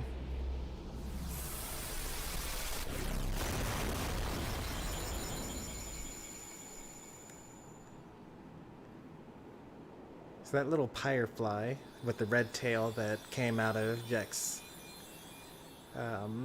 body. Yeah, that red thing that's kind of floating around right now.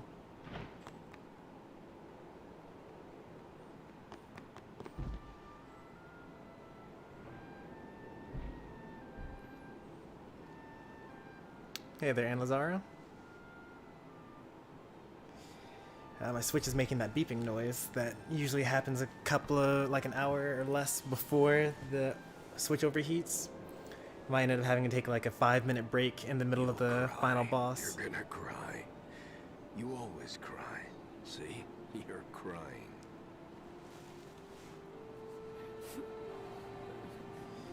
I told you, Tidus is always crying.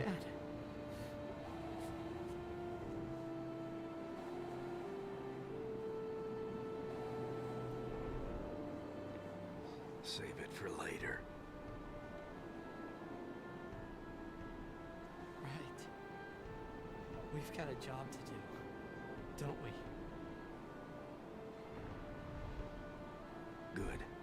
That's right. You are my son, after all.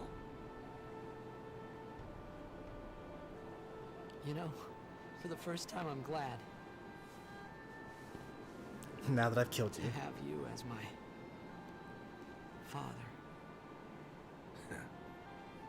Sir Jack, I should... No! Yuna! There's no time! You stay away! Yuna, you know what to do. The Aeons! We Aeons. Call them! Call us.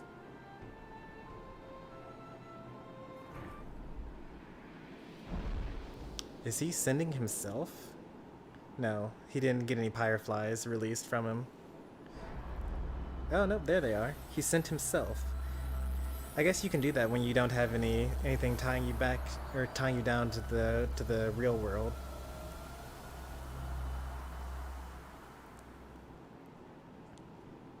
Like if you actually die at peace or whatever. Yes.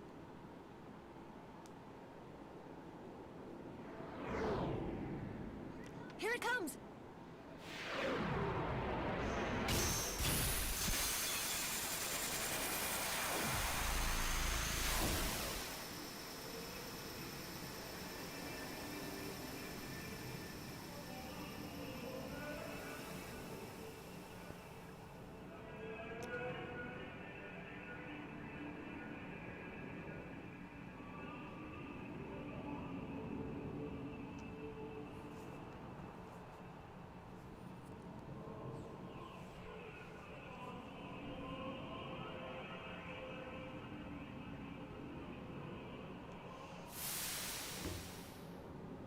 Yuna!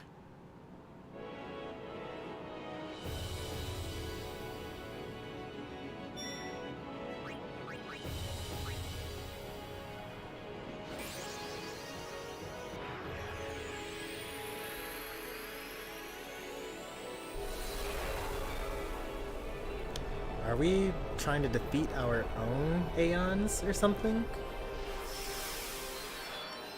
Probably shouldn't have gone for Maga Sisters as the first option since I don't really know what we're doing here. Because we could actually just get wiped by the Maga Sisters.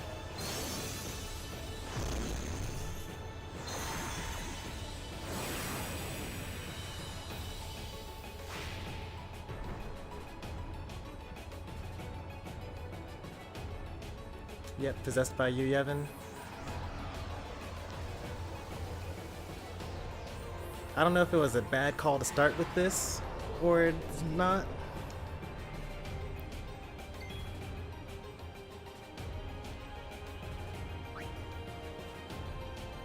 Oh, it looks like we have auto life on ourselves. That's pretty cool.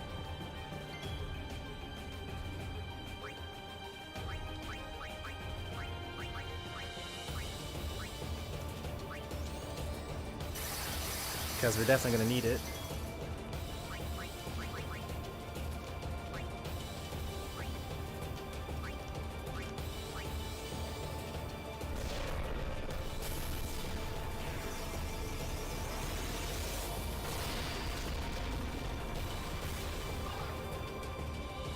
So that did 6,000 damage to them. That's not so bad. We might actually kill them with this attack.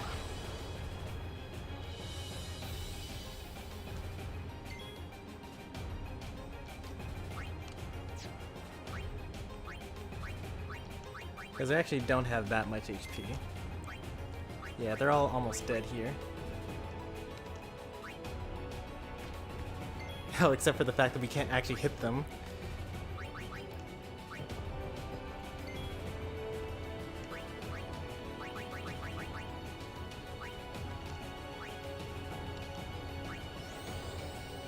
This should actually kill them all.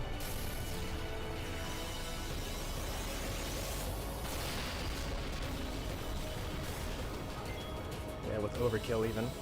Oh, that didn't kill them all.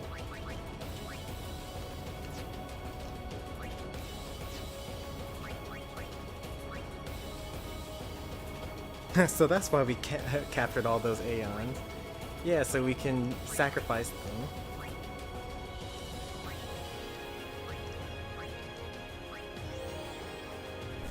So they can kill us. Well, luckily, we have double casting Ultima, and we didn't even give them a chance to attack us. And if the Magus Sisters, who were like far and away my strongest Aeon, were killed in one round, then definitely the rest of this should be pretty easy.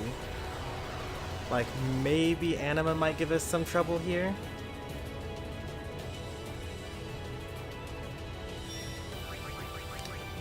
Yojimbo technically could also give us trouble as well.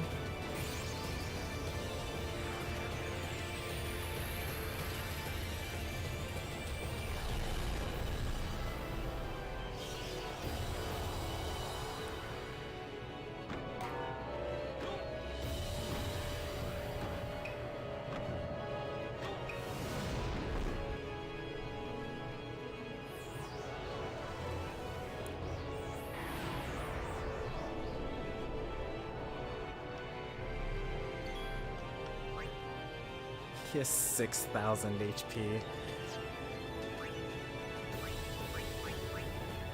I don't mean to laugh, but it is kind of a joke.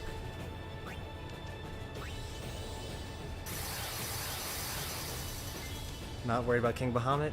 Nah. I'm not worried about him.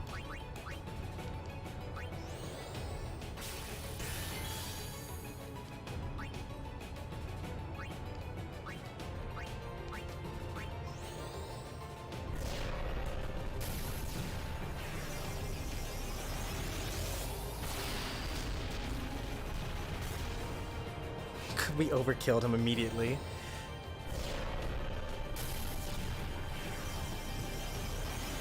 This is literally like pass the ball to Yuna.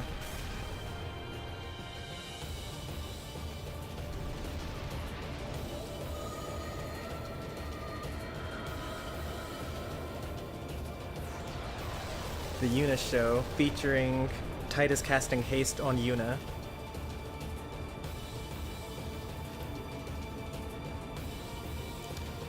I think that this area might have also been like a little more sad if we used Aeons more often during the actual game.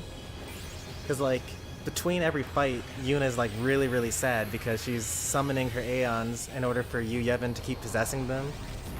So like the concept is typically Yu Yevon would possess the final Aeon, and then after you would defeat Sin with the final Aeon, you Yevon would possess your final Aeon and reform Sin. And so we're weakening you Yevon over time by continuously having our own summons be possessed by him, so he gets weaker and weaker as time goes on. But like, we only in the past like stream or two started actually using the using these.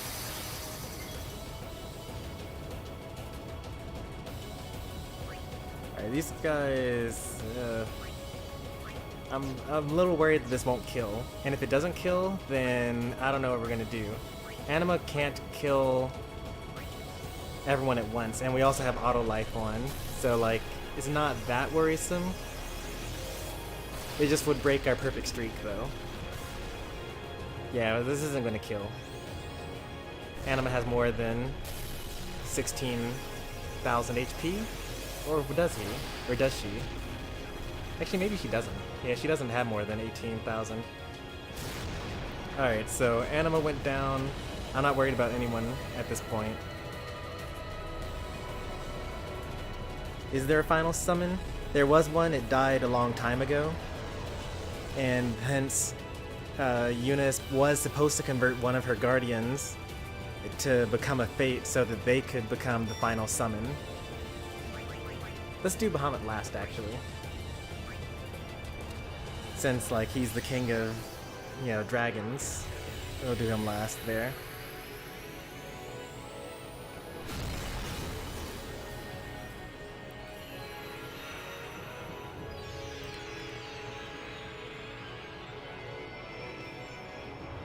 So that's actually why Jekt is Sin, because Braska, Jekt, and Orin got to Zanarkand together, and then they were told by Yunalesca that there was no final Aeon, and the only way to actually defeat Sin was to sacrifice one of the...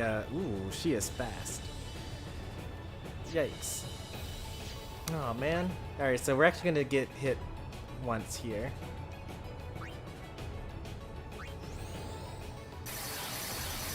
Yunalesca was not the final summon. Yunalesca was... we didn't even get hit because Lulu dodged like a pro. Yunalesca was the first summoner, and she was the first person to convert her husband into the final Aeon.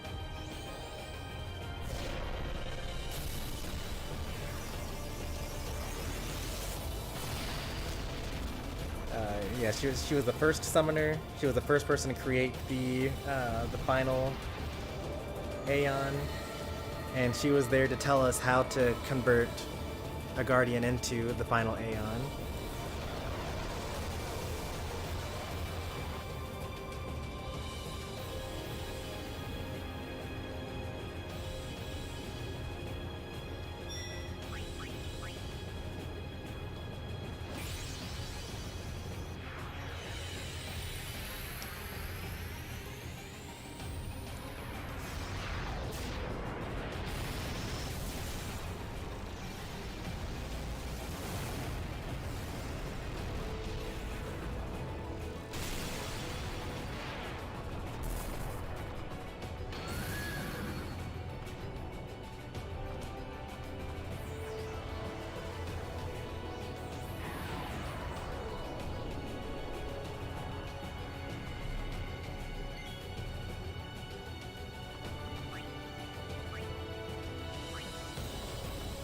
The only person that was fast enough to attack us even once was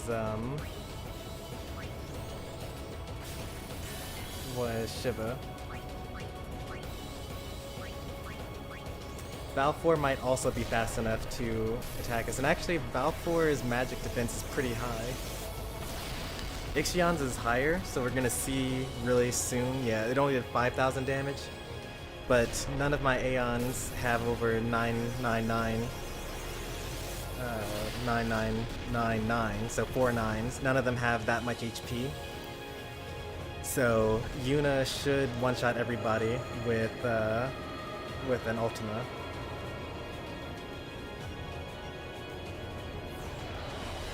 At least with a double cast Ultima. It's actually crazy that, like, at the beginning of the stream, we would not have been able to do this so easily. But, like, just the fact of going through the inside of Sin gave us the experience points that we needed in order to break the game, basically.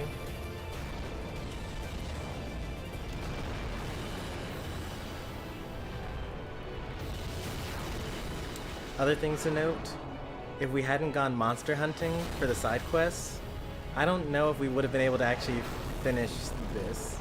I mean, we would have obviously been able to, but like, it would have been like excruciating. Well, for one thing, we wouldn't have the Magus Sisters or Yojimbo or Anima, so it would have been a lot easier to defeat when we don't actually need those. But I wonder if we would have gotten a bad ending if we didn't have those Aeons, because the whole point of summoning them was to weaken Yu Yevon somewhat.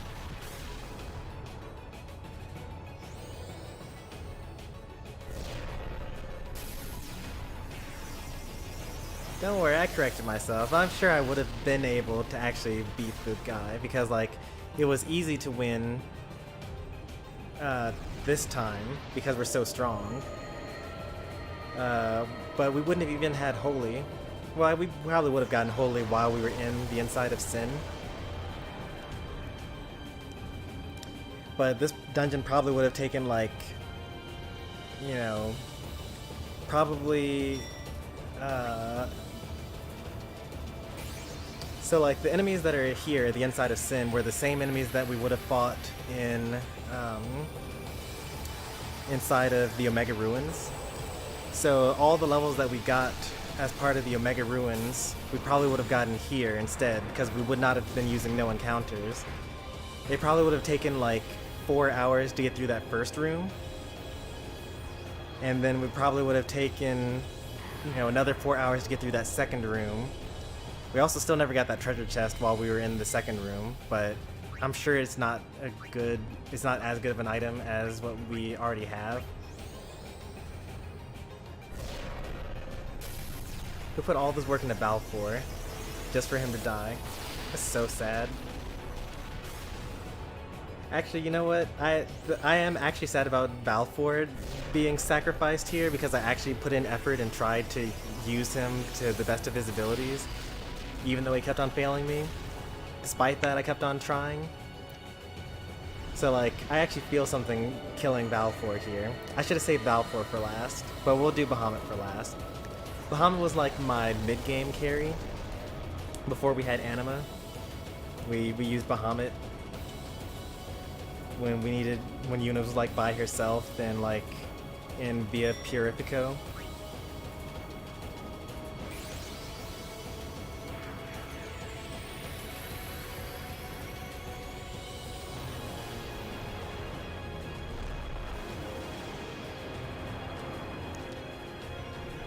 Alright, your troopers, here's your king.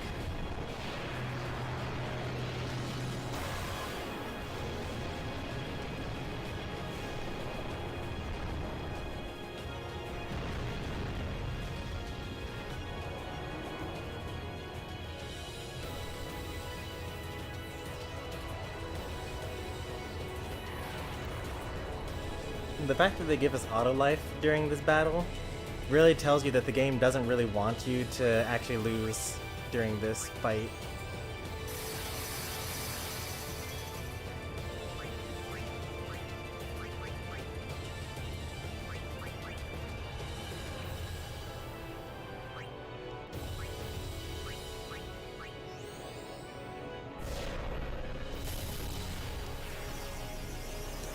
Now, Bahamut does have about the magic defense of Ixion and a high HP stat, but no, he didn't make it. He's already slumped over.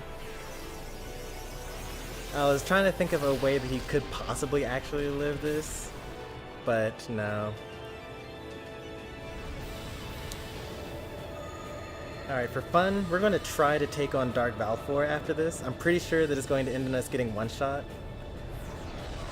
But we've already taken on, what's his name? We took on, the Ultima weapon already. So like, in theory, we should be about the level that we can take on the Dark Aeons. I also think the Dark Aeons were added as part of the HD port though. Like, they're much stronger than your usual enemies.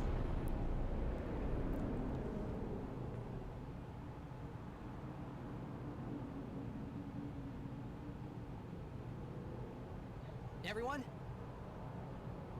This is the last time we fight together. Okay? Springing this on us now? What I'm trying to say is,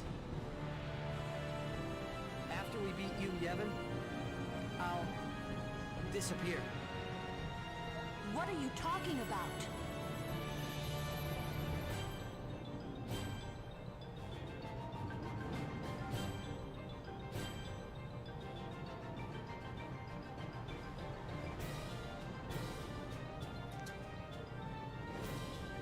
Yeah, this isn't really the best time for this. Like, you're about to kill God. You probably should have opened with that before you went to the Nebraska fight.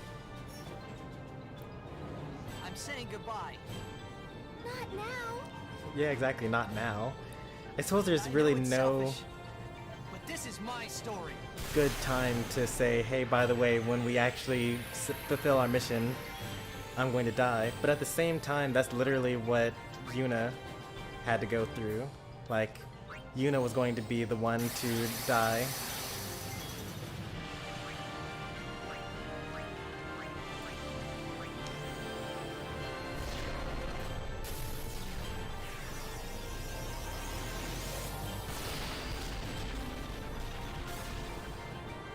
That did good damage. 28,000.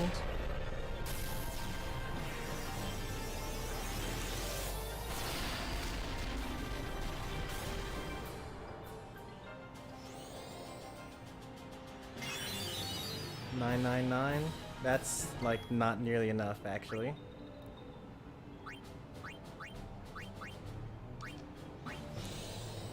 And we also have auto life during this battle as well. And they didn't even bother using what's it called on me? Like, you didn't do anything during your turn? You just like giving it to me for free?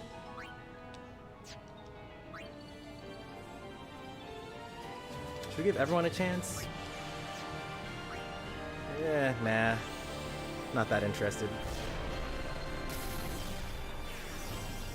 This should do damage cap, maybe? Probably. Yeah. Oh. That's scary. Like, I'm glad that I have Yuna now. Like, what if I didn't have Yuna? Alright, so now I'm convinced that we probably would not have actually been able to finish this if we hadn't done all that side questing. Because if they actually cast Curaga on themselves every time, maybe they're what's it called? It could be that they're not immune to silence, and then we could cast silence on it so that it couldn't cast Curaga on itself after every attack.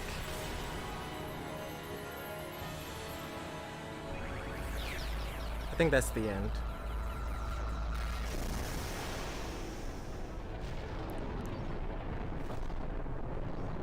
Because the only reason why we were able to do that is because we had the damage cap. We were well over the damage cap, I suppose.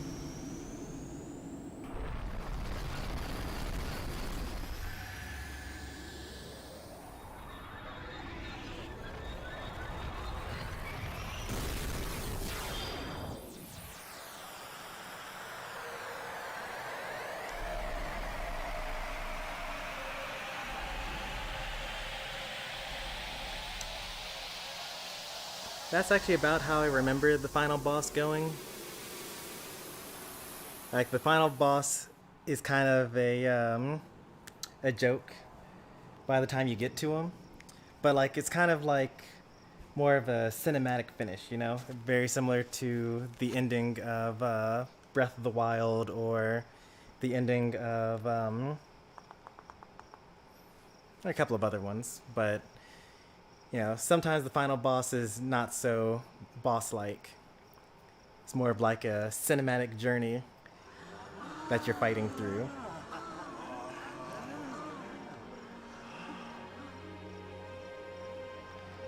So in this timeline, the Besaid Oryx never won a game. Over the course of their 30 years of existence, they lost every single one. Oh, except they beat the Albed during that that first, like, off-screen. They beat the Albed. So I guess they did break their streak, but even still. So these are the Chocobo Knights. The Crusaders, I mean, is what they're called. They're the people that dedicated their lives to defeating Sin, which is a separate group from the Summoners who are also dedicating their lives to defeating Sin.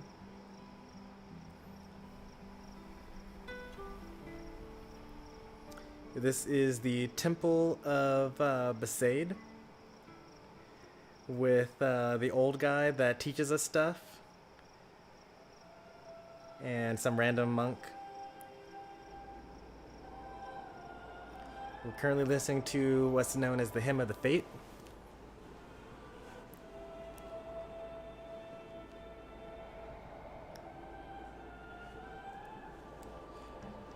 The Fate are people who sacrifice their lives in order to, like, kind of be a bridge between the world of the living and the world of the dead.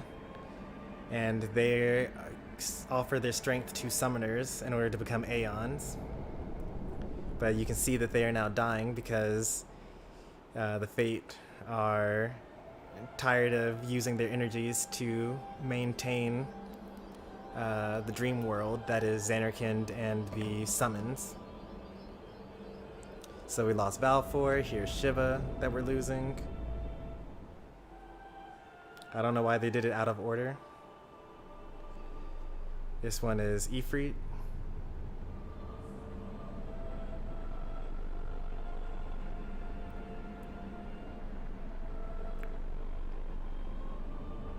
That actually looks like Bahamut, actually.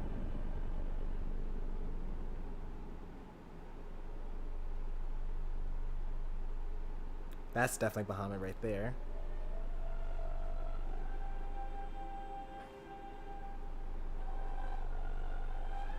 Okay, yeah, that was Bahamut. They got rid of Balfour, Shiva, Bahamut.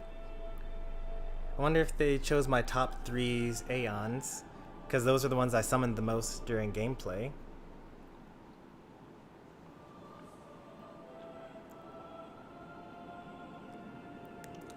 And here's the dream world of Xanarkand within Sin.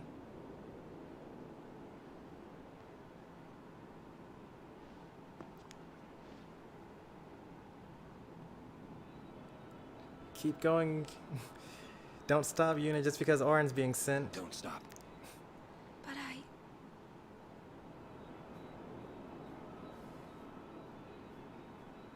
It's all right.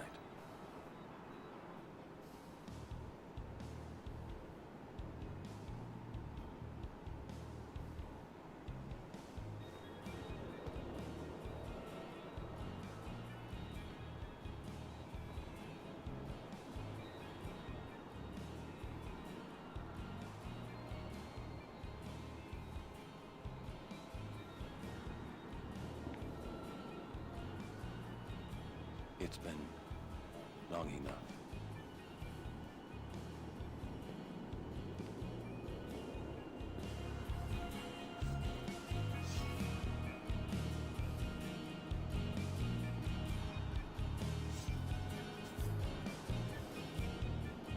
This is your world now.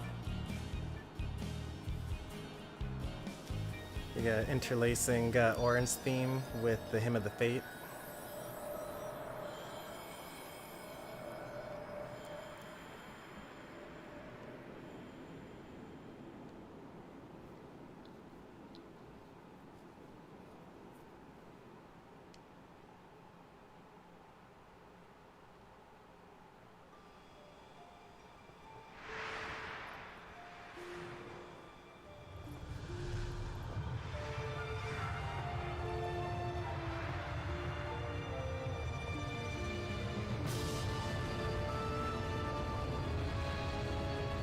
that's the new theme.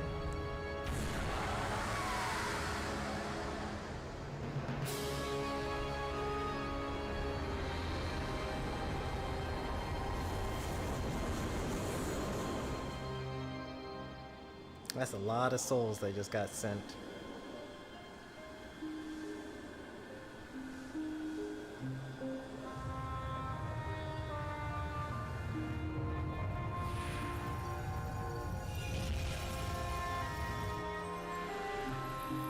This is like a super slow rendition of the Hymn of the Fate.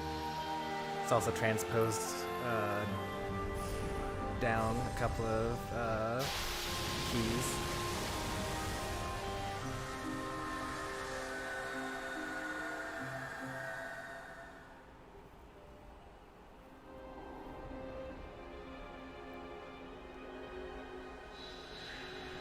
And those are the people of Zanarkand who sacrificed their lives at the very beginning of the timeline, about 1,000 years ago, in order to generate sin, in order to defeat the Machina using Bevel. And those are their memories being lost.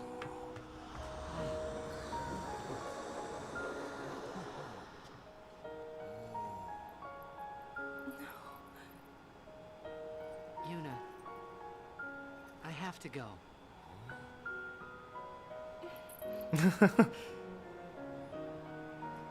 I'm sorry I couldn't show you Zanarkand.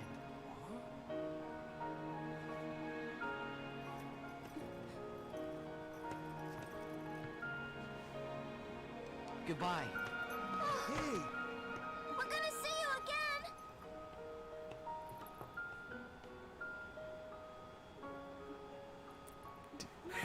Yuna!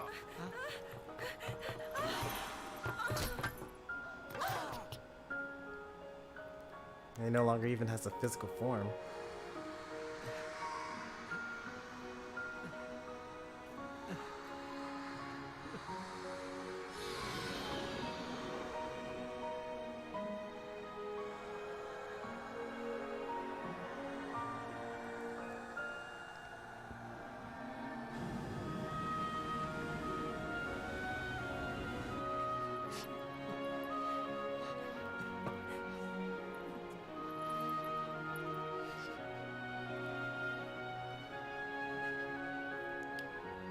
His most iconic piece to Zanarkand.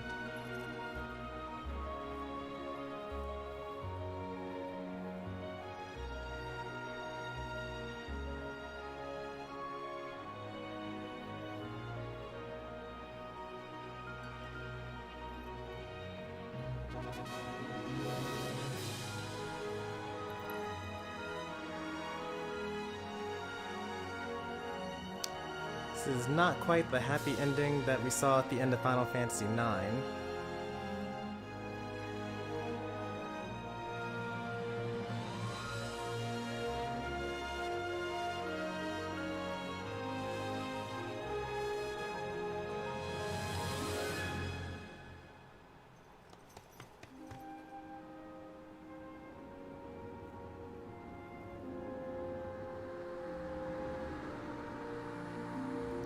I feel like Braska shouldn't have been there, because Braska actually was an actual person in Spira. Orin also shouldn't have been there. Jex was like the only other dreams creature. But I guess, you know, it's fine.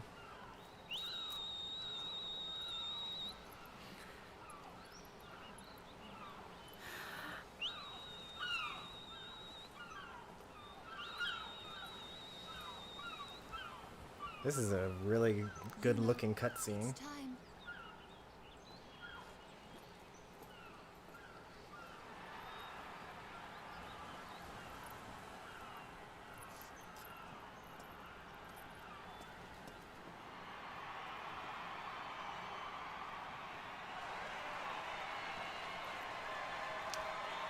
So I guess now Yuna is the Meister? Because she's about to... They're back in Luca. Everyone has lost something precious. Everyone here has lost homes. dreams, and friends. Everybody, now, Sin is finally dead. Now, Spira is ours again. Working together. Now we can make new homes for ourselves. And new dreams. Although I know the journey will be hard, we have lots of time. Now that we don't have a huge natural disaster Together, that kills us every couple we will of rebuild months. Spira.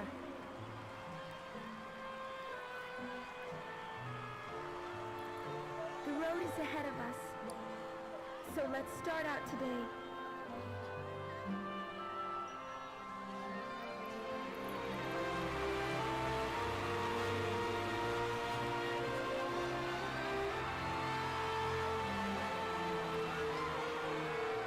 Just one more thing. The people and the friends that we have lost. No dreams are free.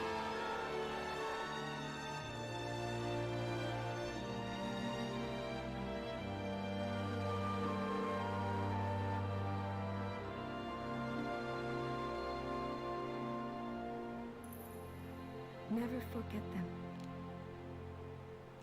Unable to take video capture now. That was gonna be the what's it called? The thumbnail. Oh well. I have to figure out something else to do about the thumbnail.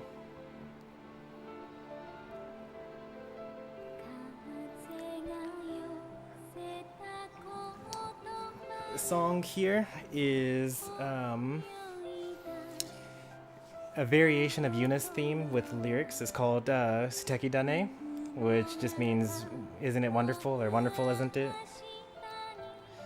It was first played after Yuna had decided that yeah, Yevon was a sham and that you know you can't trust any of the Meisters, and she also gave up on her pilgrimage kind of, and just like that's when they had the little romantic scene in the Makalania woods. It's pretty common, I think, for... Well, I don't want to say it's pretty common, but in Final Fantasy IX, with Garnet's theme, which also became Memories of Life, and also in Final Fantasy X, with Yuna's theme becoming Suteki Dane, where, like, you have the female main characters theme also tie in to like the huge orchestral female vocalized final song as well. Anyway, so we're doing over the credits, which typically for the channel means that I get to talk about how I liked the game. I really liked the game. It was I don't know, like having played so many RPGs in a row has gotten me to think about like what I really value in an RPG. And I think it really comes down to your self-expression during combat. Like how much is the difference between someone that has no idea what they're doing in the combat and someone that really is exploiting the system to their benefit.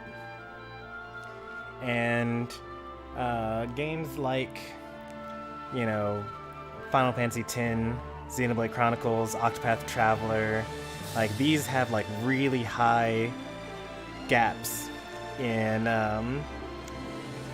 between like a player that doesn't know what they're doing and then a player that does know what they're doing.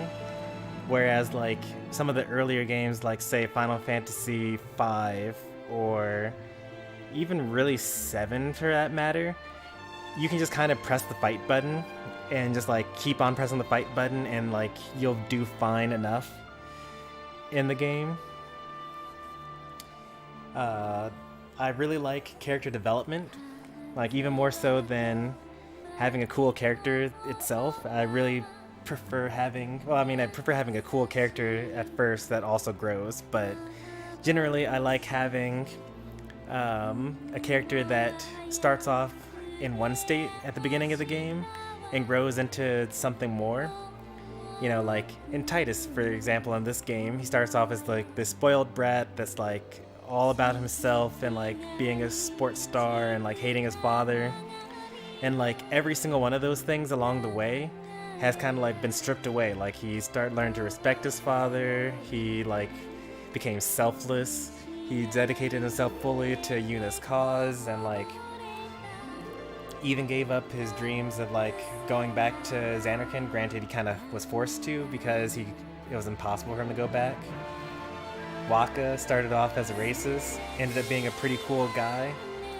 Like Yuna started off being like outwardly confident and inwardly afraid, and became inwardly confident towards the end of the game. Like just all around, like every character has their little growth path, which is pretty awesome. The music in this game, honestly, is a little lacking.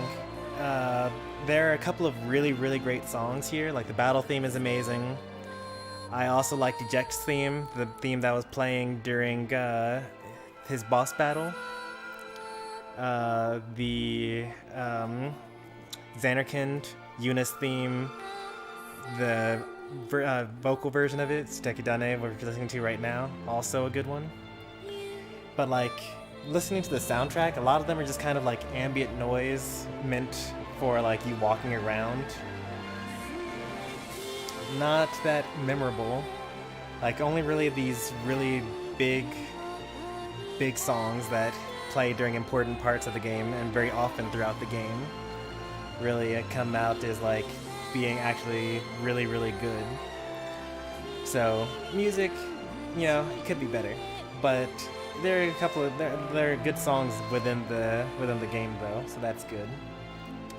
Combat amazing, character development amazing, music okay. What are some other things that we normally would talk about when it comes to role-playing games? The leveling system, I think, it has its like ups and downs, I suppose. Oh, we're actually towards the end of the credits here. But like, I like how later on in the game, when you get access to the lock spheres and whatnot, you get to choose what you get to do next. In the beginning, the early parts of the game, before you actually get too far in it though, it's kind of like, you know, oh, you just go along this one path and you get the stats that your character was supposed to get along the way.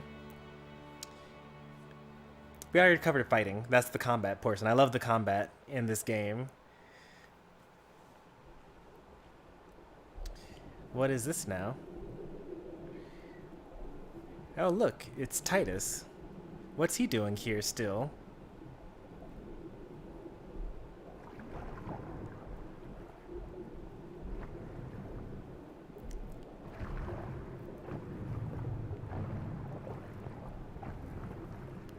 Some post-credit scene.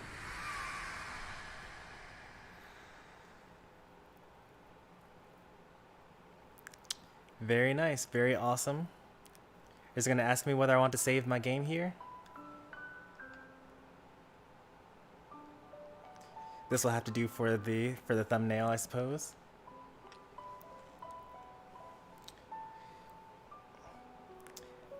The plot. The plot was actually surprisingly good. I was surprised at how much or how many turns there were. Because, like, I knew the obvious things like, you know, Seymour is the bad guy. But also, like, that's kind of, like, obvious just by looking at his character design. But some of the other things, like all of the Meisters being undead or unsent, Seymour having killed his father, Jekt being Sin, and kind of tying everything from the beginning of the game to the end of the game. The Guado attacking home and like decimating the Albed numbers. And like the repercussions of the Guado attacking home. And how the rest of the world started to hate them. Granted, that all happened in like dialogue that you had to talk to somebody, some NPCs about. But I'd say that the plot was pretty good overall. Like, I actually remembered a lot of the story beats along the way. And, you know, nothing quite as ridiculous as, like, say, Xenoblade Chronicles 1. Plot overall, I'd say, was probably better than Xenoblade Chronicles 2. Like, every next step in there, like, there weren't really that many, you know, plot twists and that. It was very straightforward as far as of a story goes. But, like, you know, these pilgrimage games kind of always have very straightforward plots that, because it's like, yeah, you go on this pilgrimage. You are supposed to visit these various temples along the way. Yuna, Yunaleska, Yu Yevon. The 3 U's. Yep. Let's see. I was also supposed to talk about the game dev. I don't know what that really would mean. There was like one visual glitch when we were inside the Besaid temple. That was kind of weird. Other than that, there weren't that many like really weird things to have happened.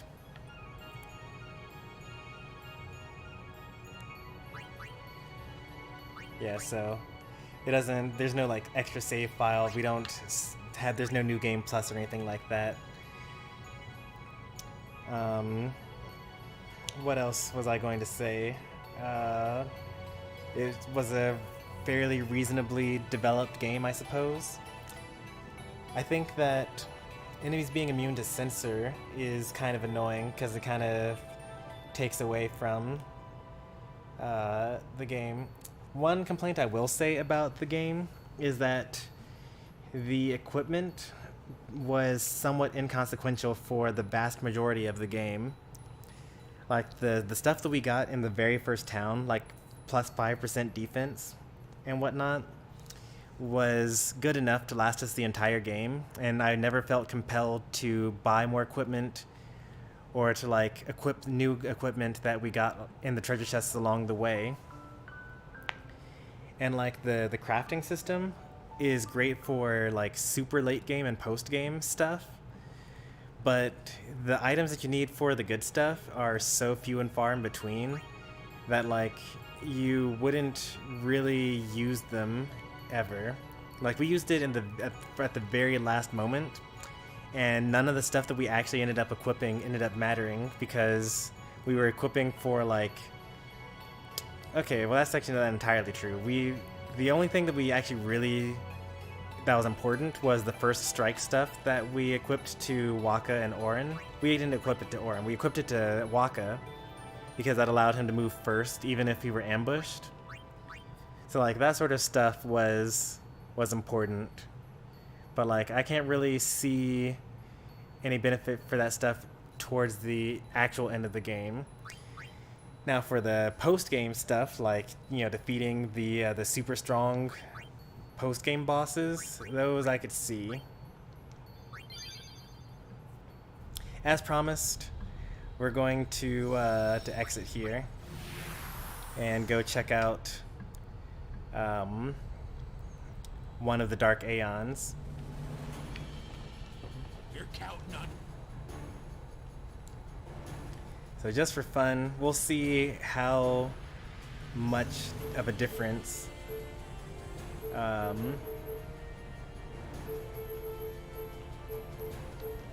this stuff makes. Here we go.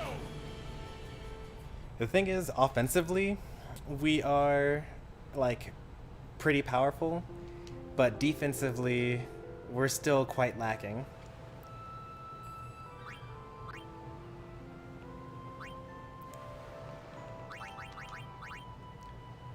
Because like we still don't have over 9,999 HP. The best thing and the worst thing. Let's see. The best thing about this game is the post game and the worst part is the early game. Like, the worst thing about this game is like the fact that at the beginning there's a lot of hand-holding, and like a lot of these enemies are very, like, at the very beginning there's just specific ways that you're supposed to fight these enemies, and if you don't fight them that way, then like it's not going to work out for you.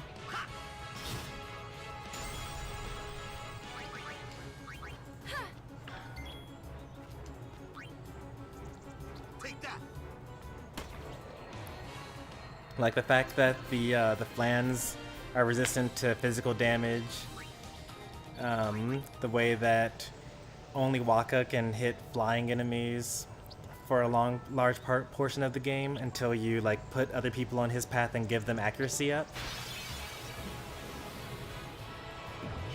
Like, it really kind of teaches new players to kind of pigeonhole themselves into playing a particular way.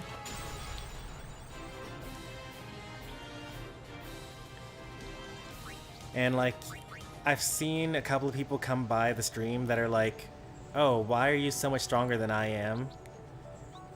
And it's because like the game kind of teaches you like, oh, like there's a flying enemy and a magic enemy. I'm supposed to attack with this one with Waka, swap out to Lulu and attack this one. And like that's kind of like how you go through the game as a casual player. And what ends up happening there is you end up with severely weak characters by the time you get to something that's challenging enough for you to actually use the in-game systems. Like, the in-game systems are super awesome.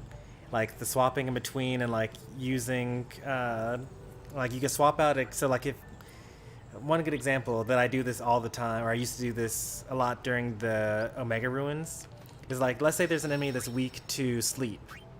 So what you could do is you could swap out your sleep character, attack them a couple of times with the other characters, and then swap in at the last moment and sleep them at the end.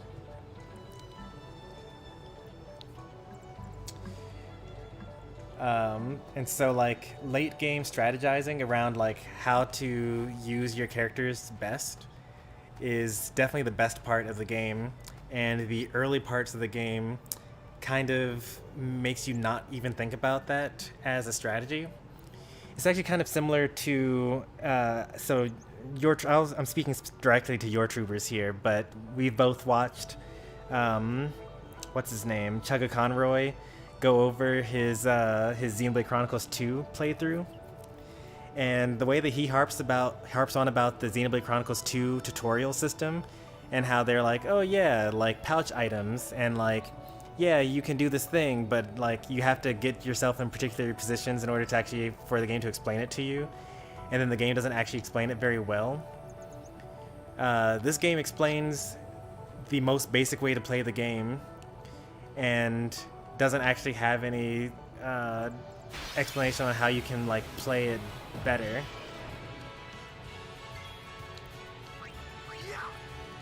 So I kind of feel about Final Fantasy X's tutorial system the way that Chugga Conroy feels about Xenoblade Chronicles 2's tutorial system. What do you think they should have added? I don't really know what they could have added. Like, everything kind of seems right for the game. Like, they even have, like, super difficult post-game or post-final boss areas and, like, encounters for you to fight. So, like, everything just kind of makes sense, I'd say.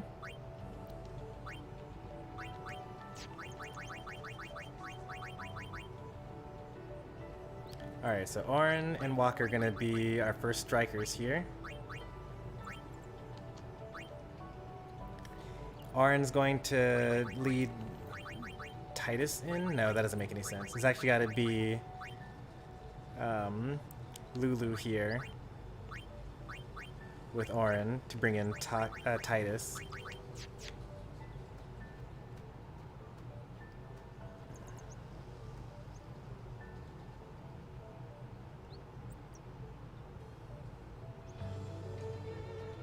Does this fit the typical Final Fantasy game? This is kind of like the midpoint, right? So the games after this got super weird. Final Fantasy XI is an MMO. Final Fantasy XII plays like an MMO, even though it's not an MMO. Like, if you get close to the enemy, you'll just auto-attack, very similar to Xenoblade Chronicles. And, what else? There's some other things here.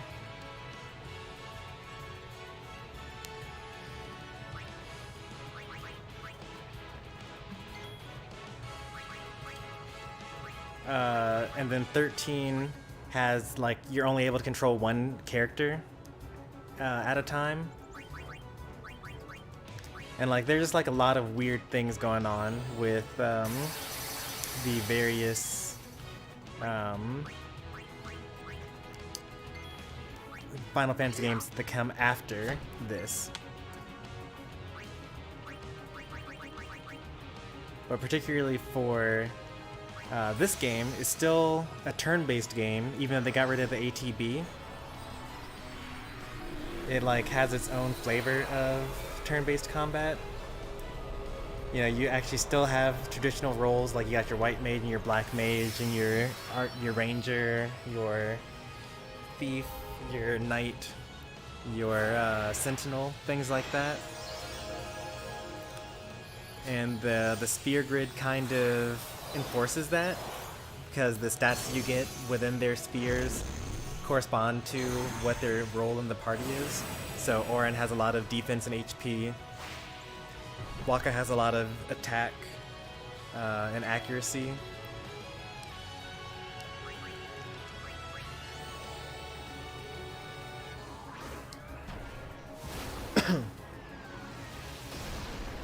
Nice.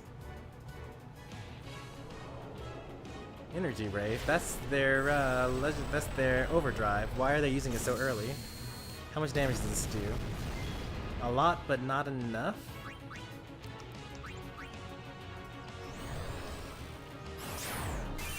That hardly did anything.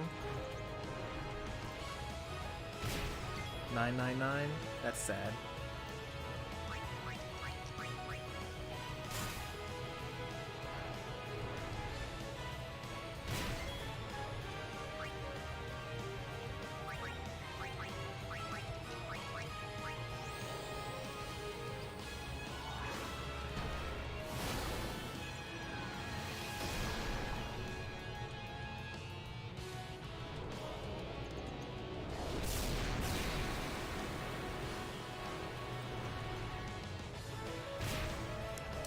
Nice. Cindy is tanking, but not enough. Cindy was slow, sadly.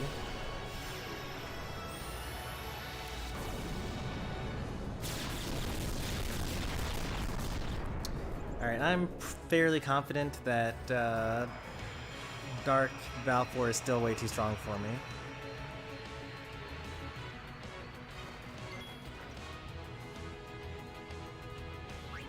Thanks for the shout out. Yeah, no problem.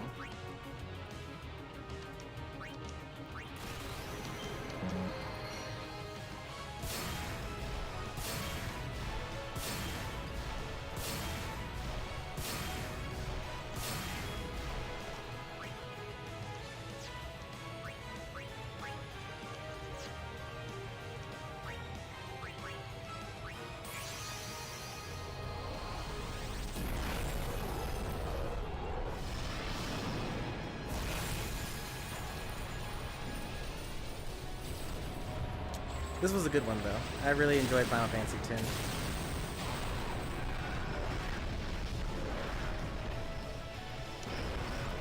Like, every time I go in to these Final Fantasy games, I'm like, yeah, I know I'm going to like it.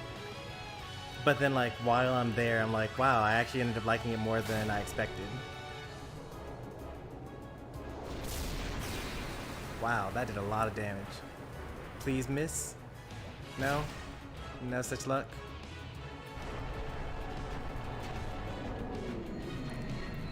Alright, that was my second strongest Aeon. I mean, he's already defeated the Magus sisters, and they are like my actual strongest Aeons.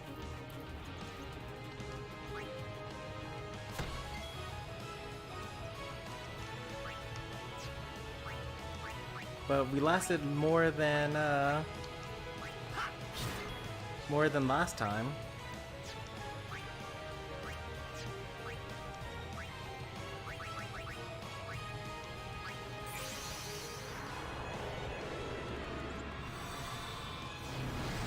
This is a little exhibition match. Like, this enemy is clearly stronger than Ultimate Weapon, because we actually killed Ultimate Weapon by literally just using the Magus sisters. And this guy defeated all three of them, and Anima, and is probably going to also defeat Bahamut here.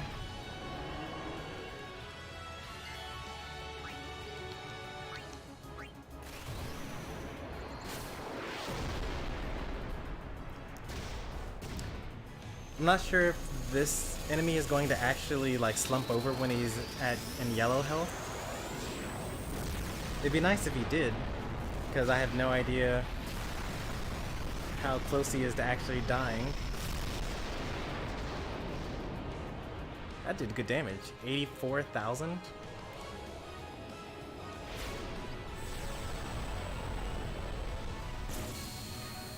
That's gonna kill me outright. Nope, it didn't. Nice. But this one will. 9999. Almost kind of face tanked it.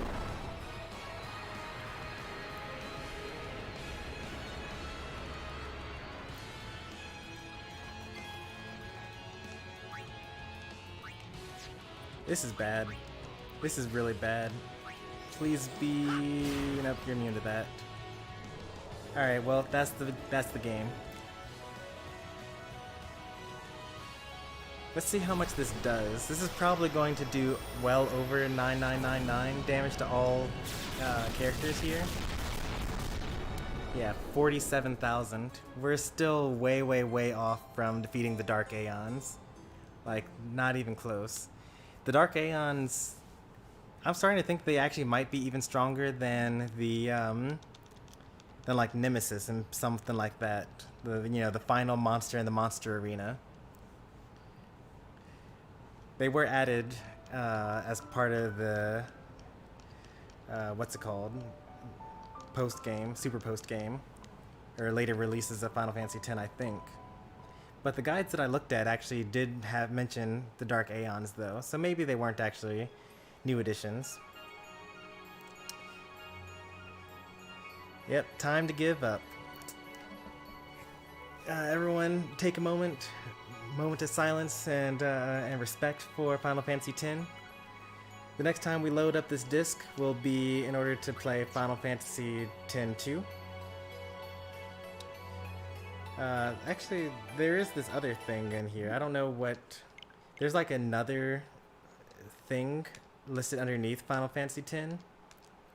It's like... I don't know what it is, but I'm gonna treat it as like a side game, because I don't remember it growing up. The next time, or the next RPG that we'll be playing will be Bravely Default 2, also made by Square Enix. It comes out February 26th.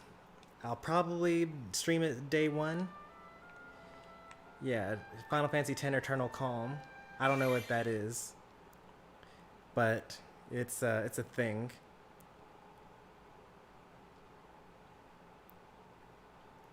It's an option, I should say. If this opens in a cutscene, yeah, okay. Nope.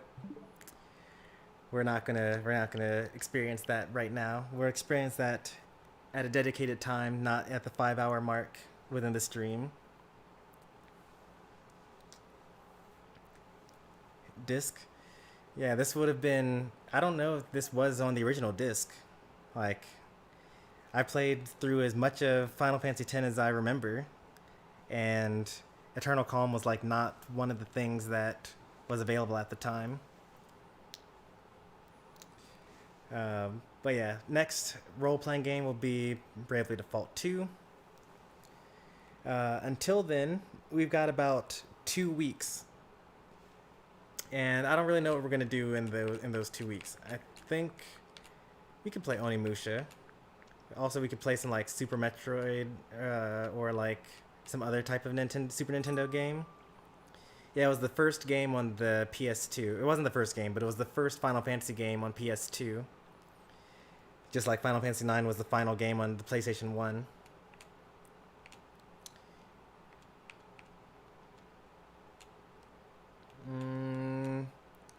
Just looking through some of these options here. Oh, by the way, these are some other RPGs that I have that I'll eventually get around to playing. Lost Sphere, Valkyria 4, Shining Resonance, and I Am Setsuna, as well as... Nope, those are the ones. I forgot that I already counted Lost Sphere. That's the one I was looking for. Oh, and Romancing Saga 2. Those are some like low priority RPGs that I have on the Switch that I'll eventually play for you guys. I've actually already done one play session of I Am Setsuna. We did it at the 1-year Streamiversary mark. Crystal Chronicles, that would be a new RPG that I would play at some point in time, but that is definitely not the next one that we'll be playing. I kind of want to get some like action-y games, because like these RPGs, they take like weeks and weeks and weeks. And meanwhile, I actually want to get like actual games started and finished while we're on the channel. So I'm going to choose a couple of like action-y games that are like, you know, less than 20 hours. Final Fantasy Crystal Bears. Isn't that like... No, I'm thinking about Crystal Defenders. That's a tower defense game that uses Final Fantasy characters. I actually have that on the Xbox 360.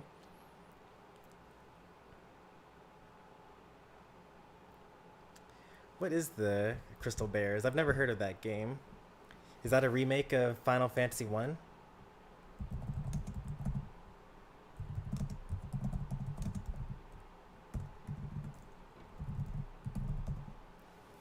Final Fantasy Crystal Bears is a Wii game, so that's already mostly a no. I'm not going out and buying a Wii game in 2021. It looks interesting though, actually. I am just looking at screenshots and like gameplay footage, and it doesn't look bad. Not gonna lie. It actually looks super sick. But I'd have to like buy a Wii game and put it in my Wii U in order to do that. Came out in 2009. That's actually around the same time as wait, no, it wasn't. Hang on. What? When did Final Fantasy X came out in 2001?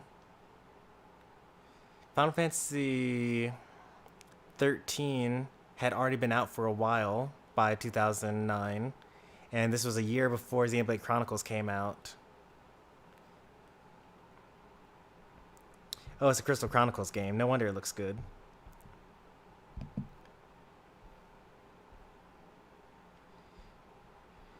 It looks like there's some sort of like jank motion control stuff going on in there, but like we could have fun with it, you know?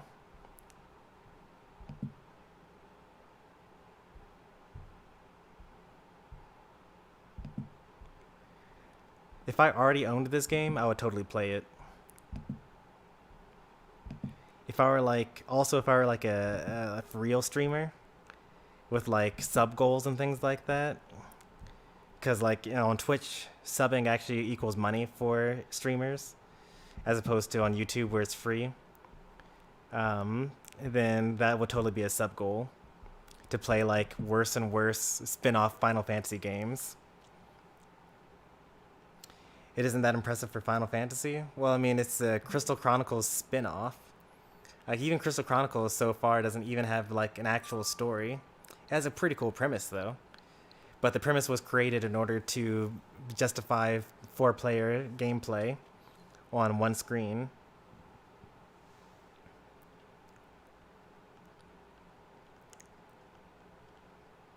play Cat Quest. That's definitely going to be a short game. Do I have this game? What? When did I buy Ni no Kuni? That's a long game. I didn't even know that I had that. We'll probably play Cat Quest, Crash Bandicoot, the first one, and also Xbox 360 game of my choosing in the 2 weeks that it takes for us to wait for Bravely Default 2 to come out. I think that's the final choice, because we kind of want to get through our backlog of games, which is listed in the Future Game streaming channel in my Discord. So plug for that. You can use the Discord command in order to pull that up. I'm speaking to the people that are watching this after the fact in the playlist and watching the live chat replay. But my bot should say that for you. The bot actually has been very suspiciously quiet for the entire stream, actually. The last time they said something was, "Have you finished your homework?" 4 hours ago. Oh, but it's actually still here. I'm honestly surprised about that. But yeah, I think that I'm done for the night. It's 2 a.m. We finished the game. We did a little exhibition match that we failed at. And we talked about the future of the channel. Not much else to go over. If you've enjoyed, be sure to leave a like. If you want to see more from me, be sure to subscribe. We'll be back tomorrow with Smash, and the next day with Smash. And maybe we'll also use some of this extra time that we have from not being in between RPGs in order to like play some of these other games that people have been wanting me to play, like some more Pokemon, maybe some more Final Fantasy Crystal Chronicles, maybe some Splatoon. You know, these viewer games that I kind of dropped, but probably not. Don't get your hopes up. Anyway, have a good night, and I'll see you next time. Take care, and bye. Thanks for stopping by, Randerez. Welcome to the channel, but we're ending the stream. Anyway, bye.